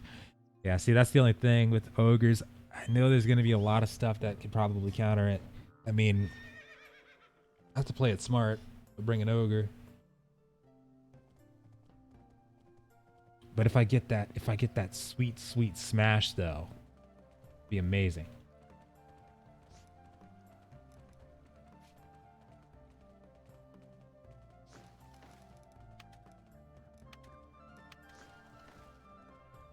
I feel like for my ideal troops, I kind of wish I wish the Dark Elves had riflemen, but I guess maybe the Shadow Arch. Wait, hold on.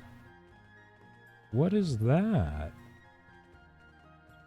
Reduces healing amount. Contaminated arrow. In a selected area. Effective radius 12 meters. Ooh, dark arrow. Interesting. I guess it would be a ranged unit. The elite punishers there. And an ogre. Or maybe the elite punishers.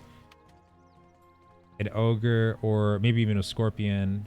And the armor worshippers sound pretty cool. But then again, there's so many different combinations. So many different good combinations. All's well.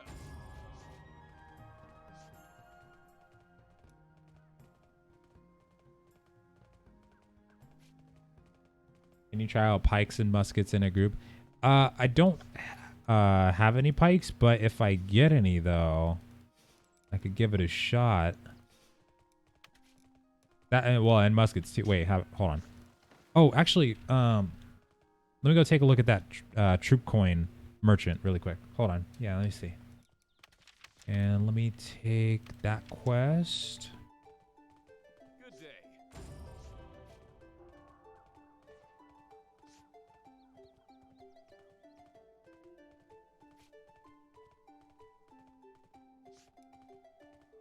Okay, once we do stuff in the level 12 zone, I'm going to finish up the daily quest to make sure we don't get screwed up before reset or something.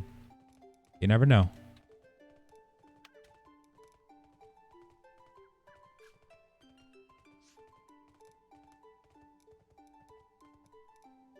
Oh.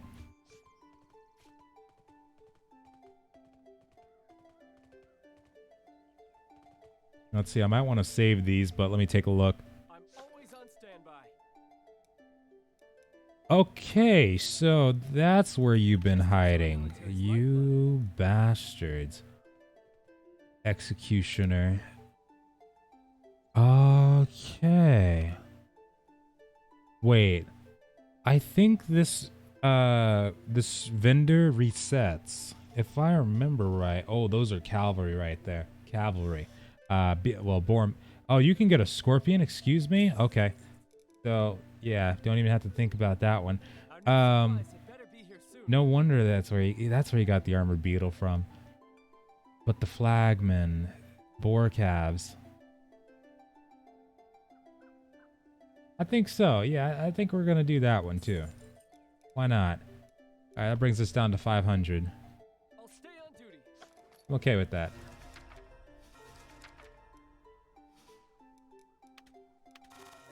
Pump it up. Let's go. Okay. Let's take a look at the shop.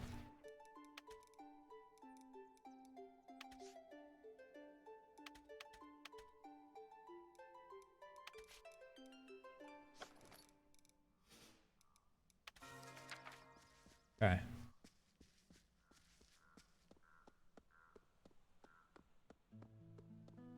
Soldiers are waiting. Definitely talking.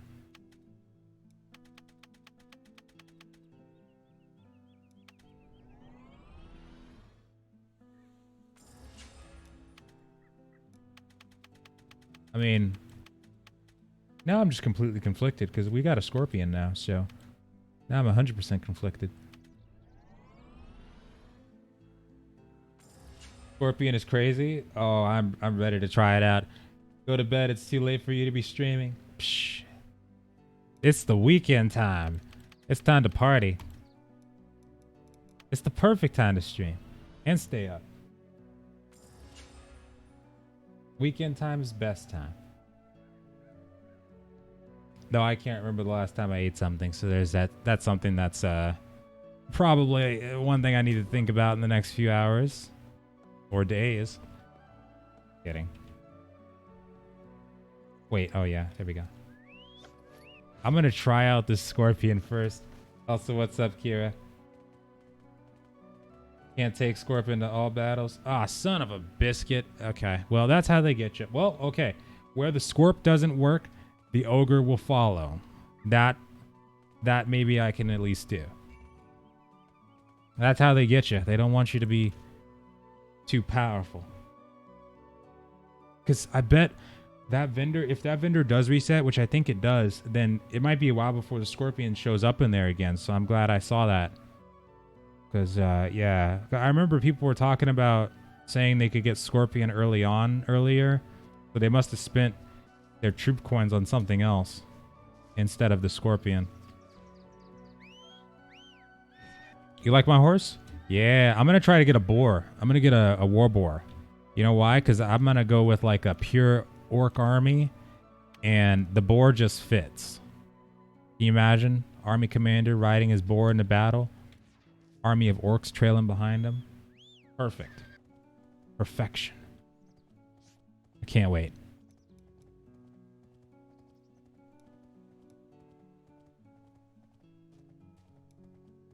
What? Wait a minute. Where is this quest at? Oh, there it is. I see it.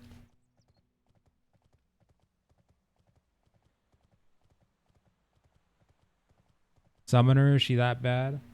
No, well, I don't think so. I mean, people are probably going to be doing Berserker and like Spell Sword. I don't even have to guess at that. I'm betting like the majority of them are probably Berserker, Spell Sword, and maybe a few Ranger. I don't, not too many though, I bet. But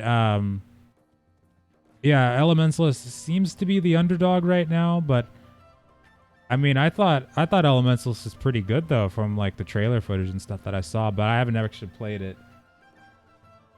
I tend to see a few running around too though, yeah. That pet seems like it's probably going to do a crap ton of damage of some kind though. I think we'll probably find out once we get to the actual PvP side of things, because right now most people, you know, because a lot of people did Berserker during the event in Germany, so I bet there's going to be a lot of Berserkers just because of that too. But once we get to the actual PvP, it might change up.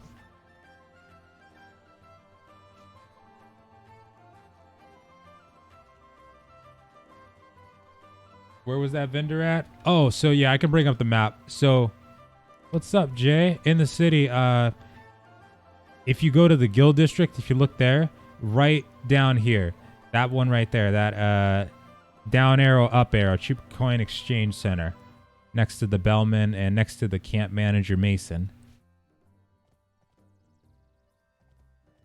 Aller on that. This quest?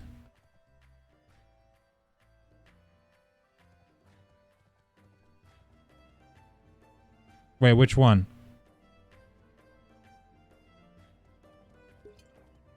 Oh, whoops, duh. That's not the button. Dismount. Seen 2 so far? Yeah, actually, I think I've only seen like probably around that same amount.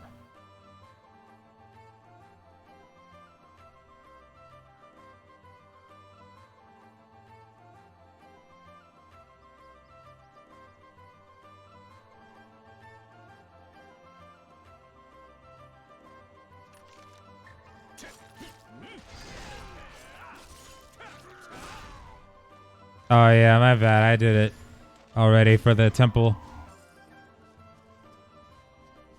Yeah, that one's an easy one though. That one's gonna go quick. They'll blaze right through that.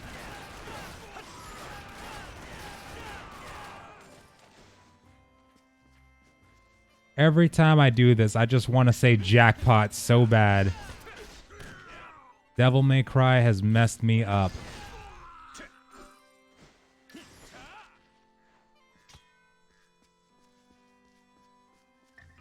Kind of sad about the gender lock. Hope they mess around with that some. Yeah, I tend to... I don't like gender lock for the most part, but I tend to make slight exceptions if the game does play well. But I do hope so too. I know we got Dark Sorcerer. That's the next one they're going to be working on, but that one already seems to be a female character. Now, for lore reasons, though, people have said that that's why it's like that.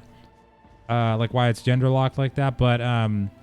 even so, or if like for a compromise, if we're able to get more male-based characters too, that'd be pretty cool. But that'll probably be something that it takes a little while to get done, though.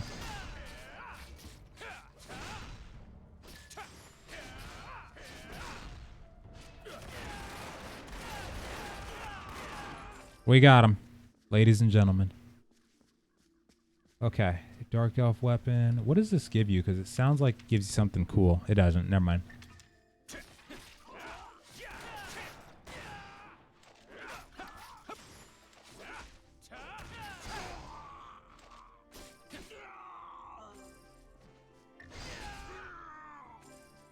Sweet. Can use hammer and anvil tactics with the giant scorpion and the boar rider orcs. I like the way you're thinking on that one, Eldrin. Yes. I like that.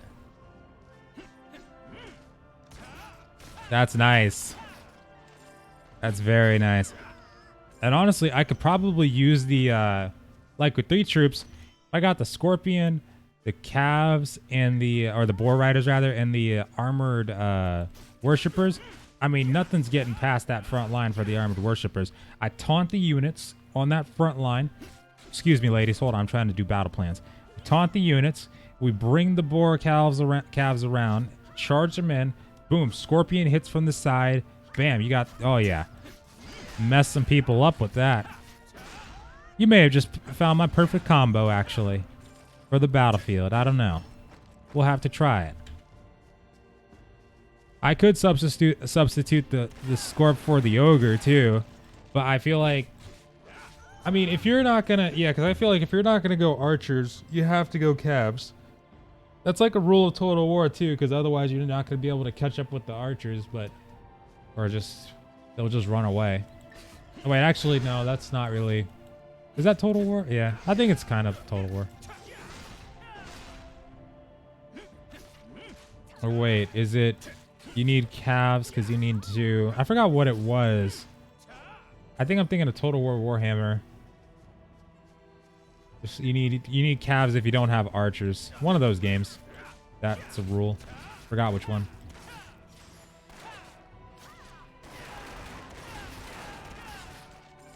But yeah, I'd rather go... I love full cav armies anyway. I'd go full calves if I could. But... Then we'd need mounted combat for it to be perfect.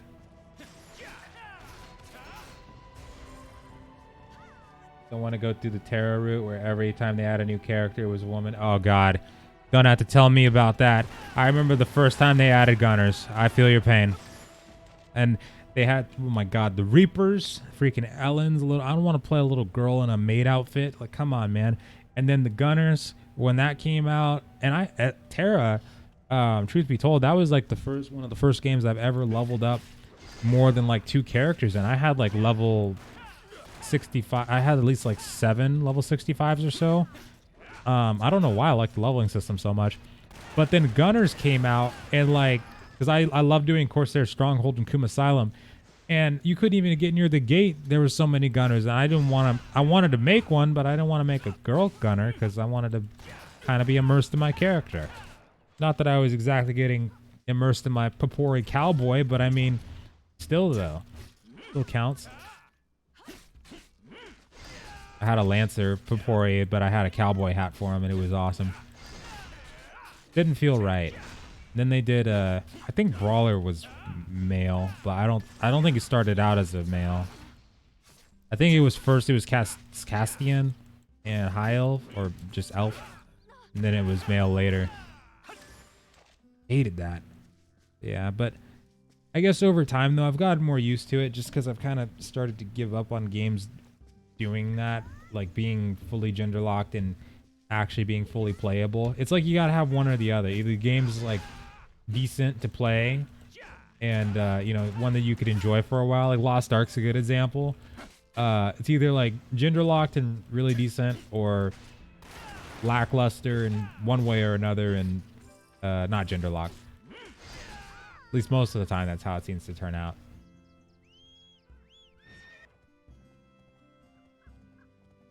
So you shoot and chop those NPC individuals for XP and basic items? Yes, and also for quest completion and enjoyment, but mostly quest completion. Yeah, you do. But you can do like, you know, grinding out here. I'm pretty sure you might be able to get mats from this too, like crafting mats. Because crafting is a thing, and I mean, if you do crafting, you can get some really good rewards. Like by the time you get to endgame, you could probably be crafting in-game gear, or like when you get to max level in that craft at least. But Yeah, you can do this, or you can do missions and stuff like that. It's pretty much whatever fits your, you know, whatever floats your boat, fits your fancy, that kind of thing. Though in the higher levels, I'm not sure what the zones will look like for this kind of open world stuff, but we're gonna have to see about that. And no, you can't fight on horseback. I wish you could. You gotta get off of it to just start. You gotta get off of it to start fighting. Giant Fist character was female first. Aha, I knew I remembered that. Yeah.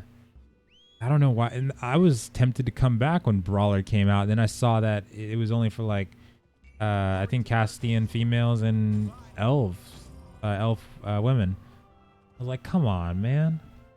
And Brawler would have been the one I would have had a lot of fun with too, I bet.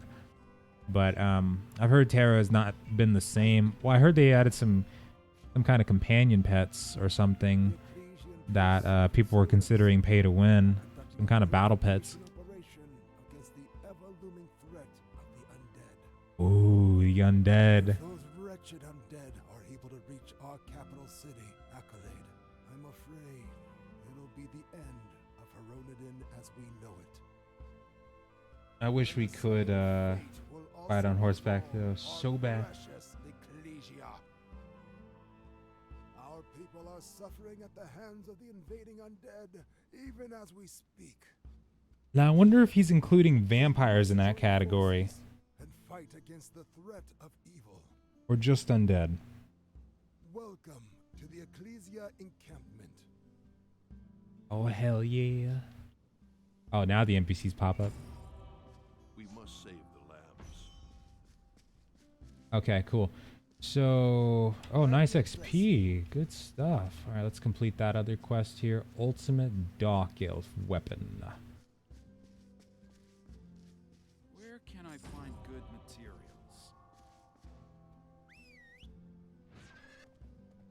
But yeah, hopefully in the future, you know, that kind of stuff gets changed up, or in terms of the gender lock, or maybe if we get some more male-based characters, would be nice. But I get though that, like, you know, on gender locking classes, it's not any small feat. Redoing animations, you know, all the textures they gotta add and stuff like that. Not to mention, in this game's case, lore changes. So I totally get that. But, you know, if there's a way for us to like work between the confines, maybe if it's, you know, getting male classes or something like that, it'd be nice. What would you say this game is best comparable to? Well, honestly, this game by itself, MMOs on the market, none, because no MMO really combines the strategy aspect and MMO aspect. But for games in general, though, I could say that Total War, this is like a good example of it is like a mix between Total War and Dynasty Warriors, and some MMORPG sprinkled in is what I would probably compare this one to. And I'd put Total War Warhammer in there instead of just Total War. But essentially the strategy aspect, you have the Total War part, and the MMO part, of course, that's just the MMORPG itself. But the action aspect, that's like more Dynasty Warriors, when you're actually down and fighting with your troops at the same time. That's more Dynasty Warriors for sure. Like in this combat style.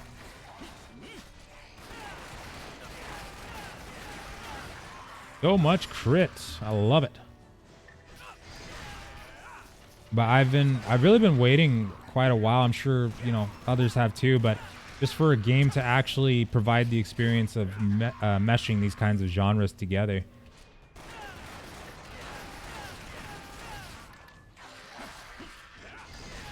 I definitely think it stands on its own in that regard. It might not be as, you know, it may not be as popular or end up being as popular as like some of the titans of MMORPGs, but there's always a chance for that kind of thing. It's just people are more skeptical of these kinds of games nowadays, so it's a little bit harder for that kind of thing to happen. So it would take time. Time for sure.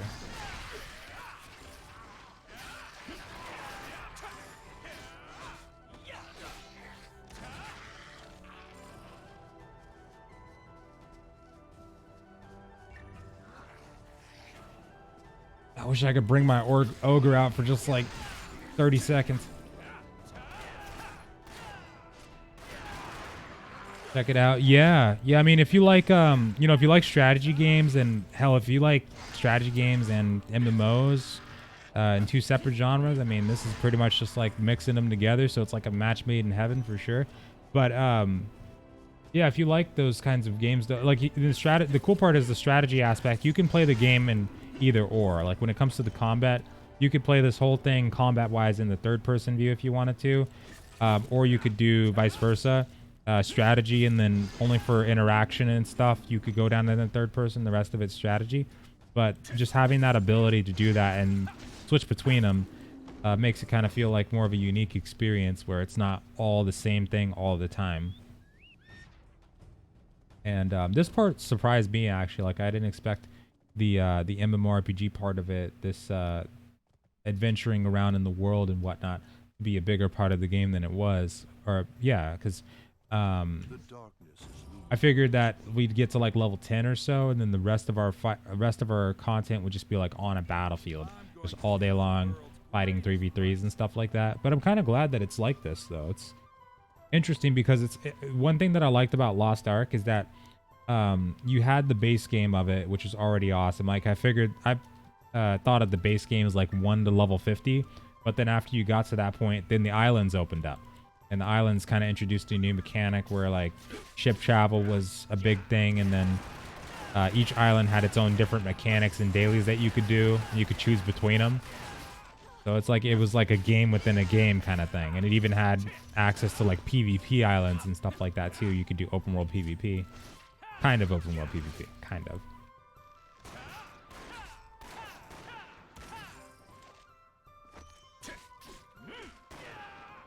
Got you.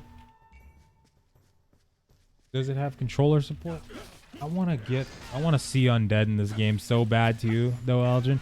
I don't think I saw controller support. Let me double check again though, because I'm sure somebody's talked about it on the Discord. Let me take a look. Hold on. Controller. Ladies, please. Hold on.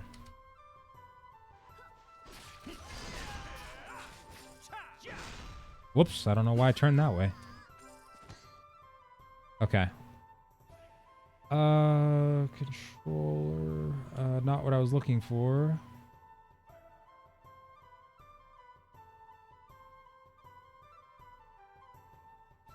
Okay, yeah, so right now it looks like it doesn't have full support for the controller, so some of the keys aren't bound to anything on the controller. So yeah, keyboard and mouse is what people are recommending right now. It doesn't seem to have that great of controller support. Now they did mention that they don't have any plans for console release at the moment, but controller support's something I'm sure that if they, got suggestions about, they probably end up trying to add for sure. But at the moment, yeah, it looks like keyboard and mouse would be the better way to go. But I mean, if you use DualShock or like a program like that, probably be okay. But if not, then controller and keyboard probably. Oh my god.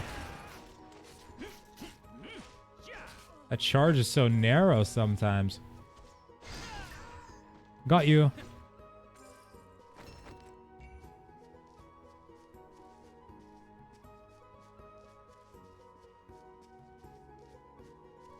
Oh, here we go.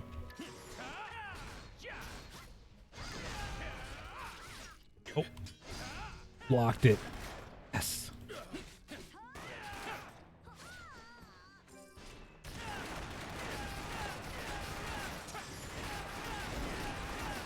Bursted. Ouch.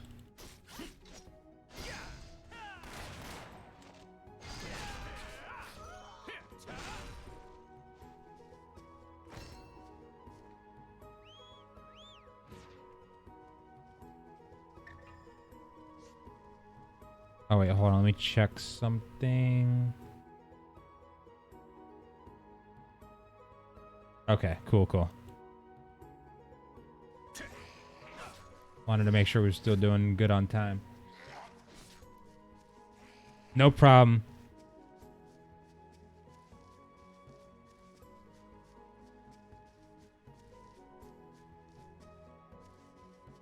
When's this game come out?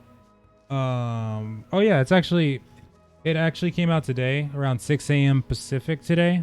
But now it's available for NA and EU, and it's purchasable through the GameForge website. It's actually $29.99 for the cheapest pack. It is buy to play though. Is the only thing, but it's buy once, play forever. But so far, yeah, it's been pretty cool. I've been enjoying it quite a bit. I can't wait to get to level 30 and be, oh man, I'm just going to be like on such a relaxed grind every day. Like wake up in the morning, eat a PB&J, be like, all right, what missions am I going to do today? What units am I ogre? What units am I, is my ogre going to beat down? Like I'm so ready for this day. Let's go.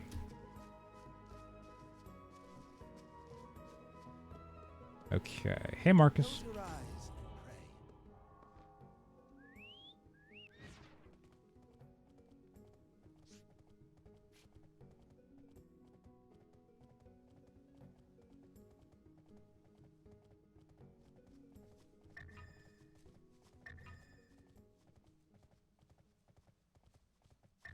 Oops, excuse me. Oh, crap. Get off the... There we go.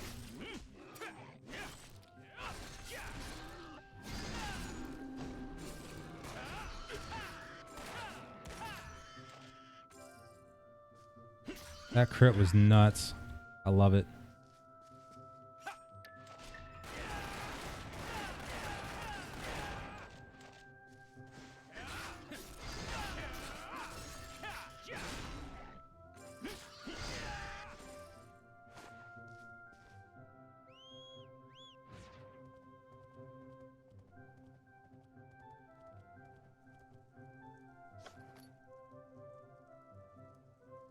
Lots of dailies, loot boxes, insane amounts of levels, power-ups all the way.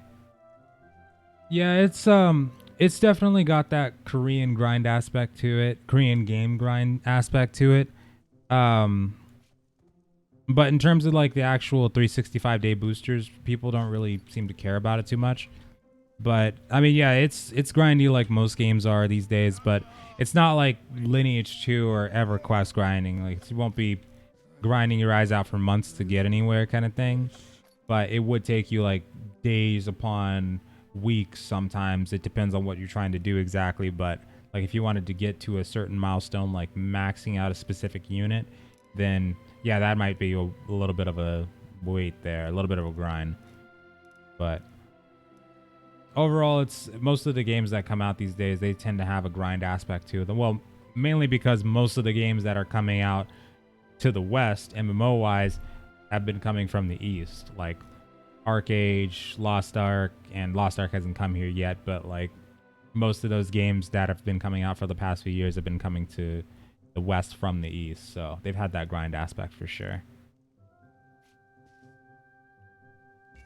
Come on, let's take it easy.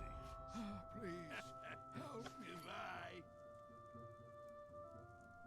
Oh wait, I'm sorry, Elgin. You said in the older games, the liches, vampires, and undeads are a part of the same faction.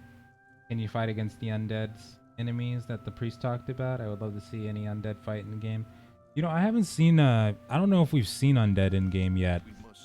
Unless those, because I don't think those monster units classified as that. Probably not. So, I don't think we've seen them, but I hope we do get to see that. It would be nice.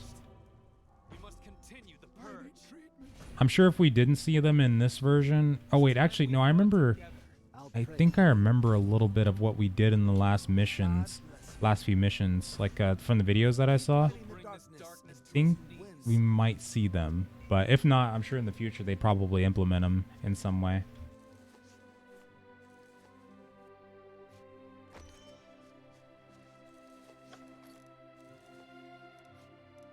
Man, it's been like nobody around this entire time. It's been like just me in this questing zone. How many channels? Wait, hold on.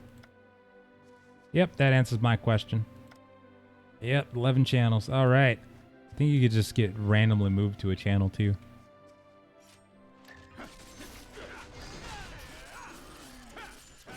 Better enjoy it while it's hot though, because once the Steam launch comes out, there's like thousands of people joining, it's gonna change up real quick.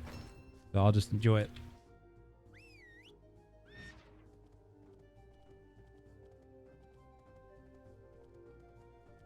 Close your eyes and pray.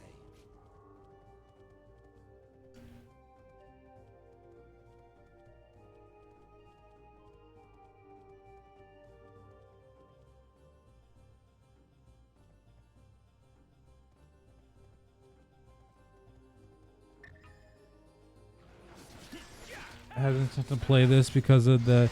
Yeah, I could say that. I mean, if you're not, you know, wanting to go for that kind of thing, like in terms of the grind itself, because the power gaps, really that would come from like if people get, let's say in matchmaking, if somebody who's level like 21, 23-ish, whenever they unlock it first, if they try to get into a match and then they get matched up with people that have been playing for like, let's say 4 or 5 months or so, then yeah, that's definitely going to happen, because that's something that was mentioned in previous versions too. Like people that weren't at max level were basically gimping the entire team. So yeah, that's definitely understandable. One thing that I commend this game on though is that it doesn't solely focus on the fact that, you know, you have to get into the PvP, or it's like a big focus of the game. More so as opposed to like the PvE's part of it, because you know you could definitely get to endgame and not even have to worry about PvP for the longest time. I mean, raid wise, you could, you know, work on getting your raid gear and you don't really have to worry about the power gaps at all. I mean, hell, if there is a power gap in that instance, it would help you even, because you'd have players that might be able to carry you through the instance or let you know how to survive it, kind of thing. But that's, I think, what sets it apart from other different action games. Like, let's say For Honor, for instance. Let's say before they put in AI mode, which was a long time ago, or actually, I don't know if they had AI mode from the beginning or not. I can't remember. But let's just say that one in general, because it used to be in For Honor where you could actually buy loot boxes. There were loot boxes. You could actually have gear. I'm pretty sure they changed that, but that's how it was in the beginning. And you'd actually come up against people that spent money who could literally 3-shot you with just a basic combo. And it was worse in that game because, I mean, the AI, it wasn't really that fun. Back then, the AI was pretty dumb, if I remember right. It was either they were too dumb or too smart. Pretty sure it was the dumb part. But it just wasn't enjoyable. And it was only like one map, so you really, PvP was like your main option there. But, you know, in a game like this, it provides you with that more variety. So I think that might help. But, you know, then again, like if you don't want to go through the grind, like if you jump in like 6 months down the line and you don't want to have to put the effort in, then yeah, at that point, I could see wanting to play just, you know, Total War or, you know, something like that, like an RTS game.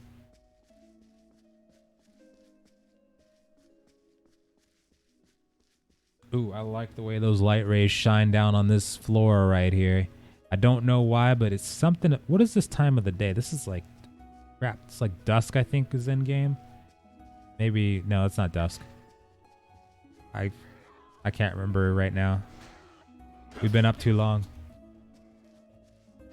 Whatever this time of the day is, it's beautiful. Oh, dawn. Sorry, duh. I think that's dawn.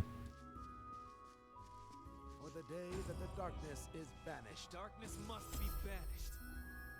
Unless things change. I played it before when the archers were meta heroes and everyone used wizards to drop a meteor on your units and one-shot them. It was like the Atlantic Online, where the newbies felt hugely disadvantaged without oh, sorry, spending 6 months to catch up.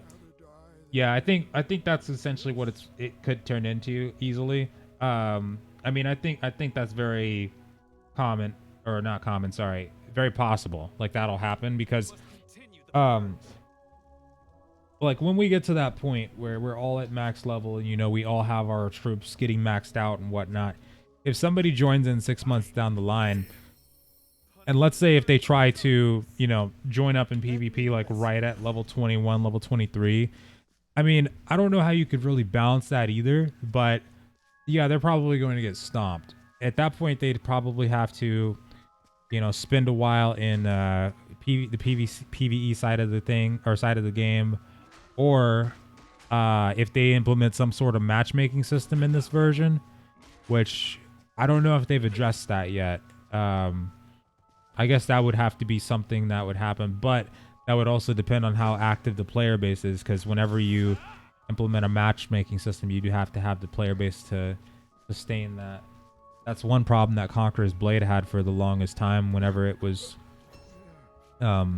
working through its matchmaking systems. How is the game comparatively to BDO? I'd say it's not as comparable to BDO as it is like Continent of the Ninth or maybe no, I wouldn't say Vindictus either. Mainly because with BDO, it's a little bit of a different story. This one, I would say the only part that might be considered a little bit similar to it is maybe not even the grind. I'd say this one is probably like half of the grind or close to it. It's essentially, you don't have to grind on mobs all day, but you know, you do have to grind missions in this one, and if you focus on PvP, you can do that if you want to grind out leaderboards, because you do get rewards for them. Get the hell off me, buddy. But it's very unique in its own right. It's not really comparable to BDO, I would say. Even the combat, that's why I would say Continent of the Ninth, because that's what it reminds me of. BDO is not really the feel I would get when I think of this combat system. But I mean, if you were like bored with BDO though, I could say that you might be able to enjoy this one, but it's much more comparable to like Continent of the Ninth, Total War, and like maybe, well, Total War Warhammer, that is the RTS version, and maybe Vindictus, I guess, maybe just maybe. I forgive your sins. The land of death. There's no time to waste. For the day that the darkness is banished. Have you been playing Conqueror's Blade? No, I have not. I didn't like what they did with the troops, of course, but also I didn't really want to get into the whole battle pass thing. I left before that. I stopped playing it before that happened, but I was kind of waiting for season 1, and then I saw that happen. Didn't sound like a fun time overall, but it was just also the changes that they made balancing wise, because I haven't played the game since its launch for Conqueror's Blade, and then all the testing phases. But so I was probably gone about 4 or 5 months or so, and they made a lot of changes. The territory war system and stuff like that I didn't like the fact that we had multiple channels people could just go into and cap a town or village and just not have to worry about the people defending on another channel. It's very weird. But yeah, I don't know if I really can enjoy that game anymore, but I did love what it was though for Conqueror's Blade, just not what it is anymore.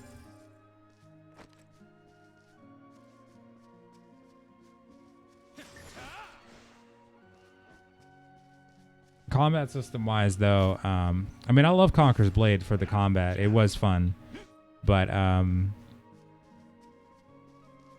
I'd probably say I'll pray for you.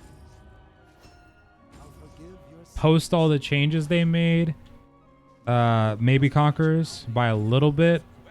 It's pretty little, but after all those changes, I mean, it's most of the games that I play I enjoy more than Conquerors after those changes. This game has phone game levels of grind. Once you get level cap, it's just do your dailies. There's little point to do missions. After that, unless you need to farm gold, just buying a gold boost is usually enough, which you can get in game for 5,000 cubics per month. Yeah, that makes sense. Well, you will have to grind out cubics though too, because they don't allow you to buy cubics anymore in game. You have to actually earn them. So you can earn them through like questing and whatnot. But yeah, if you're just doing your dailies, then you might be able to earn those in a month. I don't know though. 5,000 sounds like a steep price for doing just the dailies though. I mean, there's gonna be raids and stuff like that too, though. And I mean, Battlefields, they do have the or sorry, not Battlefields. The PvP does have the leaderboards that you can do. I mean, if you're just doing your dailies too, I mean, if you're still playing, like, there's got to be a point to it. So I would imagine like people would just be doing their dailies to keep up so that they can do the PvP or so that they can do the raids or something like that. It doesn't sound like, you know, your whole day would consist of just the dailies. Unless if you're bored with the game, then in that case, yeah, I could totally see if it's just consisting of dailies. Just because at that point, you'd probably just want to keep up and not fall behind, but also probably not want to do everything that comes with, you know, going in there and farming. When is the release for console? They actually said that they don't have any current plans for console right now. So it could be a little while before we see console. Holy crap, I got a lot of XP right there for some reason. But yeah, it could be a little while before we see console. They don't have any plans for it at the moment. Hopefully we get some idea of that over the next few months. But the Steam launch is supposed to be coming soon. We're waiting on that announcement right now. May God bless you. Close your eyes and pray. Smell death even from here. May I help you? I need to get better soon. Things have been tough, but I'm not going to give up. I'll pray for you. For the day that the darkness is banished. Let me bless you. Give me that XP, all of it. All of it.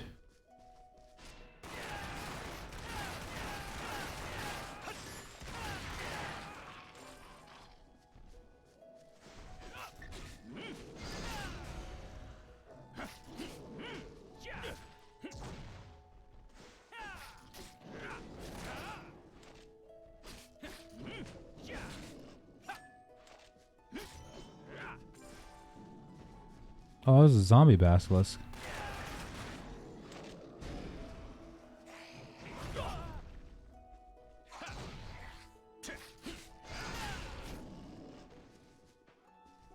Oh, wait, let me check something here. Hey. I'm trying to look at something, sir.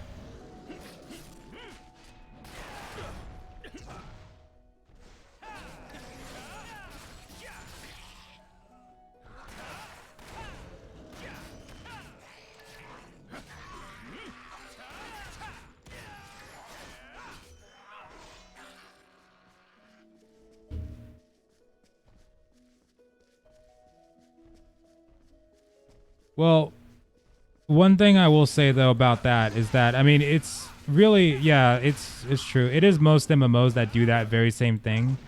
Like, let's take any example. Let's do Guild Wars 2. So Guild Wars 2 is once you get to Endgame, then your choices are fractals. Your choices, now you do have a wide variety of Endgame stuff to do, but fractals, then you could do whatever the hell those things are, those group-based missions where there's like a bunch of people that tend to show up and just farm the crap out of them. I think they're just dynamic events. There we go, dynamic events. There's that. Dungeons, if you want to like do that part too, and then like anything in the Heart of the Mist or those other new region, or no, sorry, Heart of Thorns, or those other new regions where you do that same exact thing where you go around doing the dynamic events to get experience to level up your region level. Or like ESO, like at a certain point, once you get to Endgame, you basically are just doing the same thing over and over every day. That's just like how MMOs are. Like ESO, once you get to Endgame, then it's you could do dungeons, battleground dailies. You could go do Cyrodiil PvP. You basically just have a checklist at that point. Arcade, same way.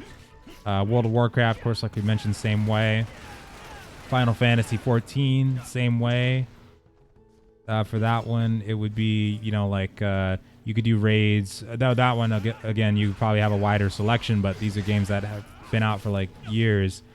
But you know, every MMO it's like that. You know, you get to the end game and it becomes like, it could become a bit of a checklist if you let it, but at the end of the day, that's kind of what they're made for. Is essentially you're just, you know, progressing your character, becoming more powerful in game, and having a good time doing it. Like, there's really no logical sense to why we play these kind of games and enjoy them, because essentially we're just escaping work in real life to do work in game. And it's been that way for a long time, but we still enjoy it. Everybody, you know, everybody enjoys it, and everybody seeks that out.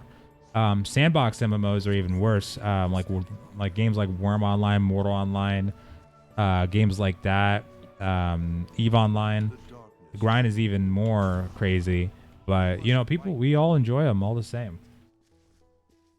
Guild Wars 2 keeps creating expansions. Yeah, and every expansion, like, it's a new checklist every time though. Like, so if we go from Heart of Thorns, that one you would upgrade, like, you would actually in Heart of Thorns, I don't know if you had the Raptor, I think you did, but you would upgrade like your glider, you would get new ways to travel around Heart of Thorns, and then when the other, Path of Fire, there we go. Path of Fire, you got the Raptor, you've got the flying mount, or drifting, or not, gliding mount, there we go. But essentially it's still a checklist, except those games have been out for years, so they have the ability to create more checklists for you. Essentially, it's all checklists, except it's just different kinds of checklists. That's basically the point I was making there. Like, if this game was out for, you know, a few years, then I would imagine that it's probably going to create checklists like that. So when the raid comes out, 16-man raids, like you said, it'll be just marking that off as another item to do on the checklist. And when Guild Wars 2 releases a new expansion, we might get more dynamic events for that checklist. We might get, you know, more fractals for sure, more world versus world stuff for people that like PvP, more arena stuff. I used to do a lot of arena in Guild Wars 2. That would be a checklist, you know, doing your dailies in that one, leveling up your paths in Guild Wars 2 for PvP, so that you could get those extra rewards. Get those, what are those things called? I keep snapping my fingers. Whatever you use to you could use those to level up other characters. I forgot what the tokens were called, but you could get those by leveling up your paths in the Guild Wars 2 arena paths. I think I got to like bear ranking in that before I stopped playing. Mounts were Path of Fire, glider was Heart of Thorns. There we go. Thank you. So yeah, it's just like a different formula. It's just like same formula, different coat of paint, essentially, is what that is. But we love it all the same, because that's what these MMORPGs have always been. Like, the only games that are not full-on checklists is sandboxes, but the grind is more there than in a theme park MMO. The reason those aren't checklists is because you could try to like mark something on your checklist, like, hey, I'm gonna go down to the river today and gather some fish, but then little Johnny comes over with his two-handed weapon that he just made from the blood of his enemies, and he kills you and takes all your fish, and then that checklist is basically just kind of been cut down to getting revenge on little Johnny. And there's different kinds of experiences, but that's a good example of like how the sandbox MMOs can kind of change that up a little bit. They can create special experiences, they can create horrifying experiences, but they're not experiences that are always the same. But yeah, like MMOs, they always, theme park wise, I should say, they always are like that though. It's just you're picking a different coat of paint every time you switch a game. You know, like it does it a different way, but it's still like the same formula overall. And some do it better than others, but at the end, it's always a grind.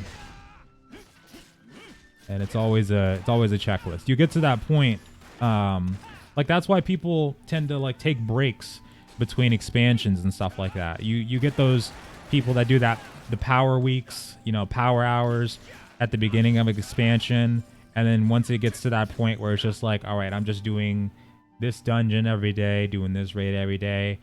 In like 3 months, I'm probably going to get bored of this and take another break. Go play something else.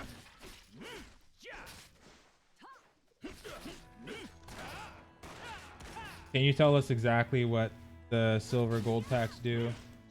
So the silver and gold packs, basically what they do is they give you extreme entry mission in counts. So you're able to do more of those. You're able to do more daily missions. You get more rewards like more cubics, more barracks experience. I believe item repairs cost less. You get things like, more gold drop, more personal amount of gold gain, subjugation mission rewards. Sorry. Hold on, let me see for the other one. Ladies. But there's a big but with these ones, but the amount of personal gold drop, even more. Heroes max HP when in battlefields increased, and magic and physical defense, and attack as well by 2% and 5%. The but for these ones is that unlike previous versions, you could buy because in previous versions you could buy what was called the cubics with real money to buy those boosters. These boosters are now only in the cubic shop, but cubics are only earnable in game. So now, and this is something that most games don't even do, but you can't actually buy any of the boosters with real money aside from the packs that we get before we jump into the game. But once everybody's packs run out, then everybody has to grind all of these boosters with cubics only. And new players coming in, since they'll have access to the same packs we will, everybody's going to get a booster right off the bat, basically. And then once their booster runs out, they should have enough, hopefully, by that time to buy another one, or else they'd have to grind up for it.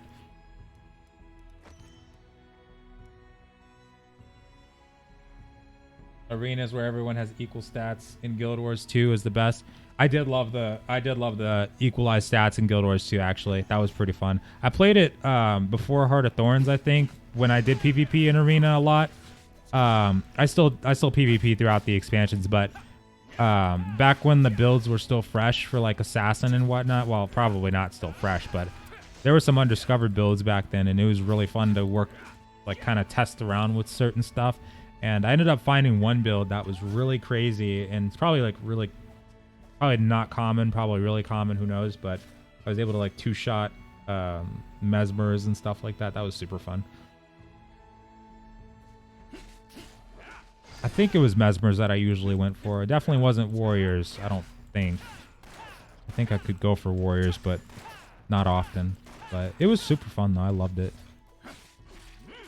But it's exactly that conversation too that's caused me personally, and I'm sure quite a few people, to burn out on those types of MMOs, because at the end of the day they just became checklists really, and I guess we all just needed a fresh coat of paint, I guess, on our checklist. Or if you're going to be doing a checklist, might as well be one in a game that you feel like you'll enjoy, or that you know you'll enjoy, kind of thing. Is the cash shop pay to win? No, the only thing in the cash shop that you can purchase, which is the diamond shop, oh wait, why did I click that? That opens up the browser, sorry. You can't even see that. So the diamond shop is now the cash shop currency. The only thing that you could buy with the diamonds is the outfits and the mounts. Those are the only two things that you can get right now. The diamond shop, they've said that they want to keep that purely cosmetic. Hopefully that remains true. But the cubic shop is the in-game currency that you can now earn. In previous versions, the cubics were pay to win, because you could actually buy those with real cash. But now you're not able to do that. So it's strictly in-game. Hold on, mobs. I'm checking something. Okay. So far, everything's okay with the cash shop. Even the premium boosters, that's only buyable in the cubic shop. So that's only earnable through in-game means. Aside from the packs that you get when you first come into the game, like to buy the game, because you do get bonuses, but everybody starts out with the booster.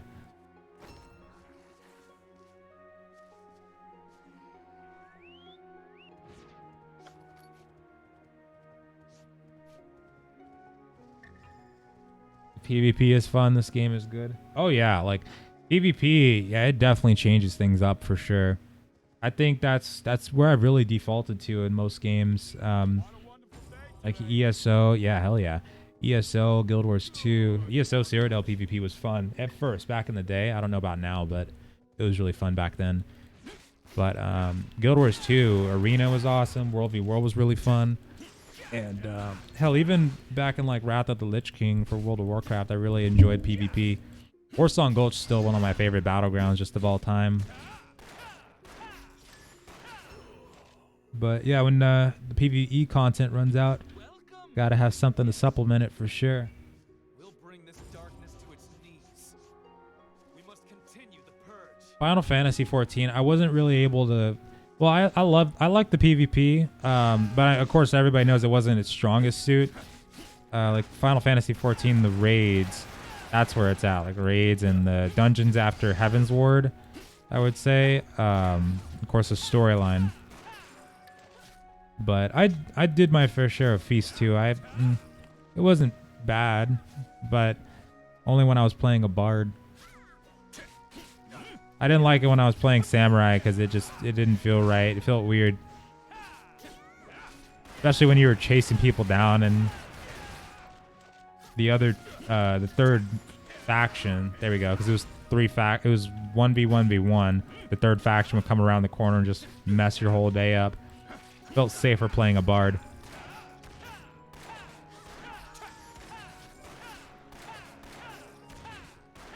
Get out of here. Please. Alright, there we go. Oh my god, there's more. Okay. I wasn't sure if there was actually supposed to be more or not. Bring it on. Oh crap, I was gonna block that, but it didn't help. Didn't work. You know, I should probably buy potions. It's just now occurred to me. But I'd imagine it'd probably be a good idea. Oh, maybe not.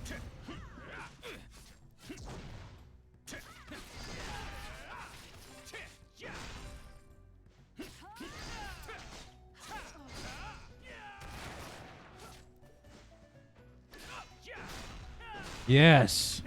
Finisher. Hell yeah. Okay. Hey, you're not supposed to be alive. Oh, God. Okay. If they are choking content, are we getting everything? On that part, I think they're choking content. We don't know yet if we have the... Well, we know the 16 raid isn't out yet. That's something they're going to be working on, they said. But the territory where I don't know if they have that out yet. Yeah, that part we're going to have to see. Now, the 8-man raid, that's another one. But they could be waiting for those just to put, like, they might have them. They might at least have the 8-man ready because they said they were working on the 16-man. They didn't say anything about the 8-man, but they might be waiting until everybody like gets to max level or gets close to max level before they reach that point. Some games, I know some games do that. They'll kind of hold content until like a week or 2 weeks after launch. So hopefully it's just something like that for the 8-man. But for territory where we're not sure though.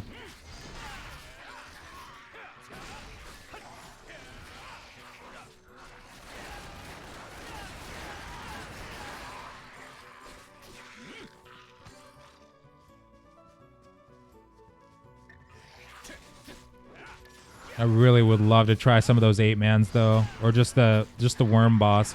I don't know how many there are. I think there's only 1 or 2, but either way, it sounds like it'd be so fun.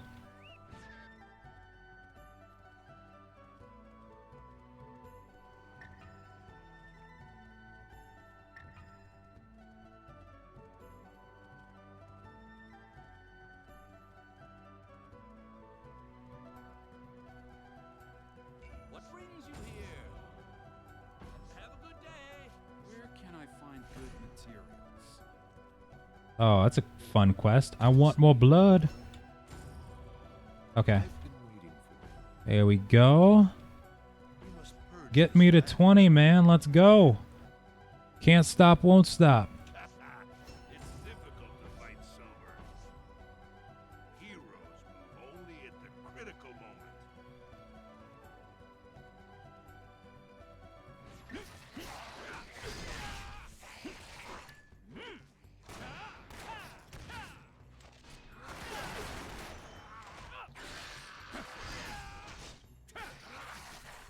Yeah, yeah. Whoops. Oh, there we go.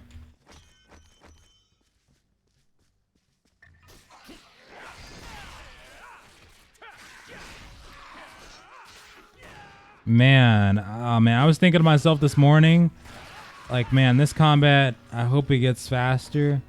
And I was thinking to myself, like, I always love it, just getting all my skills for the first time in games. Learning how to maneuver everything right with the combinations and stuff like that. And now I'm just thinking to myself, like, man, this is pretty good. I like the gunslinger. I made the right choice class-wise, which is rare for me. Usually I'll make the wrong choice, but this feels right.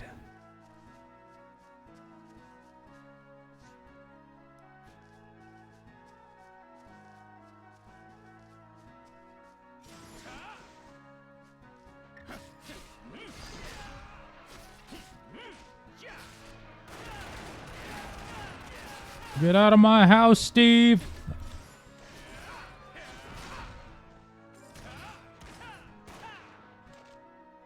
Permanently. Nice. Oh, we're good.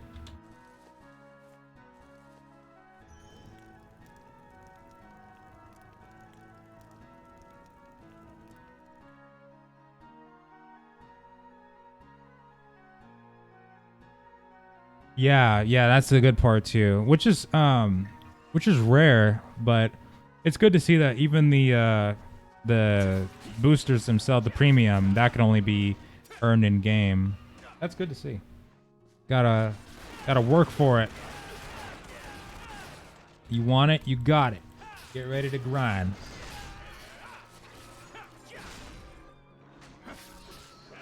Which so far it doesn't seem like it'll be that bad. I mean, well, so far I think we've probably gotten like maybe 1,000 cubics today total. Did I screw up? I think I did. Okay, so reset totally happened and I didn't complete the other quest, I don't think. Dang. I think I missed out on at least one of those. That's okay though, because everybody was already asleep. So we're good there, I think. But I missed out on one of them, I think, actually. Yeah. Well, speaking of cubics, we don't get XP for these, I don't think. Let me take a look at what we do get. Troop coin. Yeah, troop coins. Troop strategy books. Okay, not too much of a biggie. But yeah, I think we'd be totally fine trying to get like 5,000. 180, 180. Oh, yeah.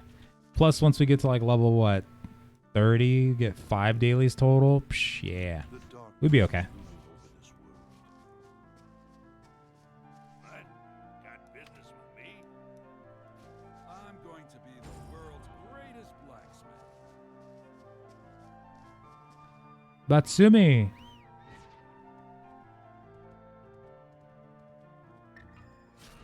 Oh.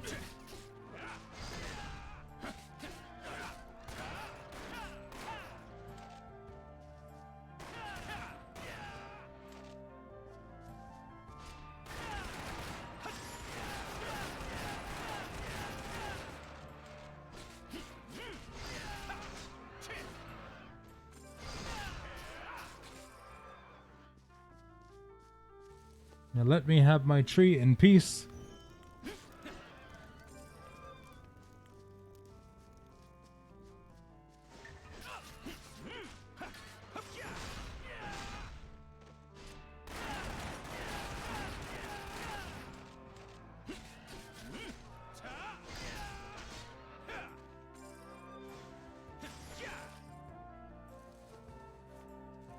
There we go. Sorry. Sometimes you gotta get the tree, man.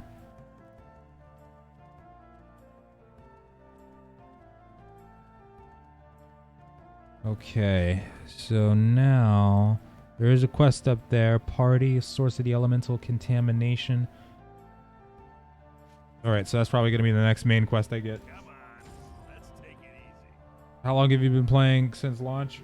Probably. It's been pretty fun so far, I gotta say. Yeah, I've been, well, technically I haven't been live since launch, but I have been playing since launch because I was working today, so I was like playing while working at the same time. It was an interesting experience, but we got through it with a massive headache that later went away, luckily. All it took was a baked potato and a baby aspirin, so that works. Yeah, so far though, it's pretty nice. They've done a really good job of meshing the genres together, MMO and strategy. I'm digging it. You haven't slept or logged since launch? No, I haven't. But I'm not doing like a 24-hour or anything like that, because this time around I want to play it safe. Plus, I realize there's no use in doing that because since YouTube doesn't actually save the VODs past like 10 hours, 12 hours or so. I think I've done like 12 hours. But like once I get to like 16 hours or so, then yeah, they're going to be like, all right, but you're not saving that VOD. So I want to make sure we save this. So probably just going to be on a regular sleep schedule and be a responsible guy. Plus, I also got to do a video. Are more expensive packages worth it? I would say that it's really up to you on that. You don't need them. I mean, hell, you would be benefiting actually getting the... well, actually, no, they don't have the pre-order bonuses anymore. That's right. So I was going to say, because for the second package, you get the cavalry, and those are pretty good.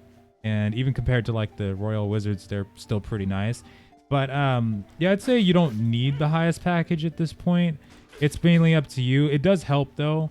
You know, if you want that slight boost up, you know, don't have to work as hard on the way up. But everybody's going to arrive at the same place no matter what, as long as they put the time in. So it's up to you, but you don't 100% necessarily need it. I would say if anything, you could probably be okay with just a $60 pack, or even the 30 if you wanted to just go for the cheapest.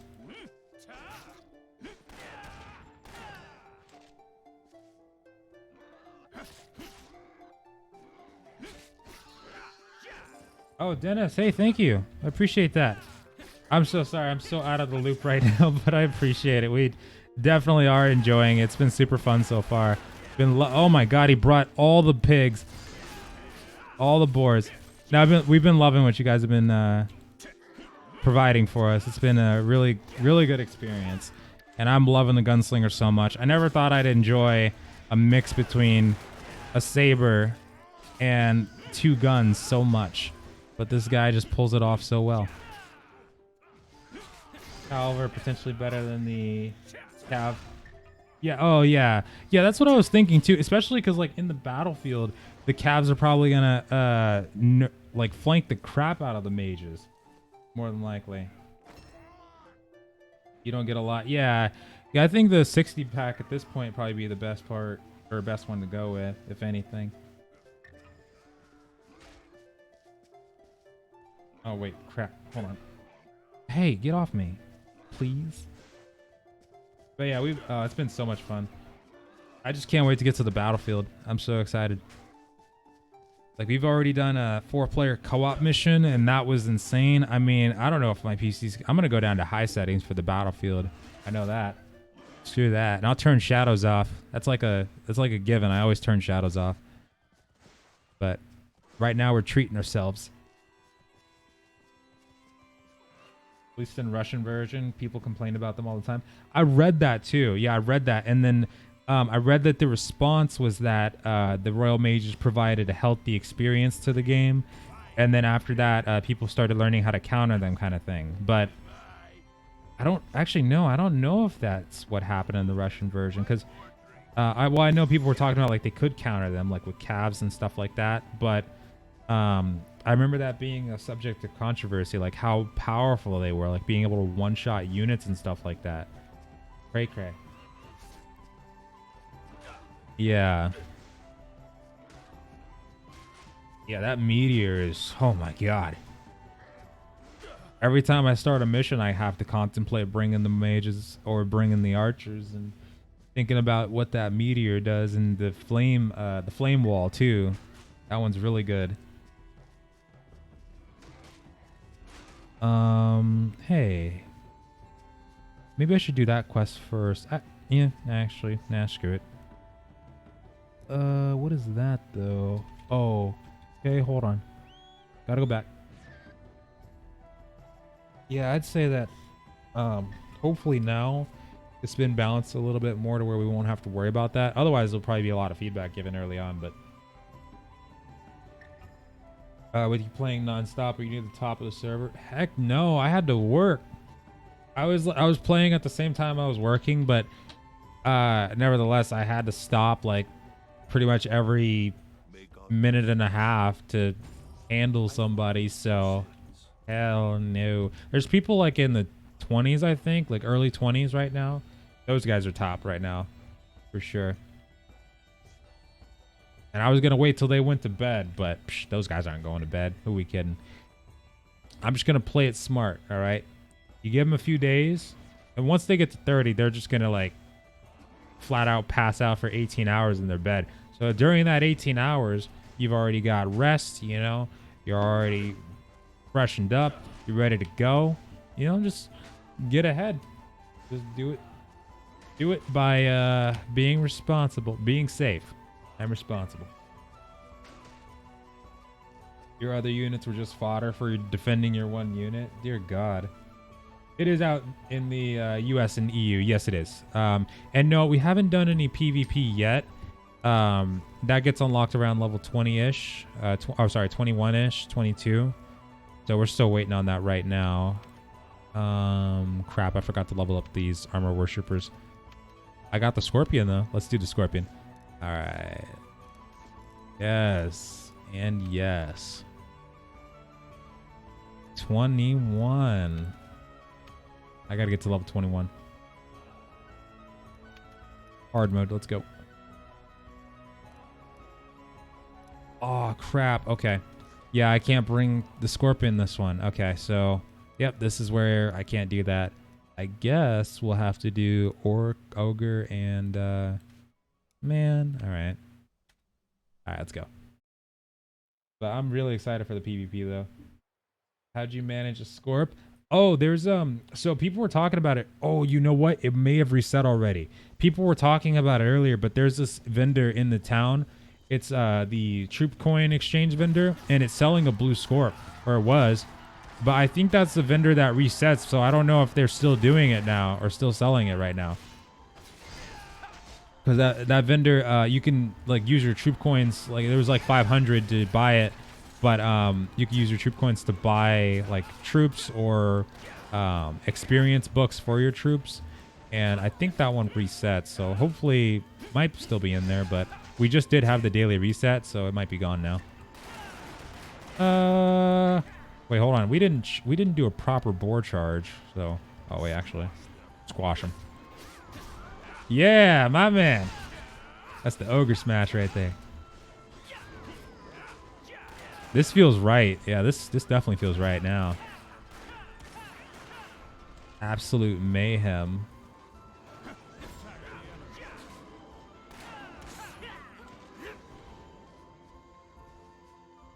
Phone games, you need to 5-star your units. Yeah, you do. It'll be interesting to see how that part goes. Probably going to be a little while of a grind for sure. But, I'm interested to see how it goes, though, overall. I want to get this ogre ranked up, like, to purple. I want to see that new appearance change. That sounds awesome.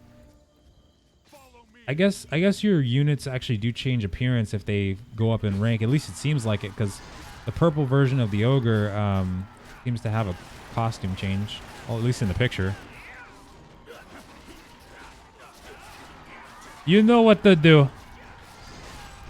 Yeah. All right, you deal with this. Oh, that's a spear wall. Yep. Okay. I'll go deal with that. You know, actually, what am I talking about? Guess who we've got? Whoa! Don't be stupid. Hey, we don't do that. No, we don't charge into pike walls. Okay, apparently we do. All right, nope. Stop, please. Oh my God, you idiots! I was trying to bring him around. Oh, no. Ogre.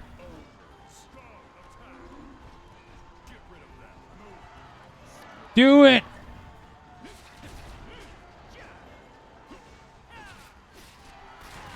Yes. All right. Here we go. Let's heal these guys. Wait, what is this skill? Aiming skill upgrade gets oh, can only be used on ranged troops. Okay, cool. So clearly we can't march over here. So you know what? Just charge. Clearly those pikes are in too good of a position. Oh my god, my unit, my actual hero is dead.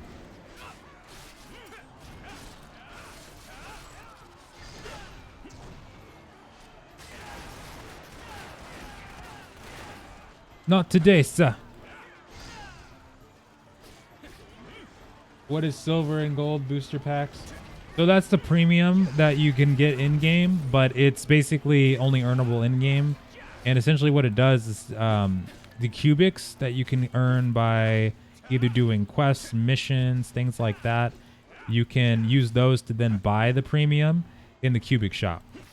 So they've made it where, because those cubics used to be pay to win, you used to be able to buy those with real money, but they've made it to where you can only earn those through questing. But you do get a booster like right when you get in game. So if you get like the $60 one, then you get I forgot how many days it was, but you get I think 90 days for the booster. But yeah, the 100 is like a year's worth of booster for that one. Everybody on the 100 pack's gonna be sitting pretty for a while.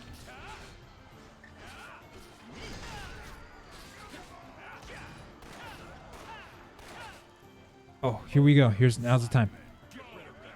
Go, go, go, go, go. This is why you're here.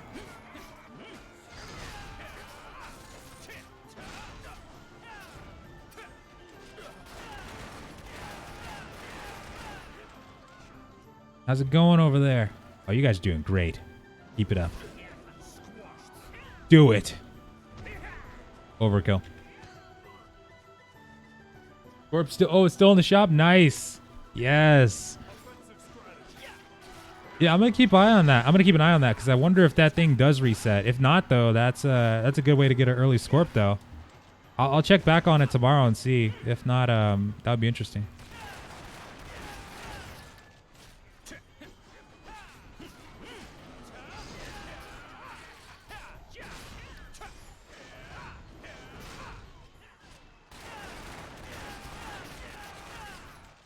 How fast can you earn in-game currency though? Actually pretty fast. So the dailies that we have access to, for instance, this is just the dailies because you do earn them from like quests and stuff like that, missions. But the dailies alone, so you can earn 180 cubics per daily. So you only have to run a mission hard like 3 times. Probably take you about in total maybe about an hour and 20 minutes. Maybe, actually. I'd say, no, maybe not even that. Maybe like 30, 45 minutes. And then subjugation mission 3 times. Those ones are quick, actually. Probably about 20 minutes for that. And then you just run this mission 1 time, which is not too bad at all. But it's best to do it in a group. And at level 30, we get access to all 5 daily missions because it goes in levels. So once we get 24, you get 4, 30, 5. So if you're basically earning like 180 cubics per each daily a day, you know, stacking up to like probably 960 cubics a day, just off of dailies. I mean, you only need 5,000 cubics to get the 30-day for the silver pack. I think that was basic booster pack.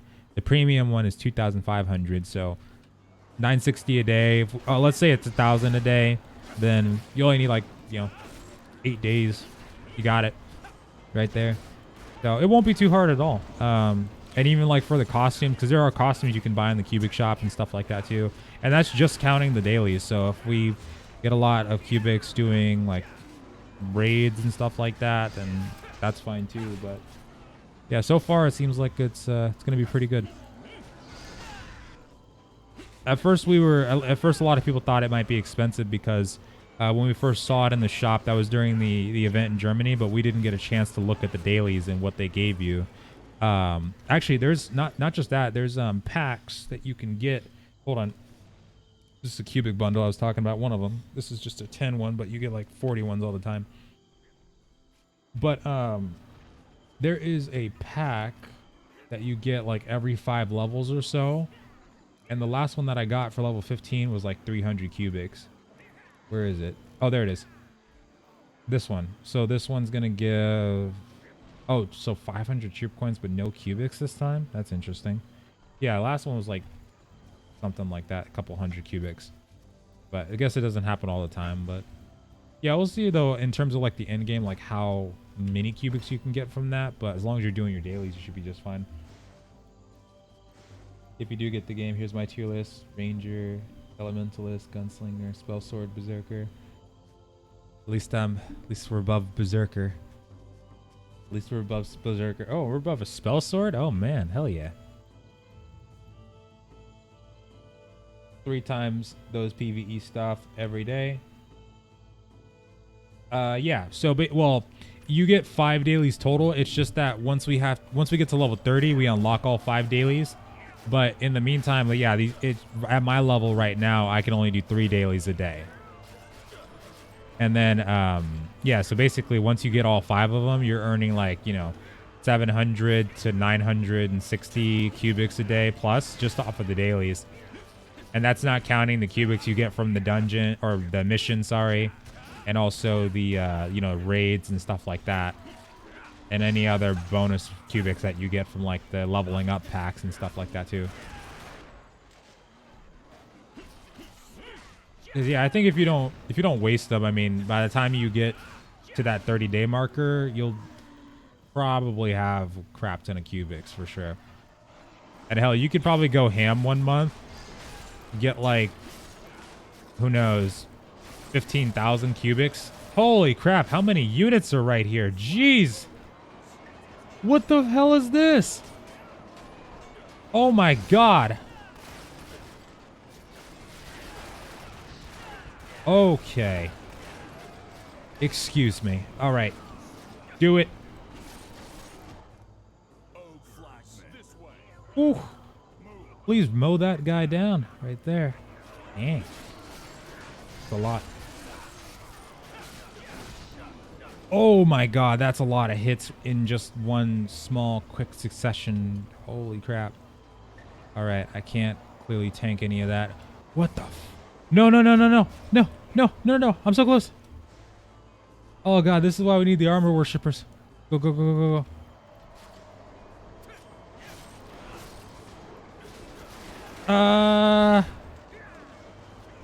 Holy crap. Oh no, he's not gonna hit them all.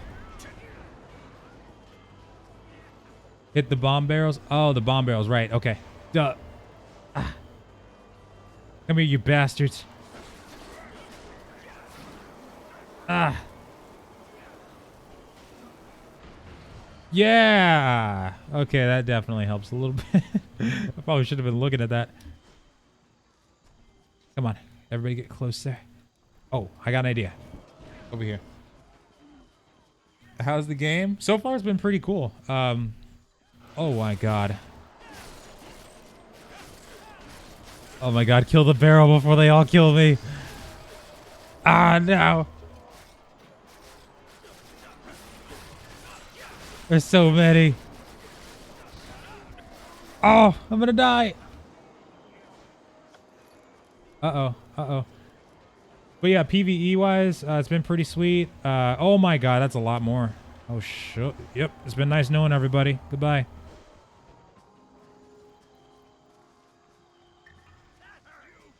So clearly, having those armor worshippers is gonna be a fun thing. I'm gonna need those guys. Come on.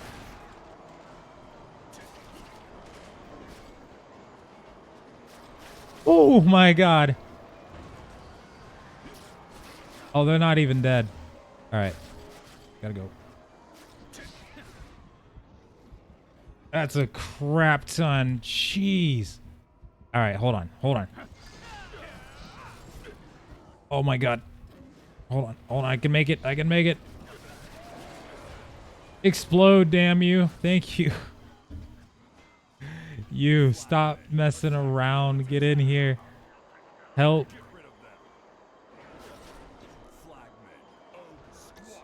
Squash. Okay. You're just one barrel. I gotta keep up on my healing pots.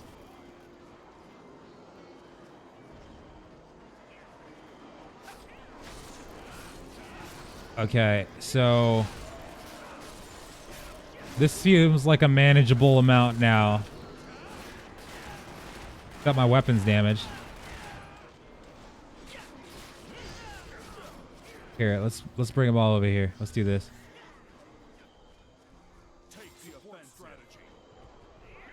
Come on, guys. Yep. Get closer. Get closer. Get closer. Right there.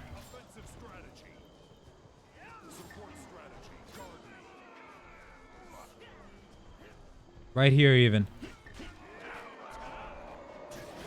Perfect.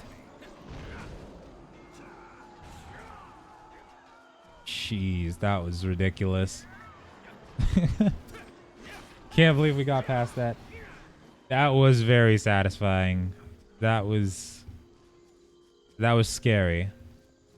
But satisfying. Oof. All right. Jeez, that's on hard mode too. That normal mode is a piece of, look at all those glitched out. Oh, hell no. Hell no. Oh, wait, I think these are undead. Are cubics tradable? No, they're not tradable. So you only earn them in game for your character. You won't be able to trade them to anybody though.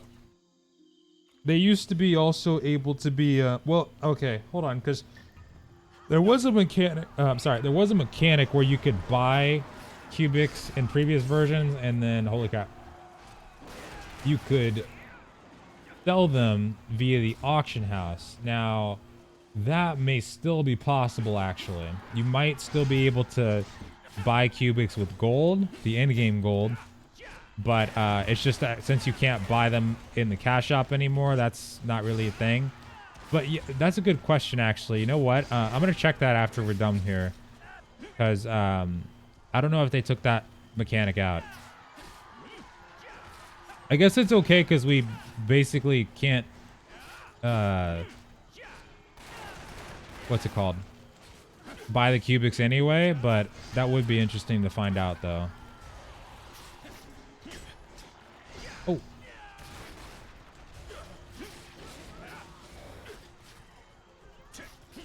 Oh, no. Yeah, the berserkers are definitely like the tank ones.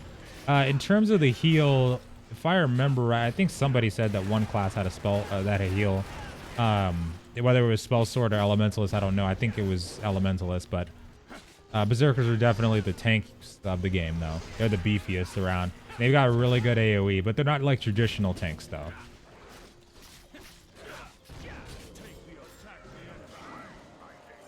Okay, clearly those guys are getting wrecked by that.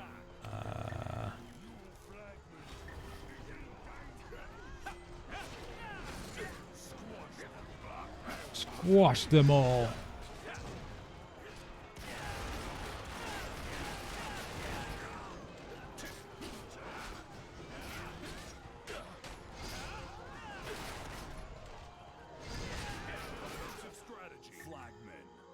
No, you go for them.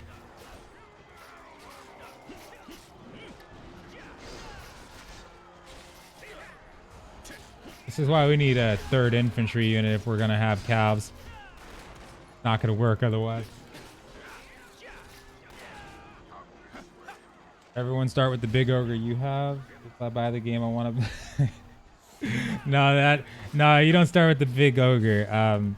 Now you can unlock it pretty early on though.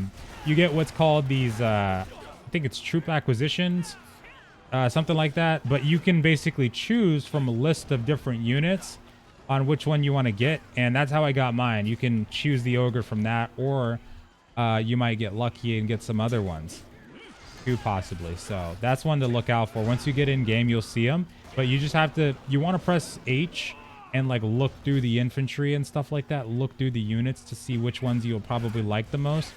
Because not all of them will show up in the list that you can choose from. But the ones that do, you want to make the right choice. And I felt like Ogre was a really good choice there. Speaking of which, smash. Hold on. Where is... Okay, there you are. Alright, so let's see if we can charge in there. Get him. Don't tell me you're charging the wrong way. Okay, I was going to say. 'Cause I know I pressed that right button. I pressed the button and went in the right direction. There you go.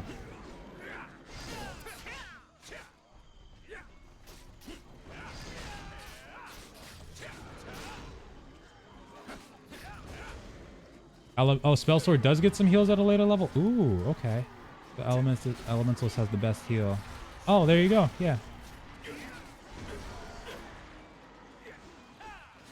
That's actually going to be really interesting to see in raids, too. That's right. I remember now. I remember people were talking about how in the raids, I believe there's some kind of defensive spells. Some defensive spells that the Elementalist might be able to put on people. Like to reduce their damage taken or maybe even make them invulnerable or something like that. No, you don't. These units are... Oh, well, these commanders are taking a lot of damage.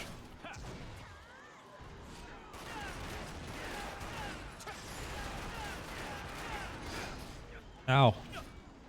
Oh, crap. Mash. Yeah. Somebody get this lady off me, though. Jeez.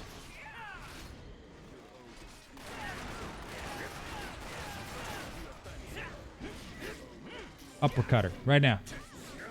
Punch her. Didn't work.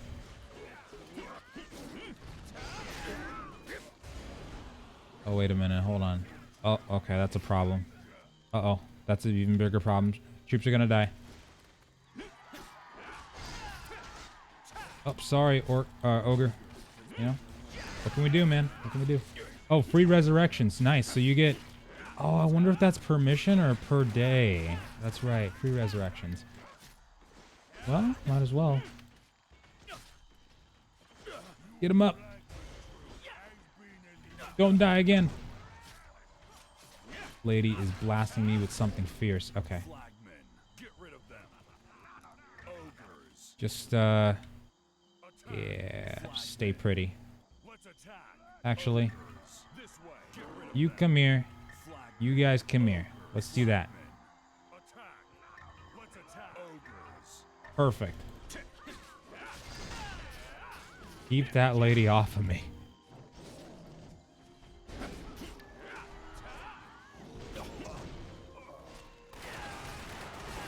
Yeah, not so tough now that I got my big ogre over here, don't I? Yeah. Where's your null captain at, huh? Dealing with my captain or whatever. That's right. Hey, you know what? I just realized I don't think I ever got a paladin unit because I never saw it in my troops. I never saw it in my oh, wait, unless the crusade. Oh wait, dummy. The crusaders are the paladin, isn't it? Hold on. Stupid. Duh. That's the paladin. That's why. I thought it actually said paladin. Whoops. Their website is straight out of the 90s, brought to you by Angel Fire. Oh god. It's been a long time since I've heard that. Doing more damage than your hero. Yeah, right now he definitely is. He's putting this commander on the beatdown right now. I think my weapon is damaged, so it could be that.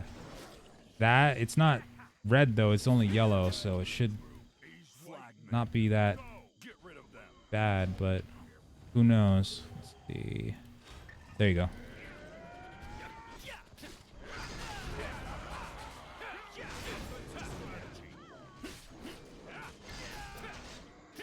They're definitely doing more damage than me, though. They gotta be.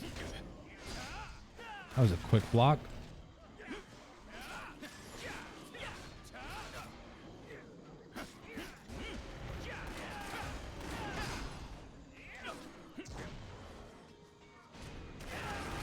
Finally. That's a hell of a chest, though, team.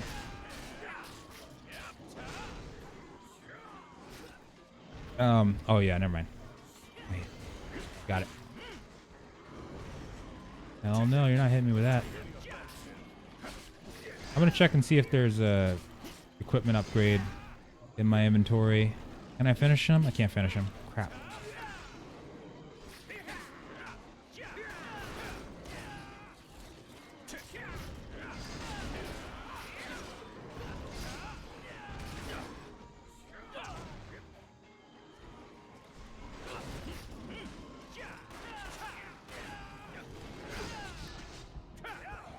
Wow. Yeah, 100% definitely was doing more than me. So, oh, Berserker, okay. Not much of an upgrade, but oh, it's 234 actually. I'll take some of that. Yeah. Oh my god. Okay, don't take it personally, man. It's okay. All right, don't cry. The common thing. Game loves to give us the D rank. Give me that. All right, cool. Wait, all done. Is it expensive to respec talents or whatever they're called in Kingdom Under Fire 2? So for respecing those, let me see because I haven't checked on that one yet. Let's double check here. Oh, no. Here, let's take a look. So I just respec for 10 gold. It's crazy cheap. Wow. Let's see if I can put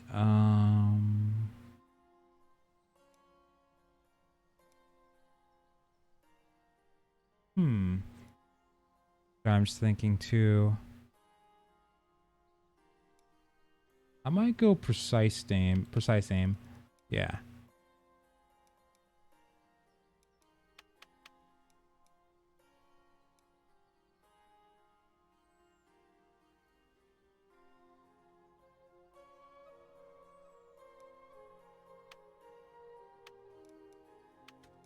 Okay, so the second time I do it, okay, so it starts going up a little bit, but yeah, it starts out crazy cheap.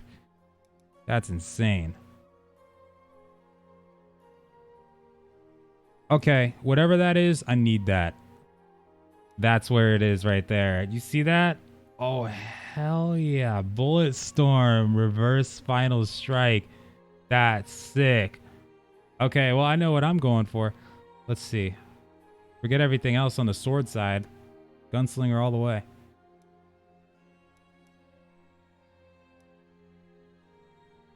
Stormy Blade. Nope. Any DCU issues for you? Actually, I haven't... there was one time. It was after we finished that Elven mission. That was the only time, though. It was when we had 4 players in the party. But other than that, though, nope. Haven't had any DC issues. Not for the whole day. Not since they took down the, what's it called? Took down the servers for an hour. Or took down the US server for an hour. That was it, though.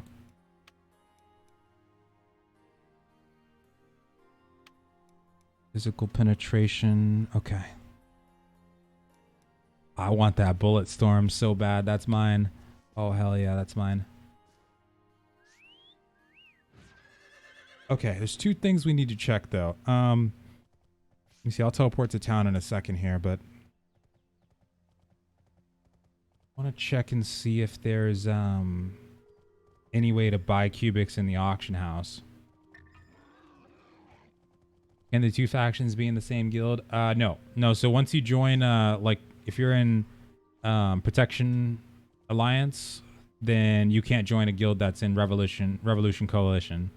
You have to be in that same faction. But you can change your camp. It's just pretty expensive for what I remember. Nice. Dual shot. Yeah, that's totally the one right there. Yes. I don't need the fast one. I mean, I don't need the slow one. I just need this. New skill. Oh my god. Oh my god, yes. Looks like it's time to party now. You have to do it fast though. Man.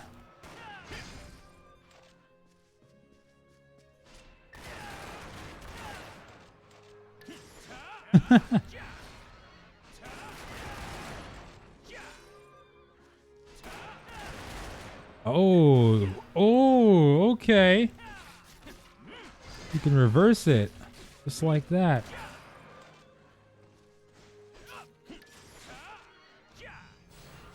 Aim. Fire.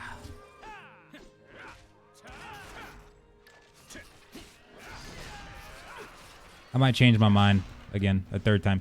Mainly because I do like the mobility though. And I feel like that number 2 ability, I need to have that be faster. Let me see. I'll reset it. Screw it. Yeah, this one I want to do multi-shot, magazine, agility, and then yeah, I need the bullet modification, eagle eye, and then this one. Okay, there we go. That is really nice. And then I think I'll just go for the sword tree at this point. I don't need anything else. Completely good. Use you. All right, let's see.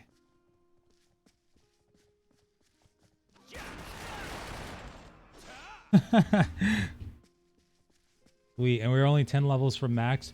One more level, we can equip 3 units as well, which will be really cool. Can't wait for that. My head is throbbing. Do you have business with me? I'm hurting all over. Close your eyes and pray. Let me see if there's a teleportation stone over here. Okay. So... yeah, let me go activate that stone really quick.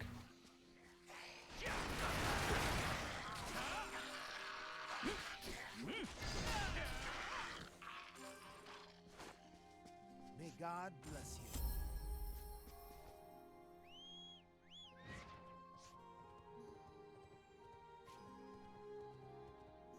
I'll pray for you.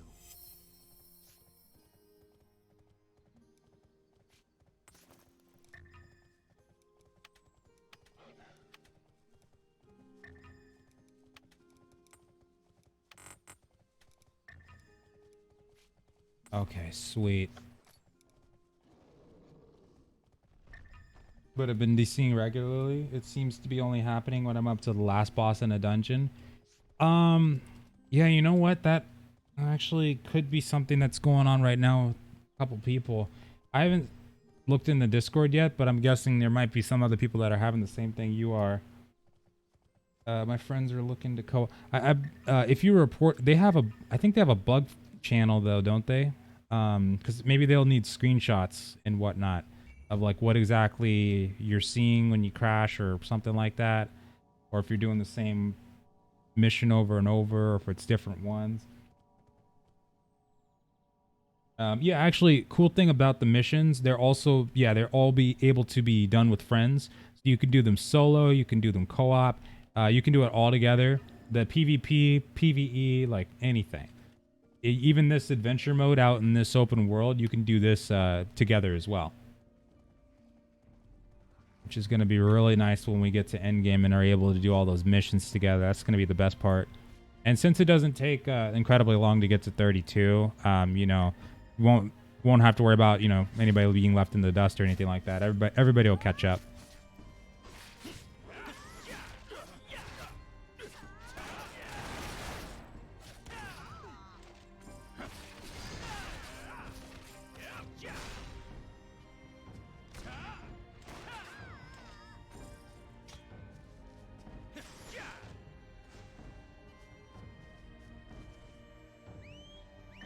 Okay, I'm just gonna activate the other one. Then I'll have to teleport over there, get back to town. Wait. There we go. Back to town.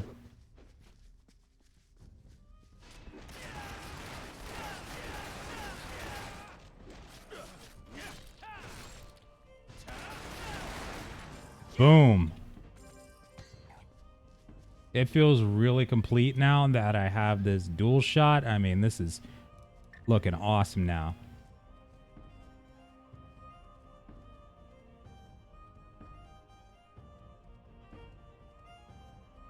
$32.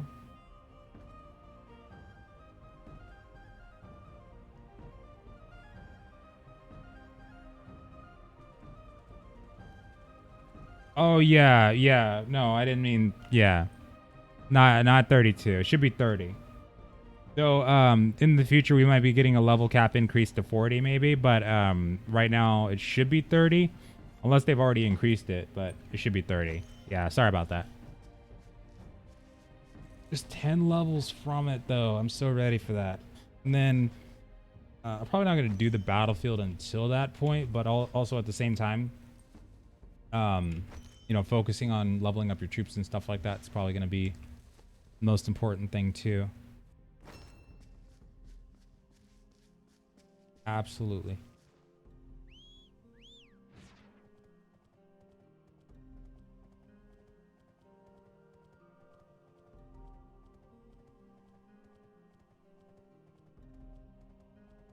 Okay.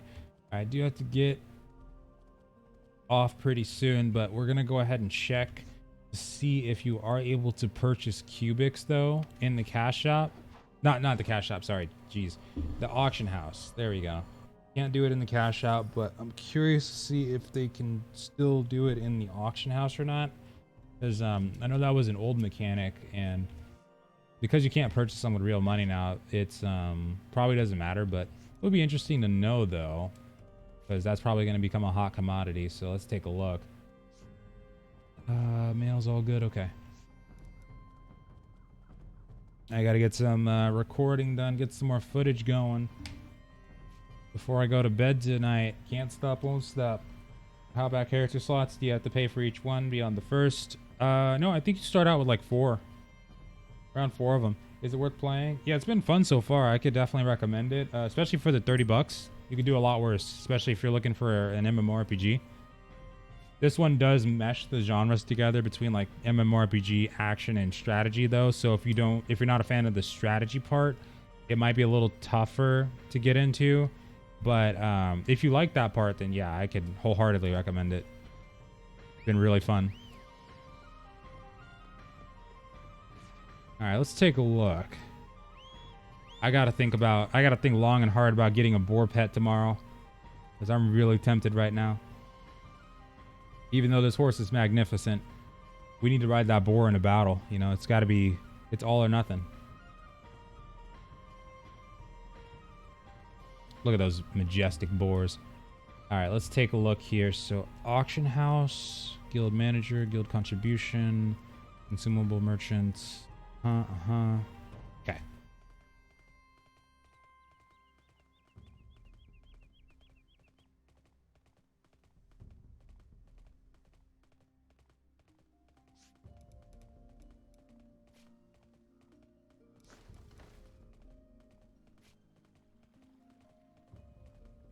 Oh, I wonder if I can take the Scorpion into the subjugation missions. Probably not, but if you could, that'd be hilarious.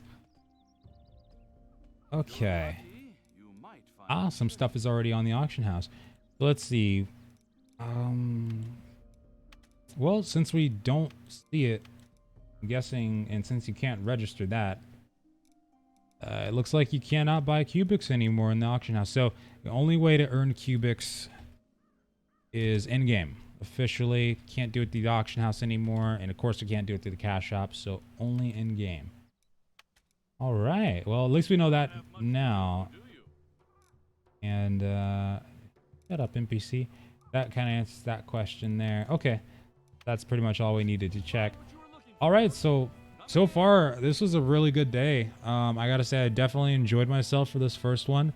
I'm looking forward to seeing how the battlefields go. I feel like I'm going to turn down the settings like to high at least for those battlefields, because there's no way, like, somebody dropped, we all dropped like 4 meteors in that PvE mission earlier, and that was like a good 4 or 5 seconds of lag right there, or the destroyer. So I don't want to take any chances, but definitely had a lot of fun with it. I'm definitely liking Gunslinger more right now. I feel like it would have been a bad choice for me specifically if I went Berserker, mainly because I like to have the mobility, I like to have the speed and ferocity kind of thing. So I think I made the right choice on this one. Spearman training, hell yeah.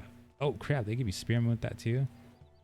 Yeah, but I'm loving it so far. I think it's definitely gonna work out.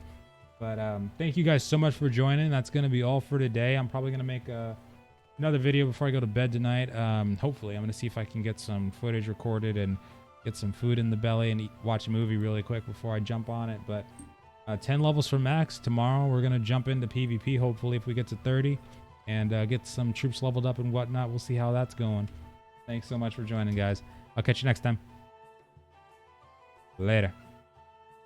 And yeah, oh, that makes sense then. If they spent the most time on Gunslinger, I appreciate that. Awesome.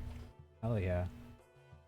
Here, the slowest to levels, the Berserker. Hands down is what people have been saying, and it definitely seems like it. They have the slowest movement speed and like slowest attack speed.